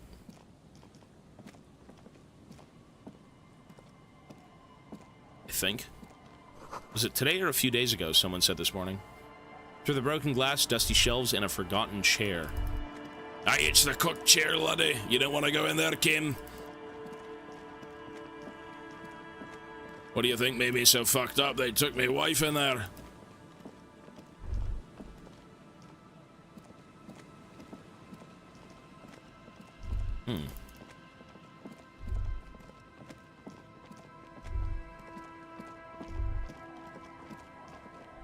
Sounds of life in the north, a washboard scrubs filth from fabric. But, oh! Shit okay? The bushes are too thick and thorny to pass through. Cinder blocks charred, a makeshift fire pit, and magazines for lighting. The worn and beaten wooden planks of the bench do not look overly comforting. We can sit on benches after we've solved the murder. Let's go. You can revisit the bench if you ever need to pass the time when Lieutenant Kitsuragi is gone. When he's gone. Yeah, when he's here, it's all business. When he's not here, it's party! Giving kids drugs. Ooh. Interistillary. How do you pronounce that word? Interistillary trousers. Interistillary. Interistillary. Solari? I can't. Interistillary. Interistillary. Interistillary. Interistillary. Interistillary. Interistillary. I got it. Yes, son. Interistillary. Yes, son. Tailored trousers in light brown, moderate in every aspect. They're absolutely unremarkable. In other words, perfect. Now, shit, now we got it going on. The contrast with the hat. Okay. Matching. These are some wonderfully regular pants.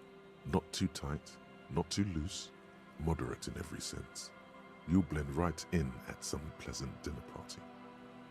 I like regular, normal things. I know you do. These Interistillary pants are like wearing a Interistillary compromise in your nether regions. No one will call the moral intern on you like this. That's for sure. You're a little more moralist now, buddy. A little more normal, even if you didn't want to be. I just got an achievement. It says defend the political center 7 times or more. Makes sense. This is what wearing boring office trousers does to you. There you go. Listen, these are nice pants. Simple. No bullshit. White curtains have been drawn shut. No looking in.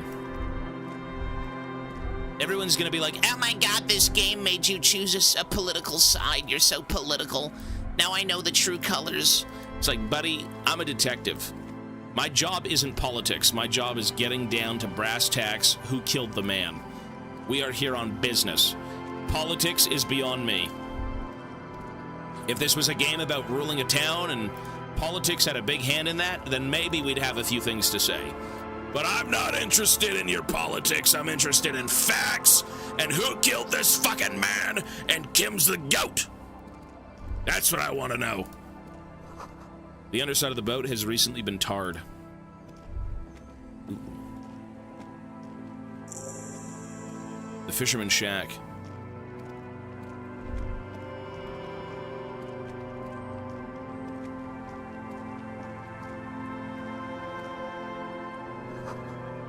A wedding stone, well-worn and covered in rust. Granny! I love it! I'll see you soon, Granny, once I pick your town dry of all of its gold. Look at this, mine now. Construction material, whoever planned to build this house left in a hurry. I mean, it's not a very good looking house, but yeah. Uprock, holy shit, are these normal children? Doctors are idiots, buddy boy. Are they really? Oh, it's these guys. You know what? There's money on the ground here. You want to pick that up? No? Okay. Let's have a chat.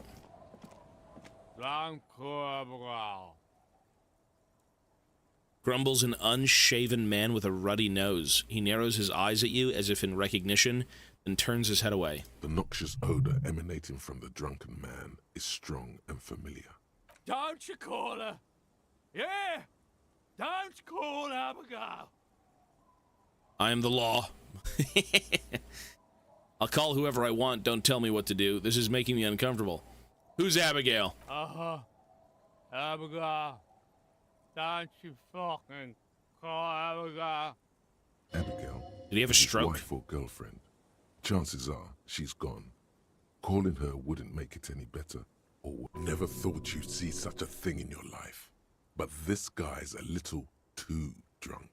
Who are you and what is your name? Don't call Abigail. His eyes move around erratically, the look in them hazy and unfocused. Where am I? What is this place? The man hiccups, then mumbles something unintelligible. Why shouldn't I call Abigail? He snorts and beckons you to lean in closer. Lean in. Don't call Abigail. Don't call Abigail. He then waves his hand as if shooting you away. Hey, I'm on an important official investigation. I demand you answer my question. Tell me about your friends. Don't you fucking call her. Hear me? Abigail? His voice trembles with every word. He whimpers in the end. Official business! There's no use in yelling at drunks. He's barely holding it together. The drunk man starts coughing, a really disgusting, hacking cough. He's got TB. He does not sound well at all. Don't call. Slowly his head nods off to the side and he passes out, tongue dangling from his mouth. There was little chance he'd be a reliable witness anyway. Hey, tequila. Idiot doom spiral. A 30-something man clad in two-piece lycra TM tracksuit puts down his pilsner and extends his hand in greeting. Good to see you. How's business? How's the whole reality situation treating you? Shake his hand. What's up? So what's happening? Wait, tequila? Yeah, tequila sunset. How are the, high-concept, reality-based adventures proceeding? Fuck, this guy's lost. Good. These people know your true name. Looks like it has preceded you, Mr. Sunset. More on that later. Not too hot, I'm a 50-year-old losing streak. Reality, it makes me aggressively sad. Don't know. People tell me I'm a cop. I'm getting used to that. I have re-entered reality to conquer it, to bend it to my will. I am the law. That's the spirit.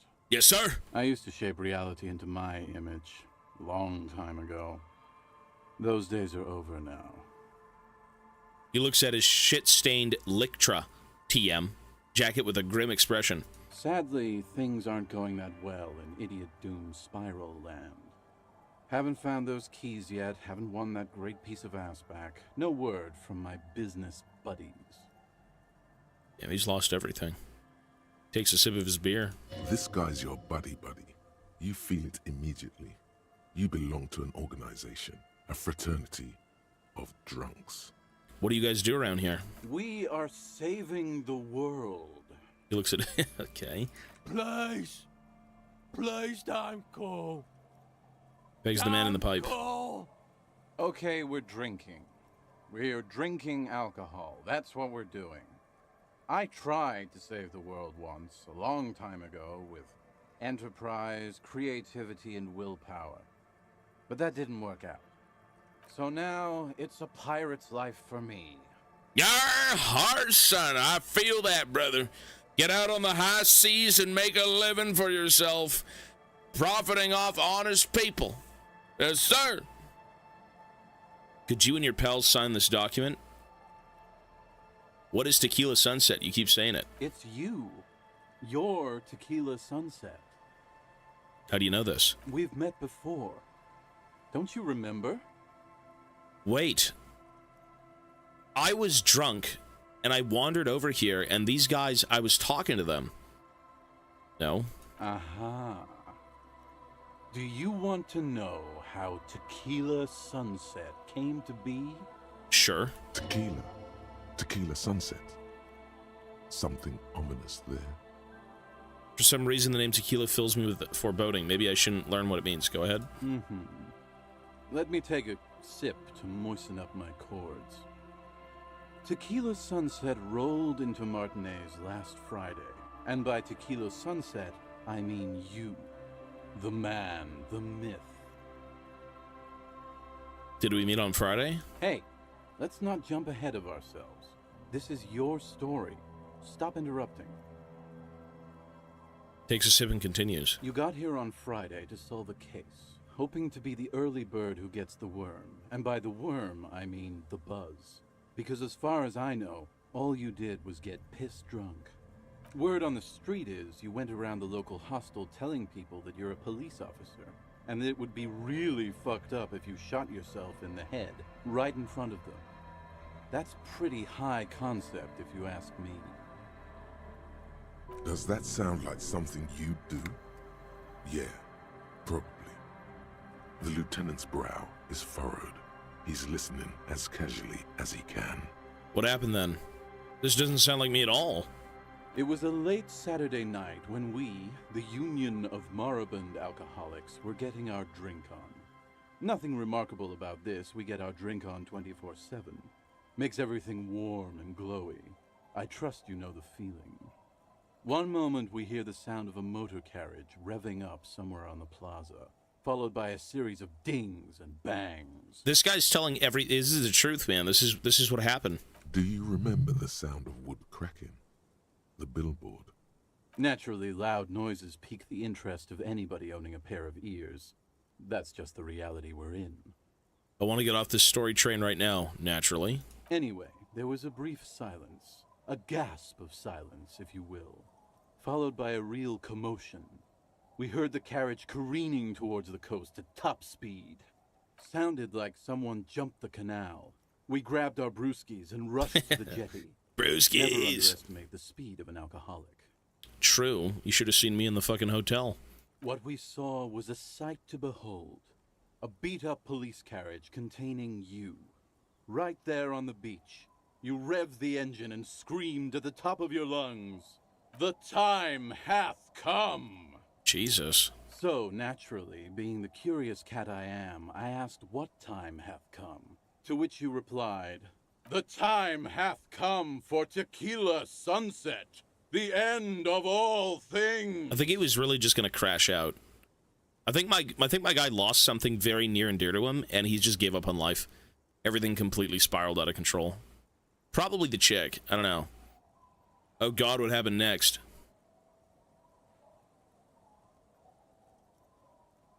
Your reality contracted. You jammed the pedal, plowed right off the jetty, and through the ice. Your hands cramp on the steering levers. We ran towards the ice, whilst you crawled your way out, miraculously unhurt, covered in seaweed and shit. Like some kind of sea monster. I'm a sea squatch. Look at me. When we finally got there, you were sitting on the beach crying. You said that your badge and uniform were in the car. It was too late to get in there, though. The carriage had sunk too deep. Recognizing a brother in need, we offered our condolences and invited you to party with us, which you naturally agreed to. We asked about the whole Tequila Sunset thing, and you told us it was your name now, and insisted that we all call you that from then on. Tequila Sunset, huh? Sounds pretty good. My real name is Harry. An event or a name? No, that's just what your mother called you.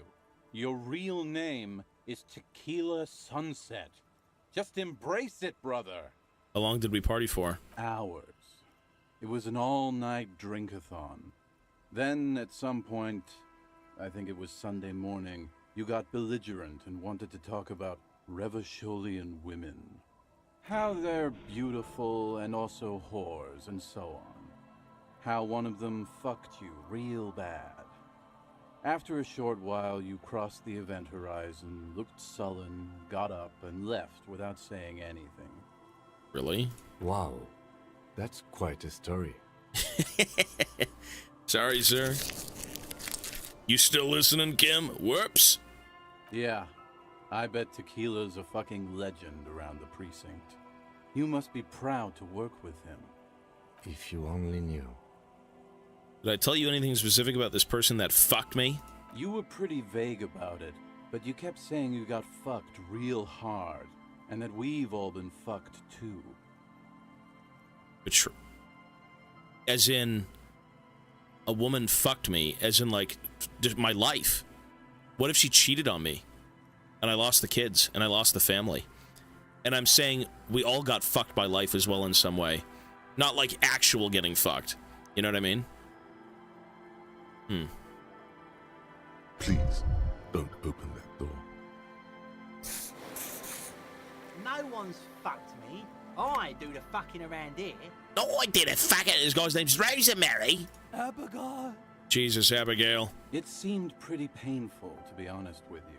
If I had to guess, I'd say you're still working through some shit. Did I mention losing anything else? Beside your gun and your badge? You said something about your hope or heart or something. To be honest, the details are a little hazy. Something about her leaving me and my family, maybe? In retrospect, I guess you lost your motor carriage too? That's a big one. Did I say anything about my colleagues? You told us that they were a bunch of fucking losers whose main interest was cramping your style. It's more like you were cramping theirs. No specifics, though. It was more about you that night. You were the star of the show. Did I say anything about the case? Yeah, you said it was no biggie and that you'd solve it in no time. And that you didn't need anyone to do it. You're doing it solo now. A lot of cops go solo and hermit once they reach that level of alcoholism. It's not meant as a joke. He's sorry for the hermit cop. Did we talk about politics? Yeah, you kept talking about how the coal mine owners were fucking us all over, just like that woman fucked you. I didn't agree with you, by the way. The spectral hand of the market makes sure everyone gets exactly what they deserve. Did you get a read on what kind of cop I was? You kept calling yourself a goddamn superstar who'd cleared 501 cases. As you've already determined, the actual number is just over 200. But what's a little embellishment between friends? No thanks to the squares at the precinct, as you put it. I don't need to hear anymore. It's a hard thing for a man to confront his past. That's why I avoid mine at all costs. Did you and your pals sign this document? You seem like you're characterized by your storytelling ability. Want to tell me another one sometime? Whoop-de-doo. So now I'm a fucking storyteller. Pretty good, though. Right. Why not? Better than a beach bum.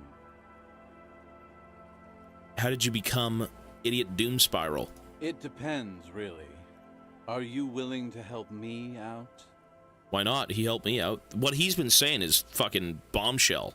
The gleam in his eyes and the slouch in his posture is so incredibly familiar. What do you need? Booze. Did you already forget our party? Come on, man. The thing I relayed to you earlier. So, have you got anything for good old Idiot Doom Spiral? Commodore Red. A bottle for a story. Seems fair to me. I don't want to give you any alcohol. I'm not an enabler. You know what? Take a sip, sir. You deserve it. Probably shouldn't support this, but man, you did pretty good. Thank you. Classy. Enjoy. Hey, Spiral Boy, you gonna share that? One of the bums interjects. Shut up, guys. I'm telling a story here. Something happened to you. Something happened to me, too. My actual name is George, but around here, you already know. I was once a reasonably high net worth individual, a founder / junior partner at a high concept creative services agency. When my story begins, I had just landed a major contract with an insurance firm. Go on. I used the profits from my agency to finance what I called a cultural incubator. Abstract value generation, value per person, high concept stuff. What the hell? I developed the paradigm, worked within the paradigm, but the burden of leadership weighed heavily on me. So I went jogging every so often to keep myself sane. Okay. How many people did you have working for you? 22 full-time employees, an all-star team, a potentially historical set of individuals. Worrying about them often kept me up well into the morning hours. Did the jogging help? It did. With my trusty Sansarique tracksuit, I felt like I could conquer the world. You got that on now, sir. But now dreams are worn thin, much like my tracksuit. He says, thoughtfully brushing dust off his shirt. Or sorry, his shit-stained pants. One day I left on my evening run. As you may know, it's impossible to clear your head when you're distracted by the sound of keys jangling in your pockets. Shakes the bottle and makes a ringing sound. His eyes are clouded, his dilated blood vessels encircling his irises like stinging brambles. So I removed the key ring and put the keys for the front gate and the apartment into different pockets to stop the jangling, you see? At least, that was the plan. I was halfway done with my usual lap when it started to rain. The reality situation became very wet, very quickly. How wet are we talking exactly? Wet, okay? It was raining really hard. My bad. I made my way back home and discovered that I didn't have the key to the front gate. I'd mixed it up with the key to the letterbox, which was useless. Naturally, the situation required me to climb over the gate, which I did. There was no climbing down because I slipped and landed on my ass. Say nothing. Reality was looking rather grim just then. Me lying on my ass in a mud pit in the middle of a heavy shower. But when life knocked me down, I always got up. As you should. So I made my way across the yard. Standing in front of my apartment door, fumbling with my pockets, I realized that I'd also forgotten my apartment key. Ah, you gotta be shitting me. I wish I were, Tequila. I wish I were. Instead of my apartment key, I'd taken the key to the office. Yikes. What happened next? I rang my neighbor's buzzers. It was late, and most of them didn't even answer. Those who did assumed I was trying to sell them something and hung up before I could even explain the situation. People are naturally wary of ad men, you see. One moment someone chats you up, 5 minutes later you've bought a box of edible lingerie and a strap-on. I don't begrudge them, especially since I was known to be one of the best. He pauses meaningfully. One of the best? What? Heavy is the head that wears the crown. Just then, I experienced a moment of clarity. I still had the key to my office. I could wait out the storm there. But when I reached my office, I remembered that I'd asked one of my producers to change the locks that day. And since I hired only the best, Jesus, he'd already done it, and I couldn't get in. He's suffering from success. Anyway, long story short, life spiraled out of control. I haven't gotten into my apartment for years. What? And my girlfriend left me because she didn't want to date a homeless man. The company, well, you see where I'm going with this. So, now you've heard my tragic tale. What do you think? Like nothing you've ever heard, huh? You just can't get back in? Was that really it? Is that it? I feel like there's some missing steps here. Yeah. I'm almost homeless myself, doesn't seem so bad. Look on the bright side, you've got one hell of a story. You do realize all of this is your own fault. Is that it? Tequila, I've thought about this series of events for a long time. If there was anything else to it, I would have thought of it by now. He's drowning out the actual pain. This is how he copes with it. This is how he copes with being homeless. That shit ain't not it, brother. That's not it. Why didn't you go to the authorities? Well, at one point they came to me, but, you know, I didn't have any ID on me. So they tossed me in jail for 2 days. What? I can't say it increased my faith in the RCM. No offense, gentlemen.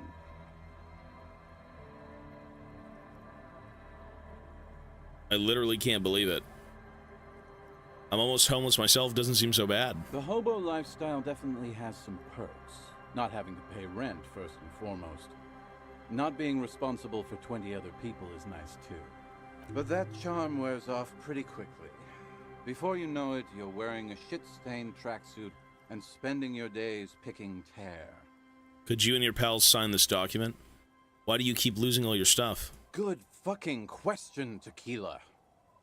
If I knew the answer, you think I'd be hanging out on a beach in this formerly premium but now extremely dirty two-piece Lycra tracksuit? Lycra TM tracksuit? I don't know. I used to own my reality situation. My business buddies and I had our own creative services agency. I had a nice apartment, an even nicer piece of ass. But somehow it all got away from me. Now I can't hang on to anything. Just last week I stole this nice new jacket, but then I lost it too. The only things I haven't lost are these two drunks. You of all people should empathize with this. Perhaps this lost jacket is something you could help with? What was the name of your agency? My agency, man. The Boom Boom Room. Boom Boom! Our concept was combining high art with the lowest forms of marketing. The color red, breasts, and oil painting. High art. Man, that's exciting. High art's awesome. I convinced my partners to reinvest some of our profits in an even more high-concept cultural incubator called Thin Air. The artists were happy, the clients were happy. I was financing a group of poets in East Revachol who were developing a new universal poetic language. But then it all went to shit. Looks towards the bay. If it sounds like it makes no sense, that's because it doesn't. Mixing oil paintings and breast to make ads isn't high art, it's just cynical wankery. That's so high concept, I have no idea what it means. Man, mixing high and low, commodifying culture, that is extremely my shit. Right, okay, never mind that I asked that. Cynical wankery. It's so high concept, I've got no idea what it even means. I know. It was fucking awesome. Whoa. Until I went on a jog, unleashing a cascade of doom that washed it all away. The idiot doom spiral. Lost his keys, and after that, he crashed the fuck out. Is it NFTs? I feel like a lot of big guys who are like this probably would take on NFTs, right? Who knows? What's up with the tracksuit? What? You've never seen 100% Lycra before? No. Go on. Feel that primo material. Oh, it feels good. Primo, 100% Lycra TM. You really shouldn't touch it. Touch it. Pretty nice, huh? That's nice. This might be one of the last of its kind. Should probably be in a museum, honestly. Okay, sir. Good God. It's nearly impossible to describe how dirty this texture is. It's like rubbing two jellyfish skins together. Ew. You feel about 15% less human for having touched it. Randomized trials have also found Lycra, TM, to be associated with a number of exotic, highly malignant cancers. Really? So you also have that to look forward to. The fuck? Okay. And then there's the smell. But you don't even want to think about that. Okay. Wow, you're lucky. He never lets me feel it. That's because your paws are fucking filthy, Rosie. We're right next to the bay. You could wash them anytime. What about the other drunks? My fellow members of the Union of Moribund Alcoholics? They're exactly what they look like. Hey, tequila! You want to buy some speed? No. Shut the fuck up, Rosemary. He's a cop, remember? I thought he was a cool cop. Sometimes. A gurgling sound comes from the direction of the non-responsive man. And yeah, you're already acquainted with abs. So yeah, that's basically us. We drink together. What's this about a lost jacket? Tequila, it's a verifiable tragedy. It was practically brand new. Sure, it didn't really go with my lycra threads, but it did itch a lot less. Say, you're a detective, right? Maybe you can help old Doom Spiral out. Solve the case of the missing jacket. What do you say, Tequila? You're asking a police officer to help you find a jacket you stole and then lost. Yeah, exactly. You're here to serve, right? Sure. Where'd you lose it? If I knew where I lost it, don't you think I'd have it? I mean, maybe I was up by the boardwalk, or walking along the beach, or checking out the abandoned fish market. That's a lot of places. Somewhere north of here, that's for sure. You could ask around, see if anyone's seen it. Include. I'm all ears, Tequila. For now we're done. Be seeing you, sir. You too, Tequila Sunset. That was a pretty good conversation. Friend, do I have deals set up for you, buddy boy? Deals. LeBerry at 28 months and tier 3. Horaloo, tier 3 warrior. LeBerry, thank you, sir. Fucking 28 months. Appreciate it, man. Fucking tier 3 is no joke, sir. Tier 3 is no fucking joke. It's no joke. It's so extravagant. I said this before. There should be a Tobias Fate fucking fan club. Tier 3 only. You get in and you can drink Kirkland water. Old fancy like. Costco water. And dine on mochi taters. Taters for mochi. Hey, thank you, buddy. I love you, sir. Hey, Joni, I see you, buddy. Am I gonna steal his liver? Possibly. Maybe. What are you talking about? So what do you want? I got smokes. They're cheap. Very cheap. I got Pilsner. Great deal. You won't get a better deal on that piss. Spirits I can let go for 300 real. I also have speed. And by speed, I mean amphetamine. What the fuck? Fuck you. Amphetamine? Hi. By amphetamine, I mean speed. I think you didn't hear me when I said I'm a police officer. I thought by speed you meant amphetamine. Hi. That's what I said. Got it. Good, my man. Now what can I offer you? Quite the business venture you've set up. Oh. The system's been good to old Rosemary here, and I'm milking her like a bitch goat in the backyard. Like a bitch goat, okay. You see, friend, man makes his own luck, and I made mine real good. Got my hands on 3 bottles of liquor ex-squeeze, sold 2 to the fellows around here, and immediately invested the profit. Cool. Bought cigarettes, bought beer, even bought a bit of speed. And look at me now. I got everyone on my hook. He spreads his arms and smiles a crooked, toothless smile. The hook? Where is it? I can't see it. I'm already hooking for Kuno, I think.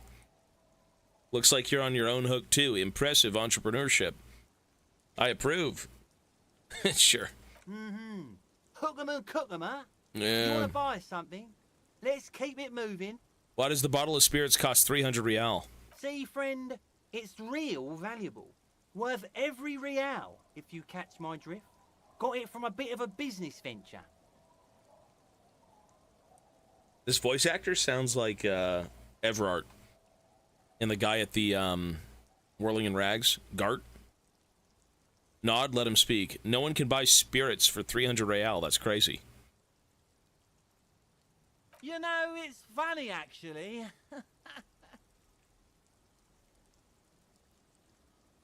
bursts out laughing, then takes 3 gulps of his Pilsner and stares at you intensely. He's finding it difficult to focus his watery gaze. What is? What? What do you mean, what? What did you think was funny earlier?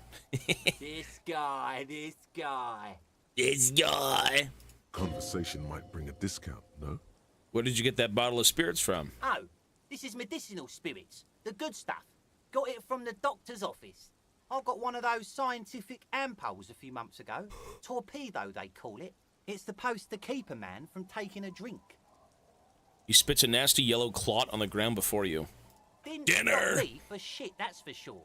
5 lemons with half a pack of butter and you're good to go. That's a good tip. I should remember it. It really isn't. In a week, Oh. the goddamn kidneys started giving me all kinds of help. Whoop. Finally, the missus took me to a private doctor's office. Not a charity, the real thing. Shit, okay. Those arseholes charged me £4 to remove the damn thing. But I came out on top after all. Okay, how? The idiots left me alone in there. Now, I used to teach high school biology. I know what doctors use to preserve dead thingies. He gets an excited gleam in his eyes. Like 3 cans of this blue medicinal stuff from the back room. Threw the snakes out and voila. What's left is this beautiful blue stuff. 98.7% almost pure alcohol. Ew. 2 I already sold to these fine gentlemen here. But this last one is yours for 3 real, if you want it. $3. Can I smell it? Yeah, be careful. It's extremely flammable. One spark and the entire city of Revachol is wiped off the map. Feels like someone set a mustard field ablaze right inside your nose. You're just dead. Then drenched it in tear gas. Your nose is a singular source of pain. But at the same time, you don't remember the last time you felt so alive. In all fairness, that might be attributed to the retrograde amnesia. So, what's the deal, friend? Want the spirits or not? I think it'll prove useful, yes. 3 real and it's yours, friend. The deal of a lifetime. That's a much more reasonable price right there. Yeah, what the fuck? Makes sense now. This guy wanted $300? $3. Yeah, thank you. Let's do it. Just make sure to enjoy that one, friend. 300, by the way.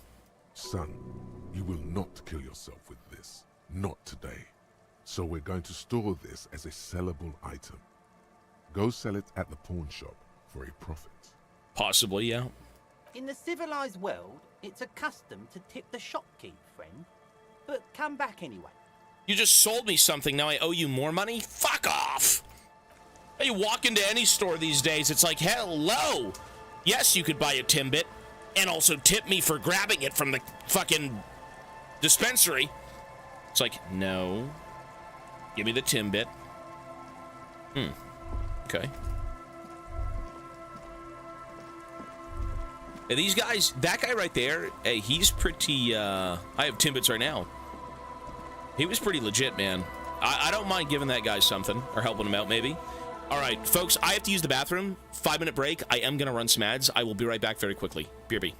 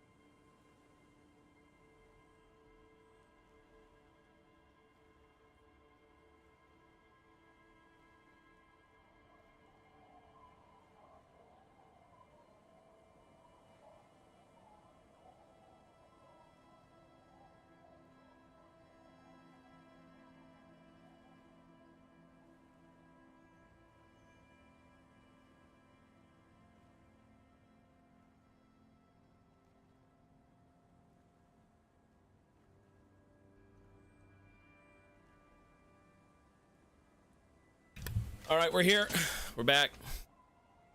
Stinky poo-poo. Stinky poo-poo. Right.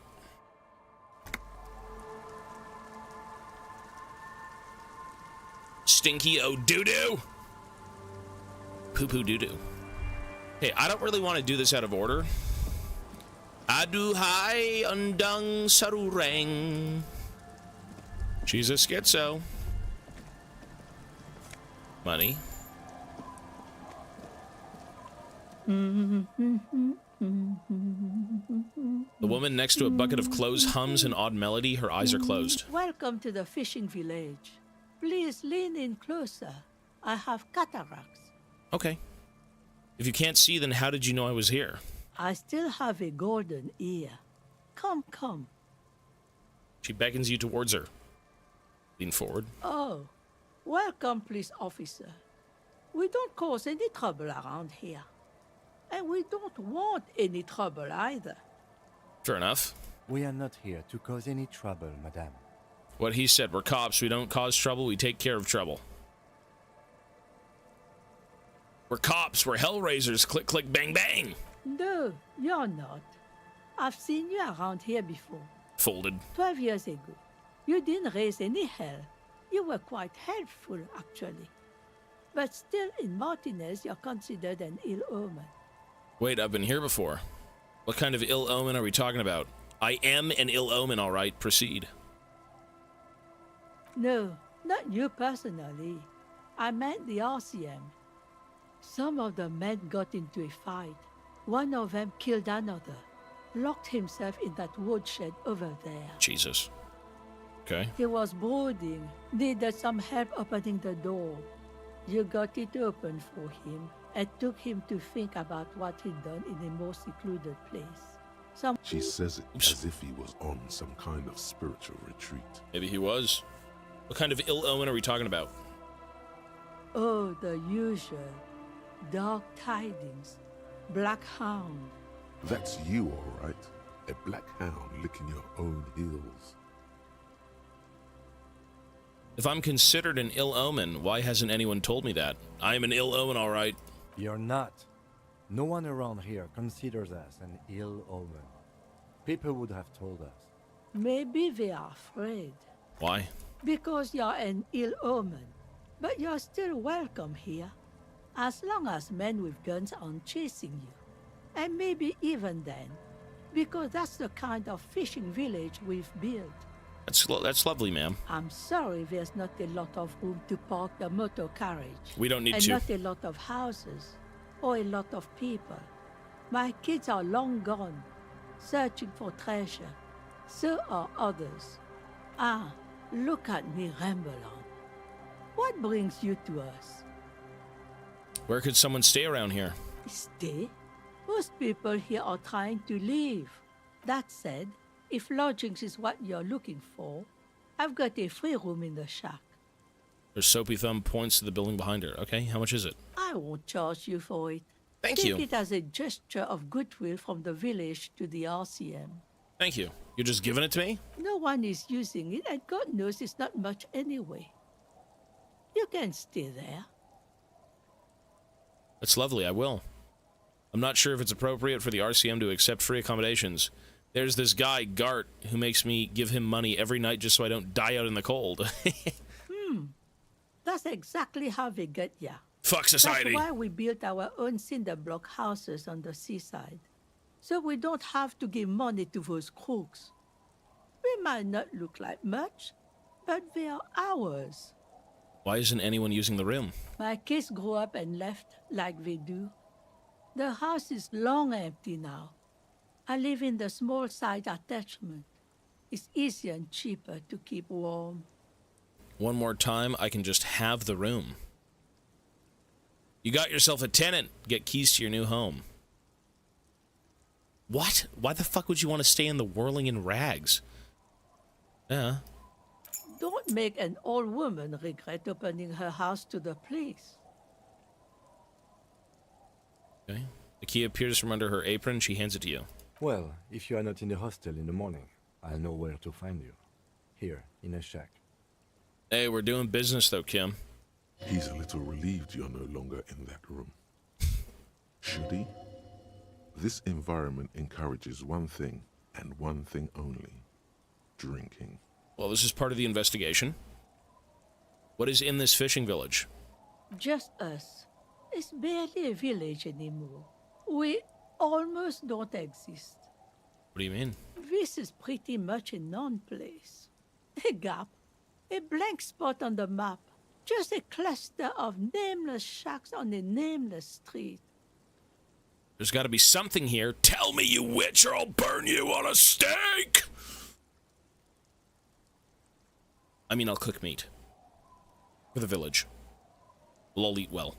Over there, you can find more of the same. Shacks and trees growing wild. That's the pox. Between here and Jamrock, a dusty sea of old trees, all covered in industrial soot. Small houses under them, an overgrown park. The pox, what's that? An old military hospital and its surroundings. Or it used to be, during the time of the suzerain. After the war, it was turned into a goodwill hospital for shell-shock veterans and folks looking for some quiet in the old sanatorium gardens. Now the area is crisscrossed with nameless streets and makeshift cinder block houses, shacks as far as the eye can see. What happened to the hospital? The goodwill ran out. The staff left and the place was shut down. It's long gone by now. Who else lives in this village? Well, there's Lillian and her kids. A few new folks live in the house to the east, but they are away right now. And then there's the drunks. Not a pretty sight, but there's little we can do about it. Home is home, even for them. Oh yeah, I met a couple of drunks here. I'm sure you did. Nature keeps them in rotation. A new face pops up every now and an old one disappears and is forgotten. Is there a way to make a little money around here? Money? I need money, you witch! Grant me money! Here? For you? No, officer. The only money we have here is some coins the drunks tried hiding from their women and then forgot about. All right, there's another topic I'd like to address. She nods, rinsing another piece of cloth. What's further down the coast? Not much. There's the abandoned church, the DeLorean Church of Humanity. It's been there since before my time, even. Why is it abandoned? Some things just don't fly, officer. Look around. Who'd go to church here? They built it 300 years ago. Must have been nicer then. So, they don't hold services there anymore? The Ecclesiastes? No, we've tried, but things just keep happening. Crime, accidents, other things. The place never stays open. It's a pity. It used to be such a nice church. She's not telling you all she knows. Keep her talking. I feel like you're leaving stuff out. What else is going on? Well, there's that music. Music from across the sea. It started a few days ago, and now it's blasting even through the night. Goddamn young little whippersnappers, bastards! Let the old people sleep in their dung, their dirty diapers. And now, suspicious-looking people are sneaking around the church. I don't like that. Interesting. You could look into this ruckus if you have the time. What else is down the coast? Before you get to the church, there's some ruins, an apartment complex, or some kind of electrical plant. Run-down bunch of houses, empty. Apartments or electrical plant? I don't know exactly. A pre-war place. It used to be something. Before the war. I wasn't here then, you know. Was born in Samara. Anything else to note? Of note? The old fish market up on the boardwalk. But it's closed. Who'd want to come to a fish market here? No one. That's why it's closed. Okay. It was Okay, once Granny. a bustling place. back when I was young, and so was everyone else. Fair enough. Now, what catch we do bring in goes straight into a lorry for the Delta or somewhere else. That's it? There's got to be more along the coast. What? You're one of those real estate people with big plans? If you want a development opportunity, you can check out the abandoned building over at Land's End. Okay. Used to be a supply depot, we think, sending goods and ammo across the bay. It's jammed shut though. We tried to get in, see if there was anything to sell or scavenge, but it's impossible. And now you know everything there is to know about this coast. He drops a bar of soap into the bucket with a splash. Who exactly are you? Me? No one.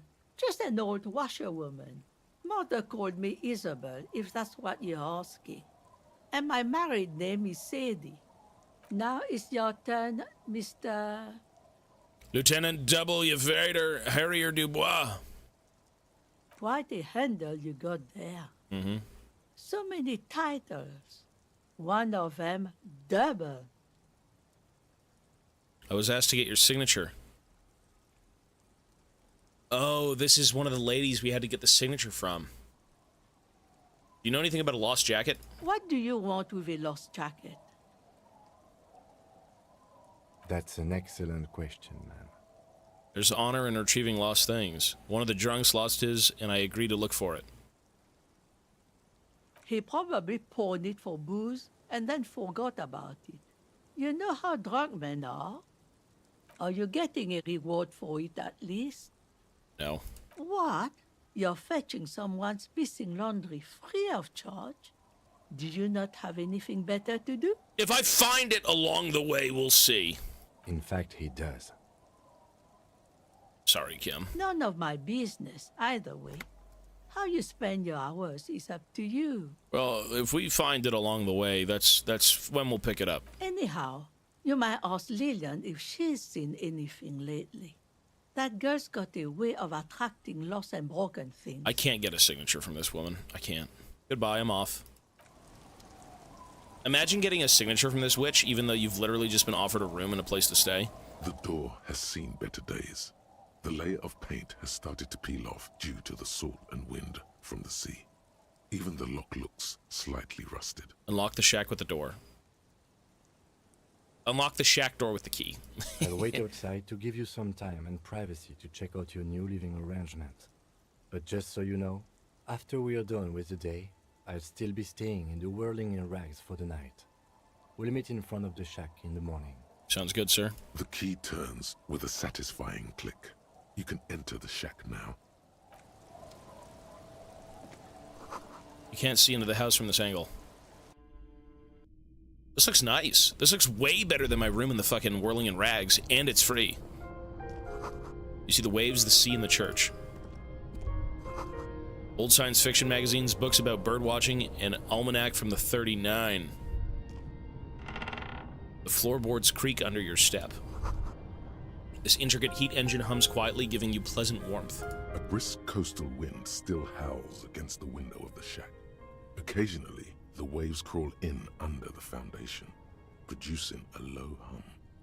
The room feels muffled, like you pulled your hat over your ears. Outside, it is cold and windy, but you're inside, and it feels safe and warm.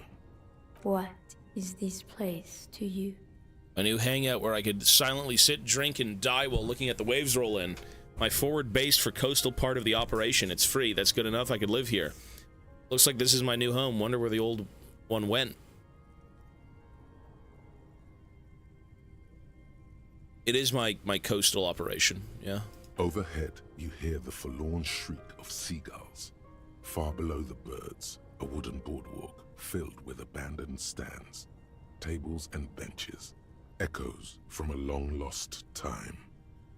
A middle-aged man stands in a rundown shack on the edge of a fishing village, listening to the heater hum on the wall. Thank you, strange sensation, for a fair assessment of the current situation. Outside, the howl of the wind has picked up. The waves crash against the stilts again. It's as if you think the thought, but in someone else's voice. Look under the floorboards.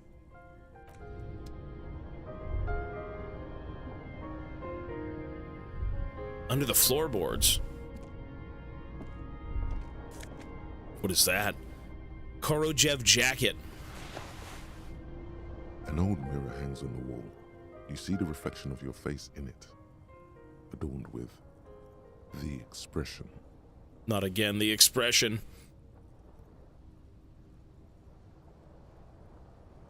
Locate the source of the expression. Put points into encyclopedia to open up the skill check. Really?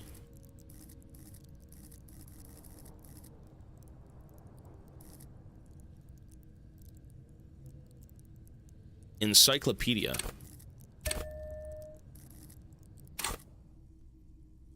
$28 low? Fucking A. Fucking A! Don't I have encyclopedia close? Isn't it this one? It's logic. I had okay, this is +1 encyclopedia.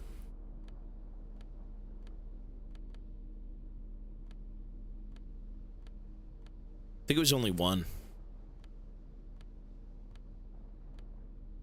I do believe I have a lot of electrochemistry, but I've got a lot of electrochemistry. Like +3.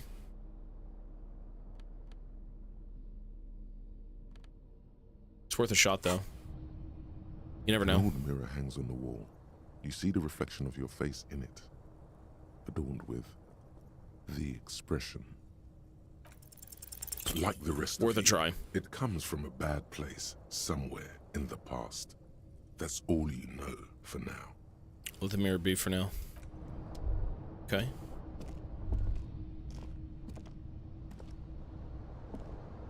The bed is comforting, if a bit run down. Still, you've earned a rest. No time to rest yet. Well, we actually have a place to be. We've got a home, and it's free. Inside you hear the cozy sound of some kind of heater sputtering. I don't know, I can't get this lady to fucking sign this petition, man. That is, I can't. This whole place is gonna be fucking bulldozed over. The street sign is illegible below the graffiti-o. Hard to see the details, the color's all warm and welcoming and cozy. Think of the children, right? Because the children want to come in here. A flower through where nothing really grows, maybe in spring. A flower trough. Sorry. Kids! The scruffy-haired little boy kicks a stone. He can't be more than 5 years old. The other one looks indistinguishable from him. He watches his brother kick the stone with his tongue lolling out of his mouth. Hey! Where is your mom? You guys look identical. The stone-kicking one becomes frantic all of a sudden. Huh? As if that's something to be scared of. The obvious fact that you just stated. He looks just like me. Yeah, I said that. The boy doesn't answer. His brother throws another rock. Both of their hair is covered in some kind of dirt. The rock kicker was just being shy, but now he's enthusiastic again. You're bad with kids. I am, yes. And what are you, Kid Master General? Maybe I am. Now, how about some actual police work? We are not getting anything here. Hey, where is your mom? The kids don't reply, absorbed in their little game. Bye, kids. Take care. The scruffy-haired little... The scruffy-haired... Okay.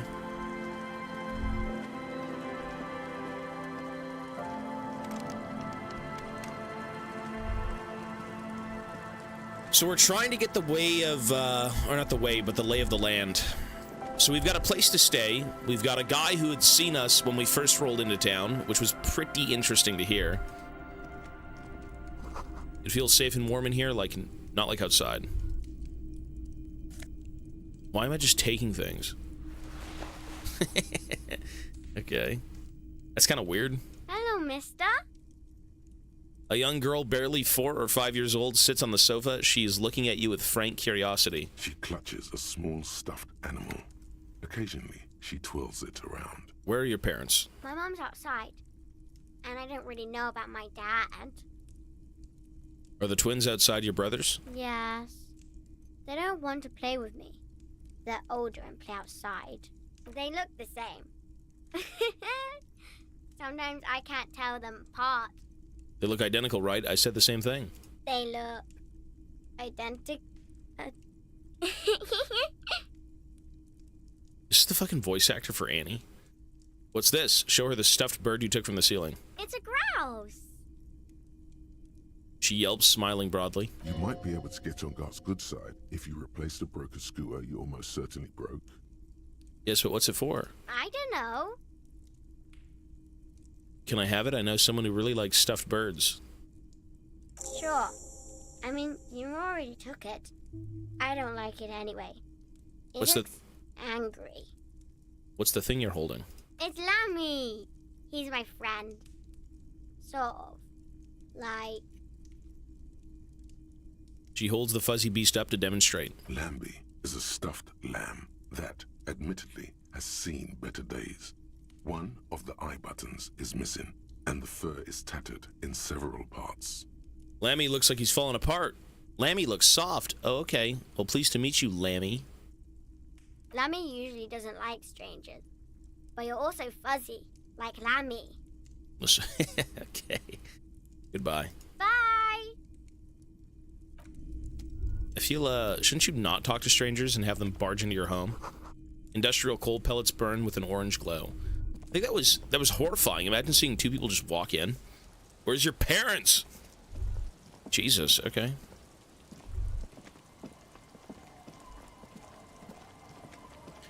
I don't know if I can get them to sign the petition, man. I'm probably going to get the drunks to do it.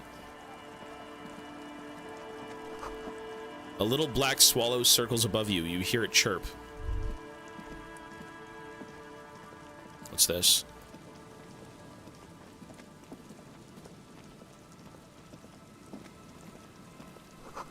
Rust-eaten letters read Mazut, Mazunga, Mazola oil, Mazunga. The rear tire of a motor carriage adorns the reeds. You should come back here when it snows. A strange feeling, it passes quickly. Church.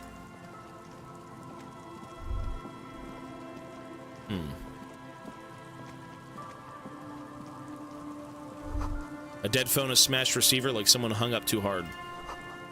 You can imagine why. Calls become terrible sometimes.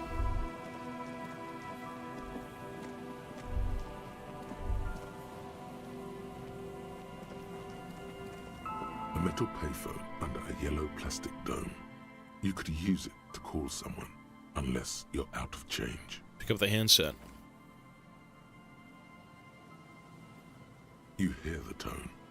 The machine is inoperable. Leave. We'll come back. Someone must have worked hard to smash the plastic dome. If it's inoperable, I mean, what are we doing?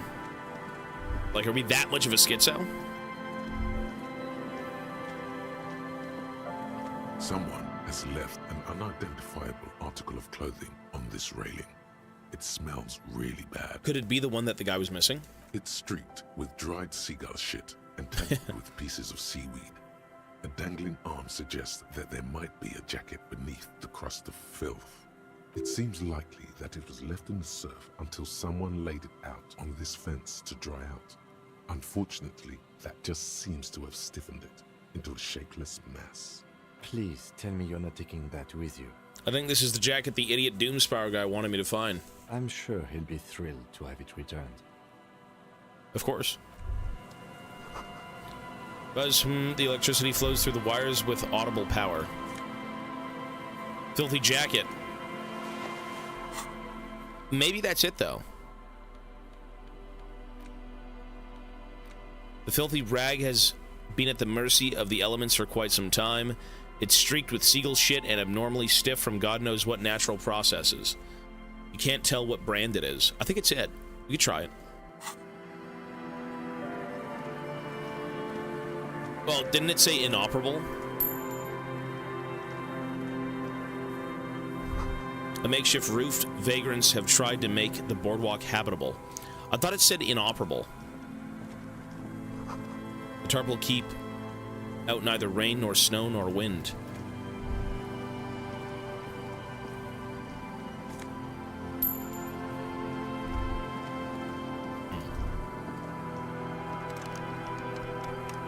I wonder what all of this is for. Like, I can't operate them?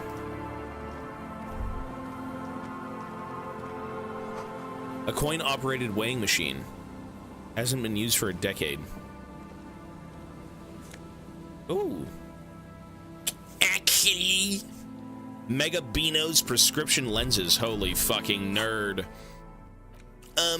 Actually. Actually, that looks pretty sick. Those kind of work, eh? Look at me now, son. God damn. You need those for the eyes, for sure. Those look pretty good on me. Okay. And for the mirror, yeah. Crowbar, you think? I mean, my crowbar is just terrible. It's trash. Oh, look at that. Postcard. I guess you're right. Thank you. Vagrants have recently painted the tarp red. Water drips from it.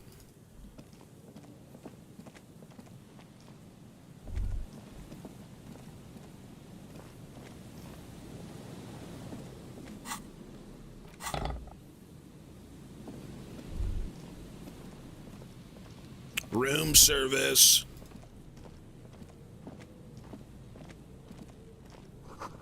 A big wine canister. It's open and empty. Is he alive? There's some tear, an empty cigarette package, and a Is he crumpled dead? kebab wrapper in the trash bin. Hang on. A man lies on the boardwalk, his limbs bent and neck turned at an unnatural angle.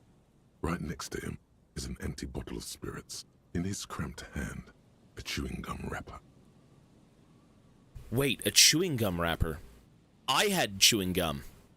Why the fuck does he have gum? Working class corpse. A man lies on the boardwalk. Wait, what does this have to do with gum? Half of his body has slipped between the cracked boardwalk, starting with the right leg. The fall has left him broken, contorted like a sad puppet. Jesus. The smell is not as bad as a 2-week-old corpse, but it's definitely heading there. Okay. Hold on. Lieutenant squats next to the corpse and examines his face. 2 bulging eyes stare back at him, void of any signs of life. Lividity is faintly pronounced. Whoever this is has been dead for 2 days. No longer. We need to investigate. Okay. Another dead body. This is your job. Steel yourself. Calm now. Carefully. Just another day. Just another dead body. Breathe. Study the man's clothes. He's wearing mud-caked boots, beige trousers, and an old brown leather jacket with a bright blue lining. There are traces of kebab sauce on his chest. Kebab sauce, okay. The leather jacket suits him well. It must be custom-made. Search his pockets. You find some sunflower seeds and a rain-soaked library card folded into 2. His jacket feels sodden and heavy under your hand. Good. We should take a look at that library card after this is done. Study the man himself. The man has fallen through a crack in the boardwalk and hit his head against the metal bench. Coagulated blood covers his black hair. One of his feet is still dangling through the hole. So he drunk himself to a point where he stumbled, fell through a plank, and then cracked his skull on the bench. Or it's staged to look like that. You have to be quite inebriated to fall that bad. Well over a liter of pure ethanol. 3 bottles of wine, or 1.5 of spirits. Or maybe it was just dark. Examine his face. His expression is dull, like the sea behind him. Drops of water shining on his moustache. His eyes, empty and wide, look frightening in their frozen gaze. Height, 170 to 175 centimeters. Curly hair, stout build. Age, approximately 50 to 60 years. Study the surroundings. There's some dried blood on the metal bench, right where the corpse's head rests. The floorboards are rotten and slippery wet around the hole. An empty bottle lies nearby. A chewing gum wrapper is clutched in his fist. Chewing gum wrapper. I mean, we had gum from... That's the gum that I had. Examine the man's head. A dried chunk of blood covers the hair at the back of his head. An open wound. It's sticky and cold to your touch. I don't see any other major wounds, do you? It's hard to say, no. Just this one at the back of his head. Seems like the head wound was fatal. It's exactly the shape of the bench. What if his head was smashed into the bench? Step on the floorboards. They screech under your feet ominously. It's hard to say whether the dead man's weight was the cause of the boardwalk to break. It definitely looks fragile. You see waves churning below. Something cracks beneath your feet. Examine the bottle. A .75 liter Tallulah vodka with its cap missing. There's hardly anything left inside. It's mid-market spirits with a slight touch of menthol. The man meant to enjoy himself, have a good time. Tear all around us. He looks at 2 bottles forgotten near the coin-operated viewer. Examine the chewing gum wrapper. Ooh, I don't like this. Grabowski spearmint chewing gum. Green leaves on the cover. Different. The man's mouth is half agape from the terror of the fall. Look in. The blackness of death. Stench. You think you see white chewing gum too. Confirmed. Nearly the whole pack is there. Solidified on his lower rear teeth. He ate the whole pack, right? It's to cover the smell of alcohol before going home. The worst thing is... Wait, whose father is this? I've seen it before. Almost the same scenario. Even the chewing gum. It's always the same. Step back. The entire boardwalk creaks in the wind as you take a step back. Who is this man? Looks like one of the locals. He'd have to know this spot to come here. You don't just walk over here. You look south the way you came. But that's just a lazy assumption. What do you think? At least this man knew how to party. Imagine the same scene without the bottle. Now that would be just sad. This is an omen. A sign from above. Don't start drinking again. He looks like me. I could have ended up just like him, dead on some empty boardwalk with a bottle next to my corpse. What we're witnessing here is a demise of a great party beast. The leather jacket and empty bottle. Kiss your fingers. Looks like just another old drunkard to me. I think labeling him as an alcoholic is a bit premature. We don't know anything yet. This could have been me. Well, at least you're not married. That's what we think.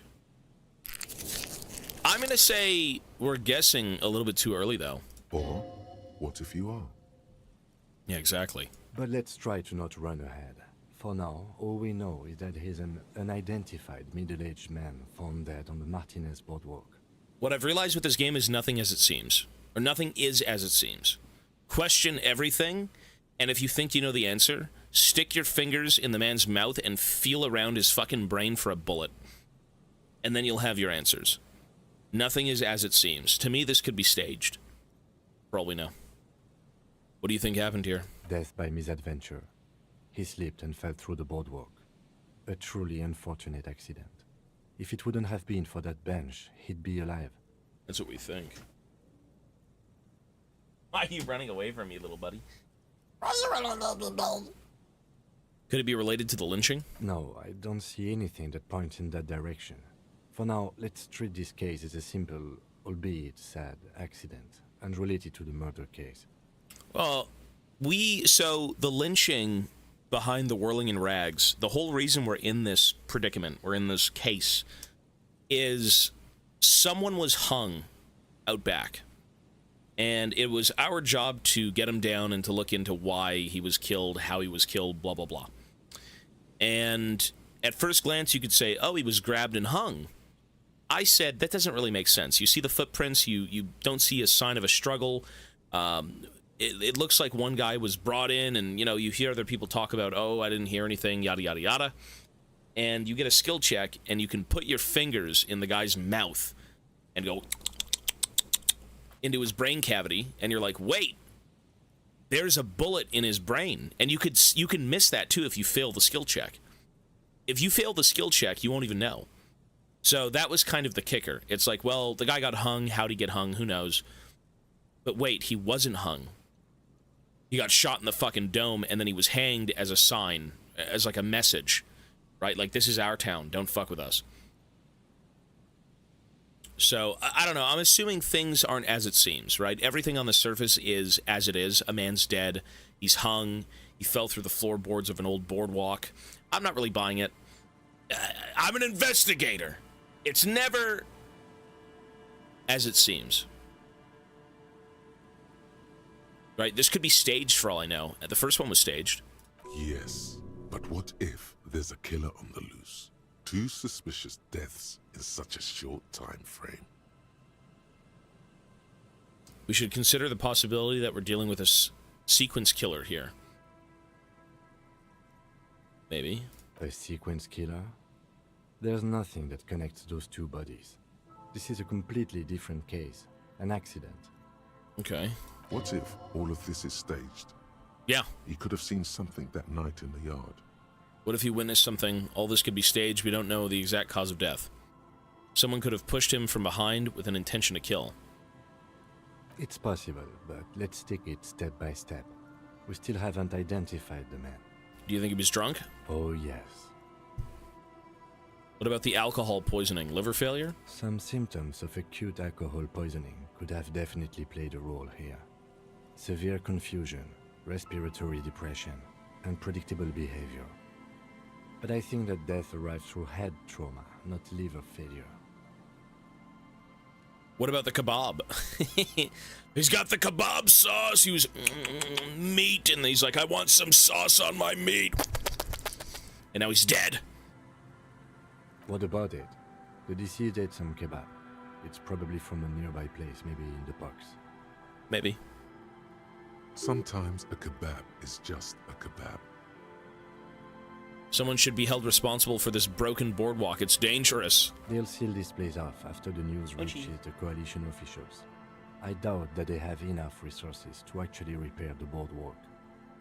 We don't need to. We gotta get the body out of here, though, eventually. Not that sealing it off would keep anyone away. All it does is keep the city council's hands clean. Right. It does seem to be a pretty straightforward misadventure, although there's still a question of identifying the body. What should we do with him? From where I stand, I can see 2 options. We either take the case and follow the leads to identify the body on our own, or we report back to the station and leave this for our colleagues to handle. Hold on. What about field autopsy? We found him. We should finish this. Let's leave this case for the station. I don't want to spend time on it. Fucking bullshit. I still need some time to decide how I want to solve this case. No, we're taking the case. What about a field autopsy? A field autopsy isn't necessary if the cause of death doesn't appear to be criminal. And this looks like a simple accident to me. Looks can be deceiving. I'd say we should just write down head trauma in the autopsy report and leave it at that. It would save us at least 2 hours of unnecessary work. Isn't that kind of sloppy? Maybe, but we don't really have much time or resources to spare. The guys at processing will take care of the rest. We should finish this. If we're here, we're a detective, right? Hey, the more the merrier. If you want to get your life back together, you got to do a few things. Let's do it. All right. We should first examine the library card you found. Then we can call the station for Mike and Emma. Let them know we are taking the case. Sure. Library card. Library card found in the pocket of the dead man on the Martinez boardwalk. It's still slightly damp to the touch. The cover bears the stamp of Jamrock Public Library. The library card is folded into 2 and still slightly wet to the touch. The front side reads, Central Jamrock Public Library Card. issued to Billy Maison, There he is. expires July 53. Billy Maison. Billy is a unisex name. Could be the deceased or his family member. Look inside. Whoever owns this card is an avid reader. You find a list of books written in blue pencil. Radio thriller. Stand a little less between me and the sun. The last one in the list is The Glinting Curve by M. Theobald. A library stamp indicates that the book has been returned. Man, press 1 if you used to go to the library, or still do. Press 1. It has been so long, and I've got some core memories. Dude, I haven't heard the word library in 50 fucking years. I work at a library. That's cool. I used to rent VHS tapes from the library. I remember as a kid, we'd go to the public library. It would be books and VHS tapes. I forgot exactly what it was. I think it was maybe on dinosaurs or something. You still go to print stuff? That's cool. Give my mom books. I think it must have been like historical stuff or Goosebumps or maybe like weird kid movies. Yeah, it was VHS tapes in like clear white cases. Not white, clear plastic acrylic cases, and they had like a sticker on them. It wasn't like the original fucking like case. They replaced them with like the library cases. Holy shit, that's a deep memory. Oh my god. I know we got a bunch of books. That's for sure. Well, libraries are cool if they're local. If you can just walk to one, that's cool. DuckTales. Rent comics. Don't you have to pay for the library? I mean, it's good that it's a public resource. Don't you have to pay a few bucks for something like that? Don't you, for a membership, maybe like $1? Is it free? It might be free. I'm not sure. I can't remember. Man, that was so long ago. I must have been in like elementary school. The shit you think about when you hear words. Fucking hell. It should be free. Let me just Google that.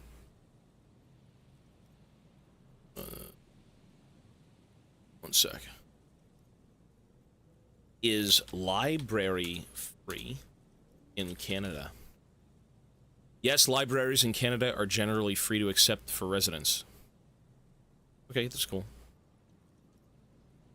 That's fun. Well, yeah, your taxes go towards a library. I'm just... Usually, well, you know what? Memberships don't even cost anything, to be honest. Memberships don't cost anything. In most places. I think I've got, like, a points membership at, like, Shoppers. I've got a Lego membership that I've used once, like, 10 years ago. You know what fucking costs money and you always forget about it and you never use it? EB Games. EB Games or GameStop. I don't know if you guys still use that or even have it in your country, but like, they always try to get you. It's like, oh, would you like to sign up for our membership? You can save 5 cents. It's like, no, I'm not coming back. Most of these titles seem to be in the sci-fi genre. Some thrillers too. Look at the backside. If lost, please return the card to the library. Oh, the phone. 005 02 55211 or visit us at Moreau Street, 78, Jamrock. That's a phone number Business and an address. 900 to 1800. Good. We should give them a call from my kinema. See if we can learn anything about Billy Maison.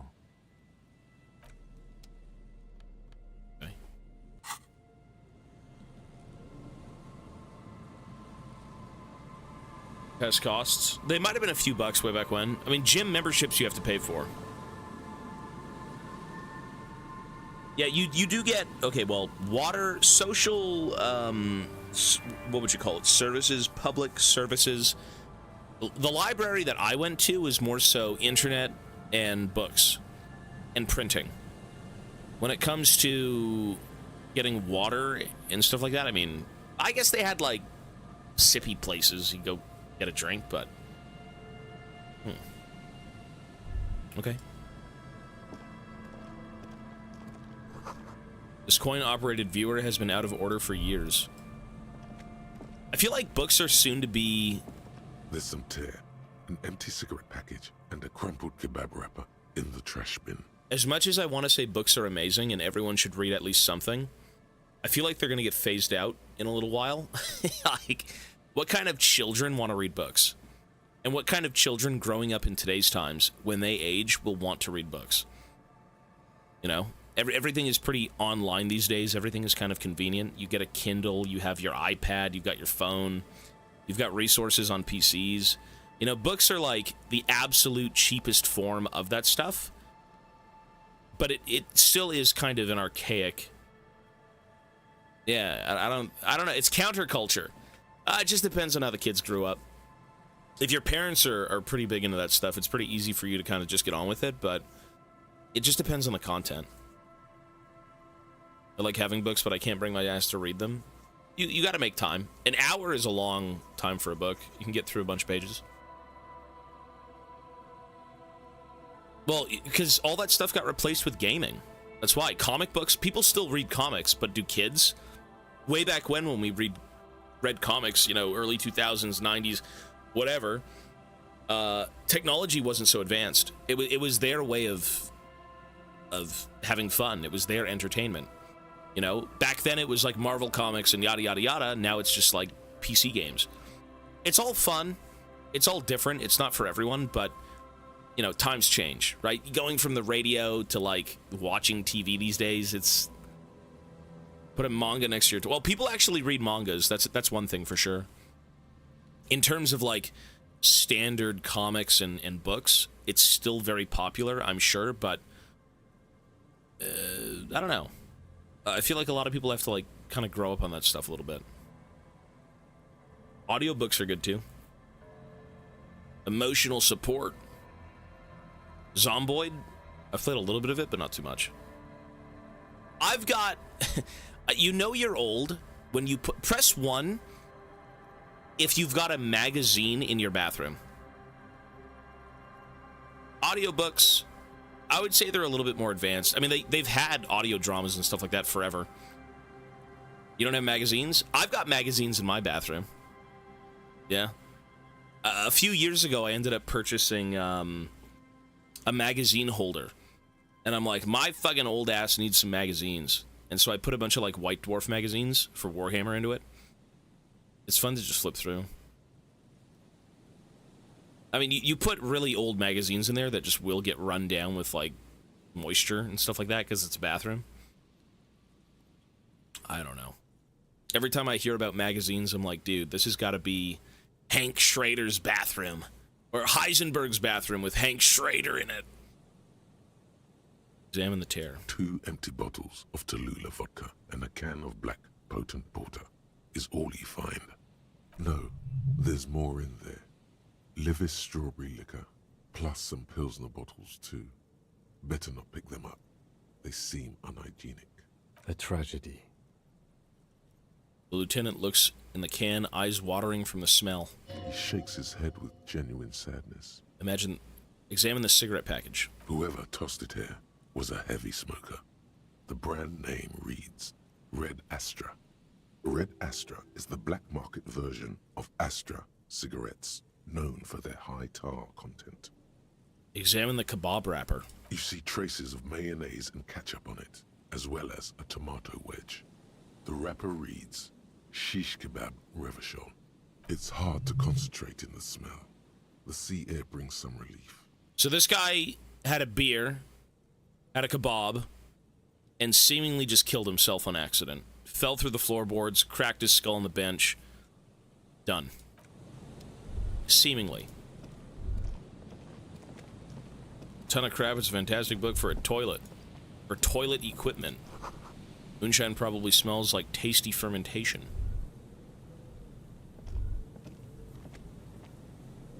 Chinese as always, yes sir. A 40-inch TV in the bathroom. I think I was staying at a hotel at one point and they had a rundown little TV in the bathroom. It was super interesting, but like, I didn't want to turn it on.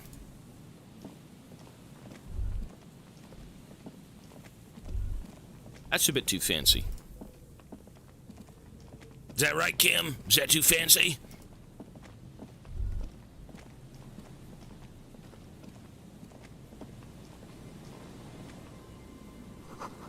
Bars cover these long, dusty windows.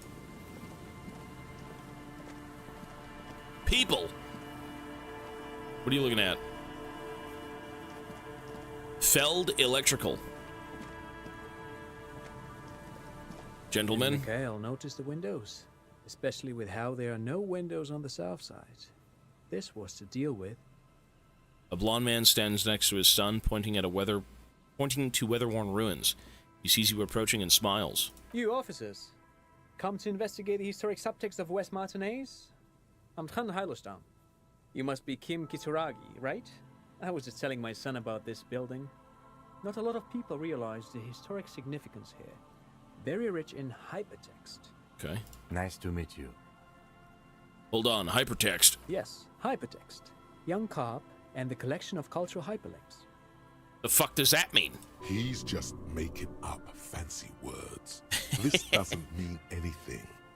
What the hell are you talking about? No windows on a building? Oh yes. So, Mikhail, they had to deal with monitor glare, especially in the summer. They still had vector monitors back then. That was 49 years ago. So they didn't have windows on the south wall. Smart people. I fucking hate that.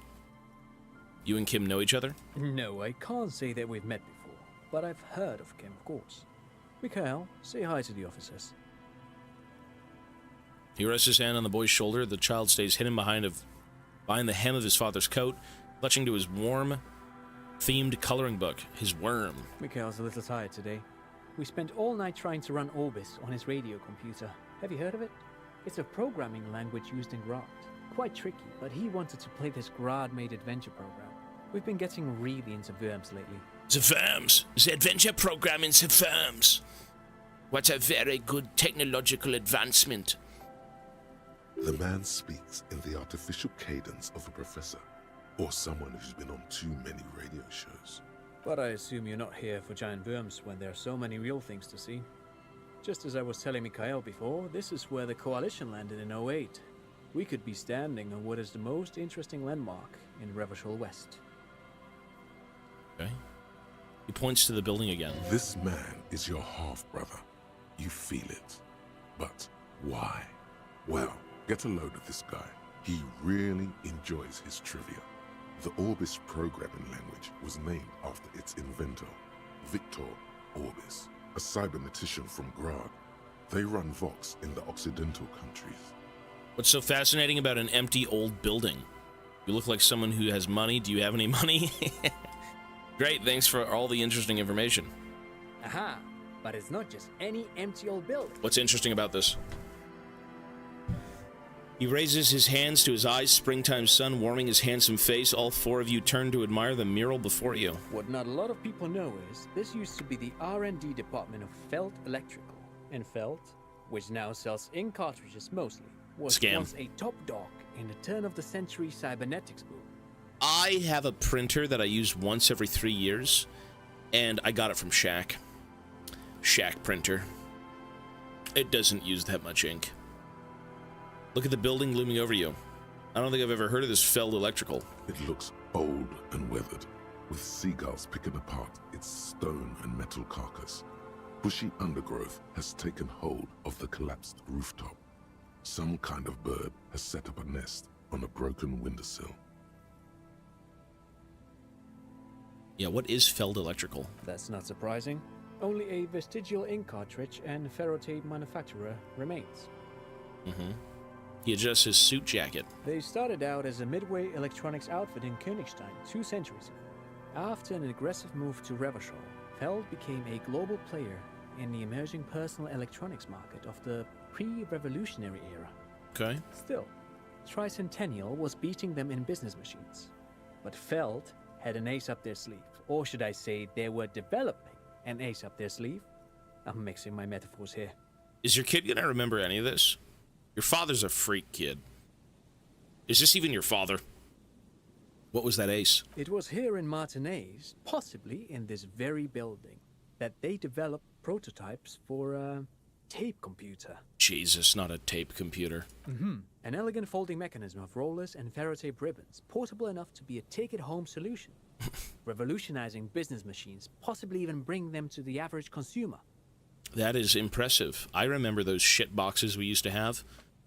Not like when it was first conceived. I'm not 300 years old, but PCs were pretty fucked up back then. Which is a feat of engineering. Even today's giants, RAM, ICN, and ZAM. ZAM! It's a computer? He grins, admiring the sentence he just produced. He assumes something like a combat stance, facing the wind. What happened? Indeed. What? ZAM, it's a computer? The revolution! Oh, bloody hell, the revolution! Unfortunately, their moonshot project never made it to the market. Feld's move to Revachol backfired. The revolutionary government liquefied their assets and expropriated those very advanced prototypes. Possibly from this very building, or one of the adjacent ruins. That's a pretty nice bit of history, thank you, sir. All of this was built by Feld, even the boardwalk. Wild Pines built Martinez proper as a resort for their middle management. Feld built this side of town for R&D. You're saying that Feld Electrical built this boardwalk? Look under your feet. Yes, they even built a pleasure wheel, but that got destroyed in the war. So your kid don't need to know about that. A pleasure wheel? Lieutenant looks wistfully at the horizon as if picturing gondolas rising to the sky. Perhaps reminded of a childhood memory. It's clear he would prefer there were a big wheel lighting up the coast. Yes, to lure in their star engineers. This part of Martinez was nothing but reeds before Feld arrived. They had to make the prospect of living here attractive. It was supposed to become a global center for innovation in cybernetics. But history had other plans. It always does. Always with good intentions, and then the war and different ideals. What happened to the engineers, the company people? Oh, I'm afraid it didn't end well for the boys. But this story is a bit too dark for little Mikhail here. Now, if you were to ask about tape computers... What did the revolutionaries do with those advanced tape computers? They used them for military communications, but also to write and send out press releases. The most notorious example being Le Décret de Mars. Okay, what is that? What's the Mars Decree? I mean the radio transmission sent out to news agencies and world governments by the newly created Commune of Revachol on the 7th of March in the year 02. Everything here is just a relic of the past. A short-lived legislative foundation for a short-lived utopia. Unfortunately. It's a beautiful piece of text, actually. A singer-songwriter I know, Charette, called it a love poem to Revachol on her political concept album, Bon Baiser dans le Lind. You should read it. Every local library in Revachol stocks a copy of the decree.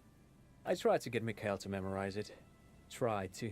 Someone was much too interested in worms to be paying any attention. Okay. The kid takes a peek at the green and silver worm on the cover of the book, already forgetting about this part of the discussion. How did those tape computers work? Actually, no one knows. No one even knows what a computer made entirely of tape would look like. But word has it, they were very elegant, exquisite, alien-looking turn-of-the-century hardware. He raises his finger, remembering something. Buckle up. God. 10 years ago, I did a little freelancing, I guess you could say. I was a special consultant for an exhibition at the Womty Dumpty Dum Center in Vredefort, Oranje. It raised the same questions, and we had lengthy discussions with Paul Ockerman, who was head curator at the time. This was before the twins Keith and Guy Juice joined the team, trying to... Okay. Wait, did he just say Wumpty Dumpty Dum Center? I think that's a real place. He did it. He said Wumpty Dumpty Dum Center, like it's the most natural thing in the world. What the hell is a Wumpty Dumpty Dum Center? And who the hell are Keith and Guy Juiced? Okay, the Wumpty Dumpty Dum Center. Paul Ockerman, Keith and Guy Juiced? What are you talking about, son? The Wumpty Dumpty Dum Center for Contemporary Art. Oh. The exhibition itself drew on Lagerman's notion of memory, and so there were some parallels. That's why the head curator, Paul Ockerman, chose to... You're making this up? Turn to the lieutenant. Kim, is he making this up? In fact, I'm not. The Wumpty Dumpty Dum Center is a place you can visit if you're ever in Vredefort and are ever in the market for an exhibition space / contemporary art research center. Okay. But perhaps I should return to the tape computers. As I was saying, the device itself was very elegant, fragile even. one could write directly on the tape using a special chemical solution. The machine would then analyze the handwriting, perform operations, and project output onto a white screen. It was a beautiful, delicate thing. Not cool. I've seen cooler things than that. The RCM should get some of those. Even one would be very useful. Sounds it. Though I understand the socio-economic causes of the revolution, it pains me to imagine the revolutionaries setting fire to the precious device. But so they did.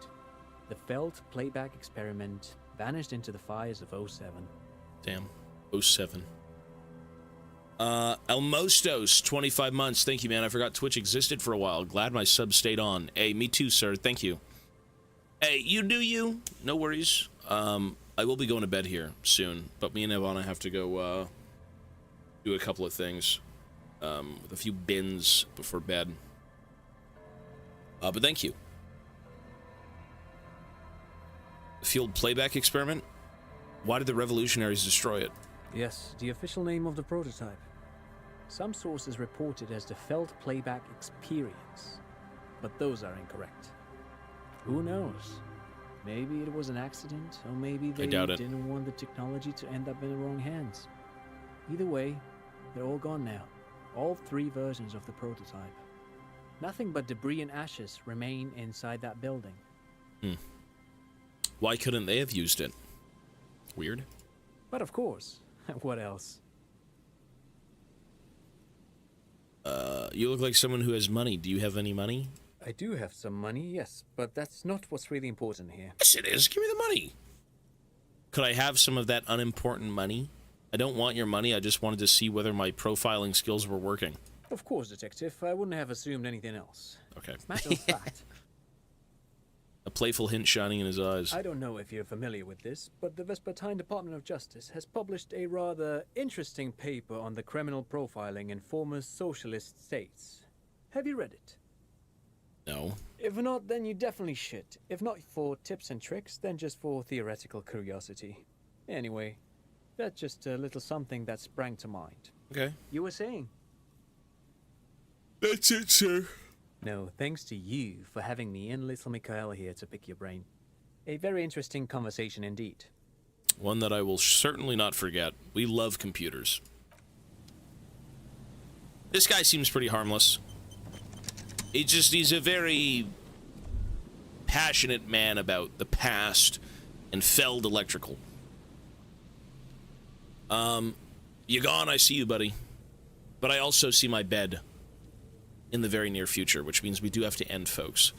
YouTube, that is it for day something of Disco Elysium. I would say we made pretty good progress today. We had a full day of gaming. We will continue to have full days of gaming this whole week. And that's good news. You know, it's good to get back to a regular schedule. We were able to get some stuff done this weekend, and it cleared up some time for this week, so that's good. So yeah, folks, I will be heading out. YouTube, have yourselves a great night. We will reconvene tomorrow for more Disco Elysium. And with that being said, take care, and I'll see you then. Peace, peace, YouTube.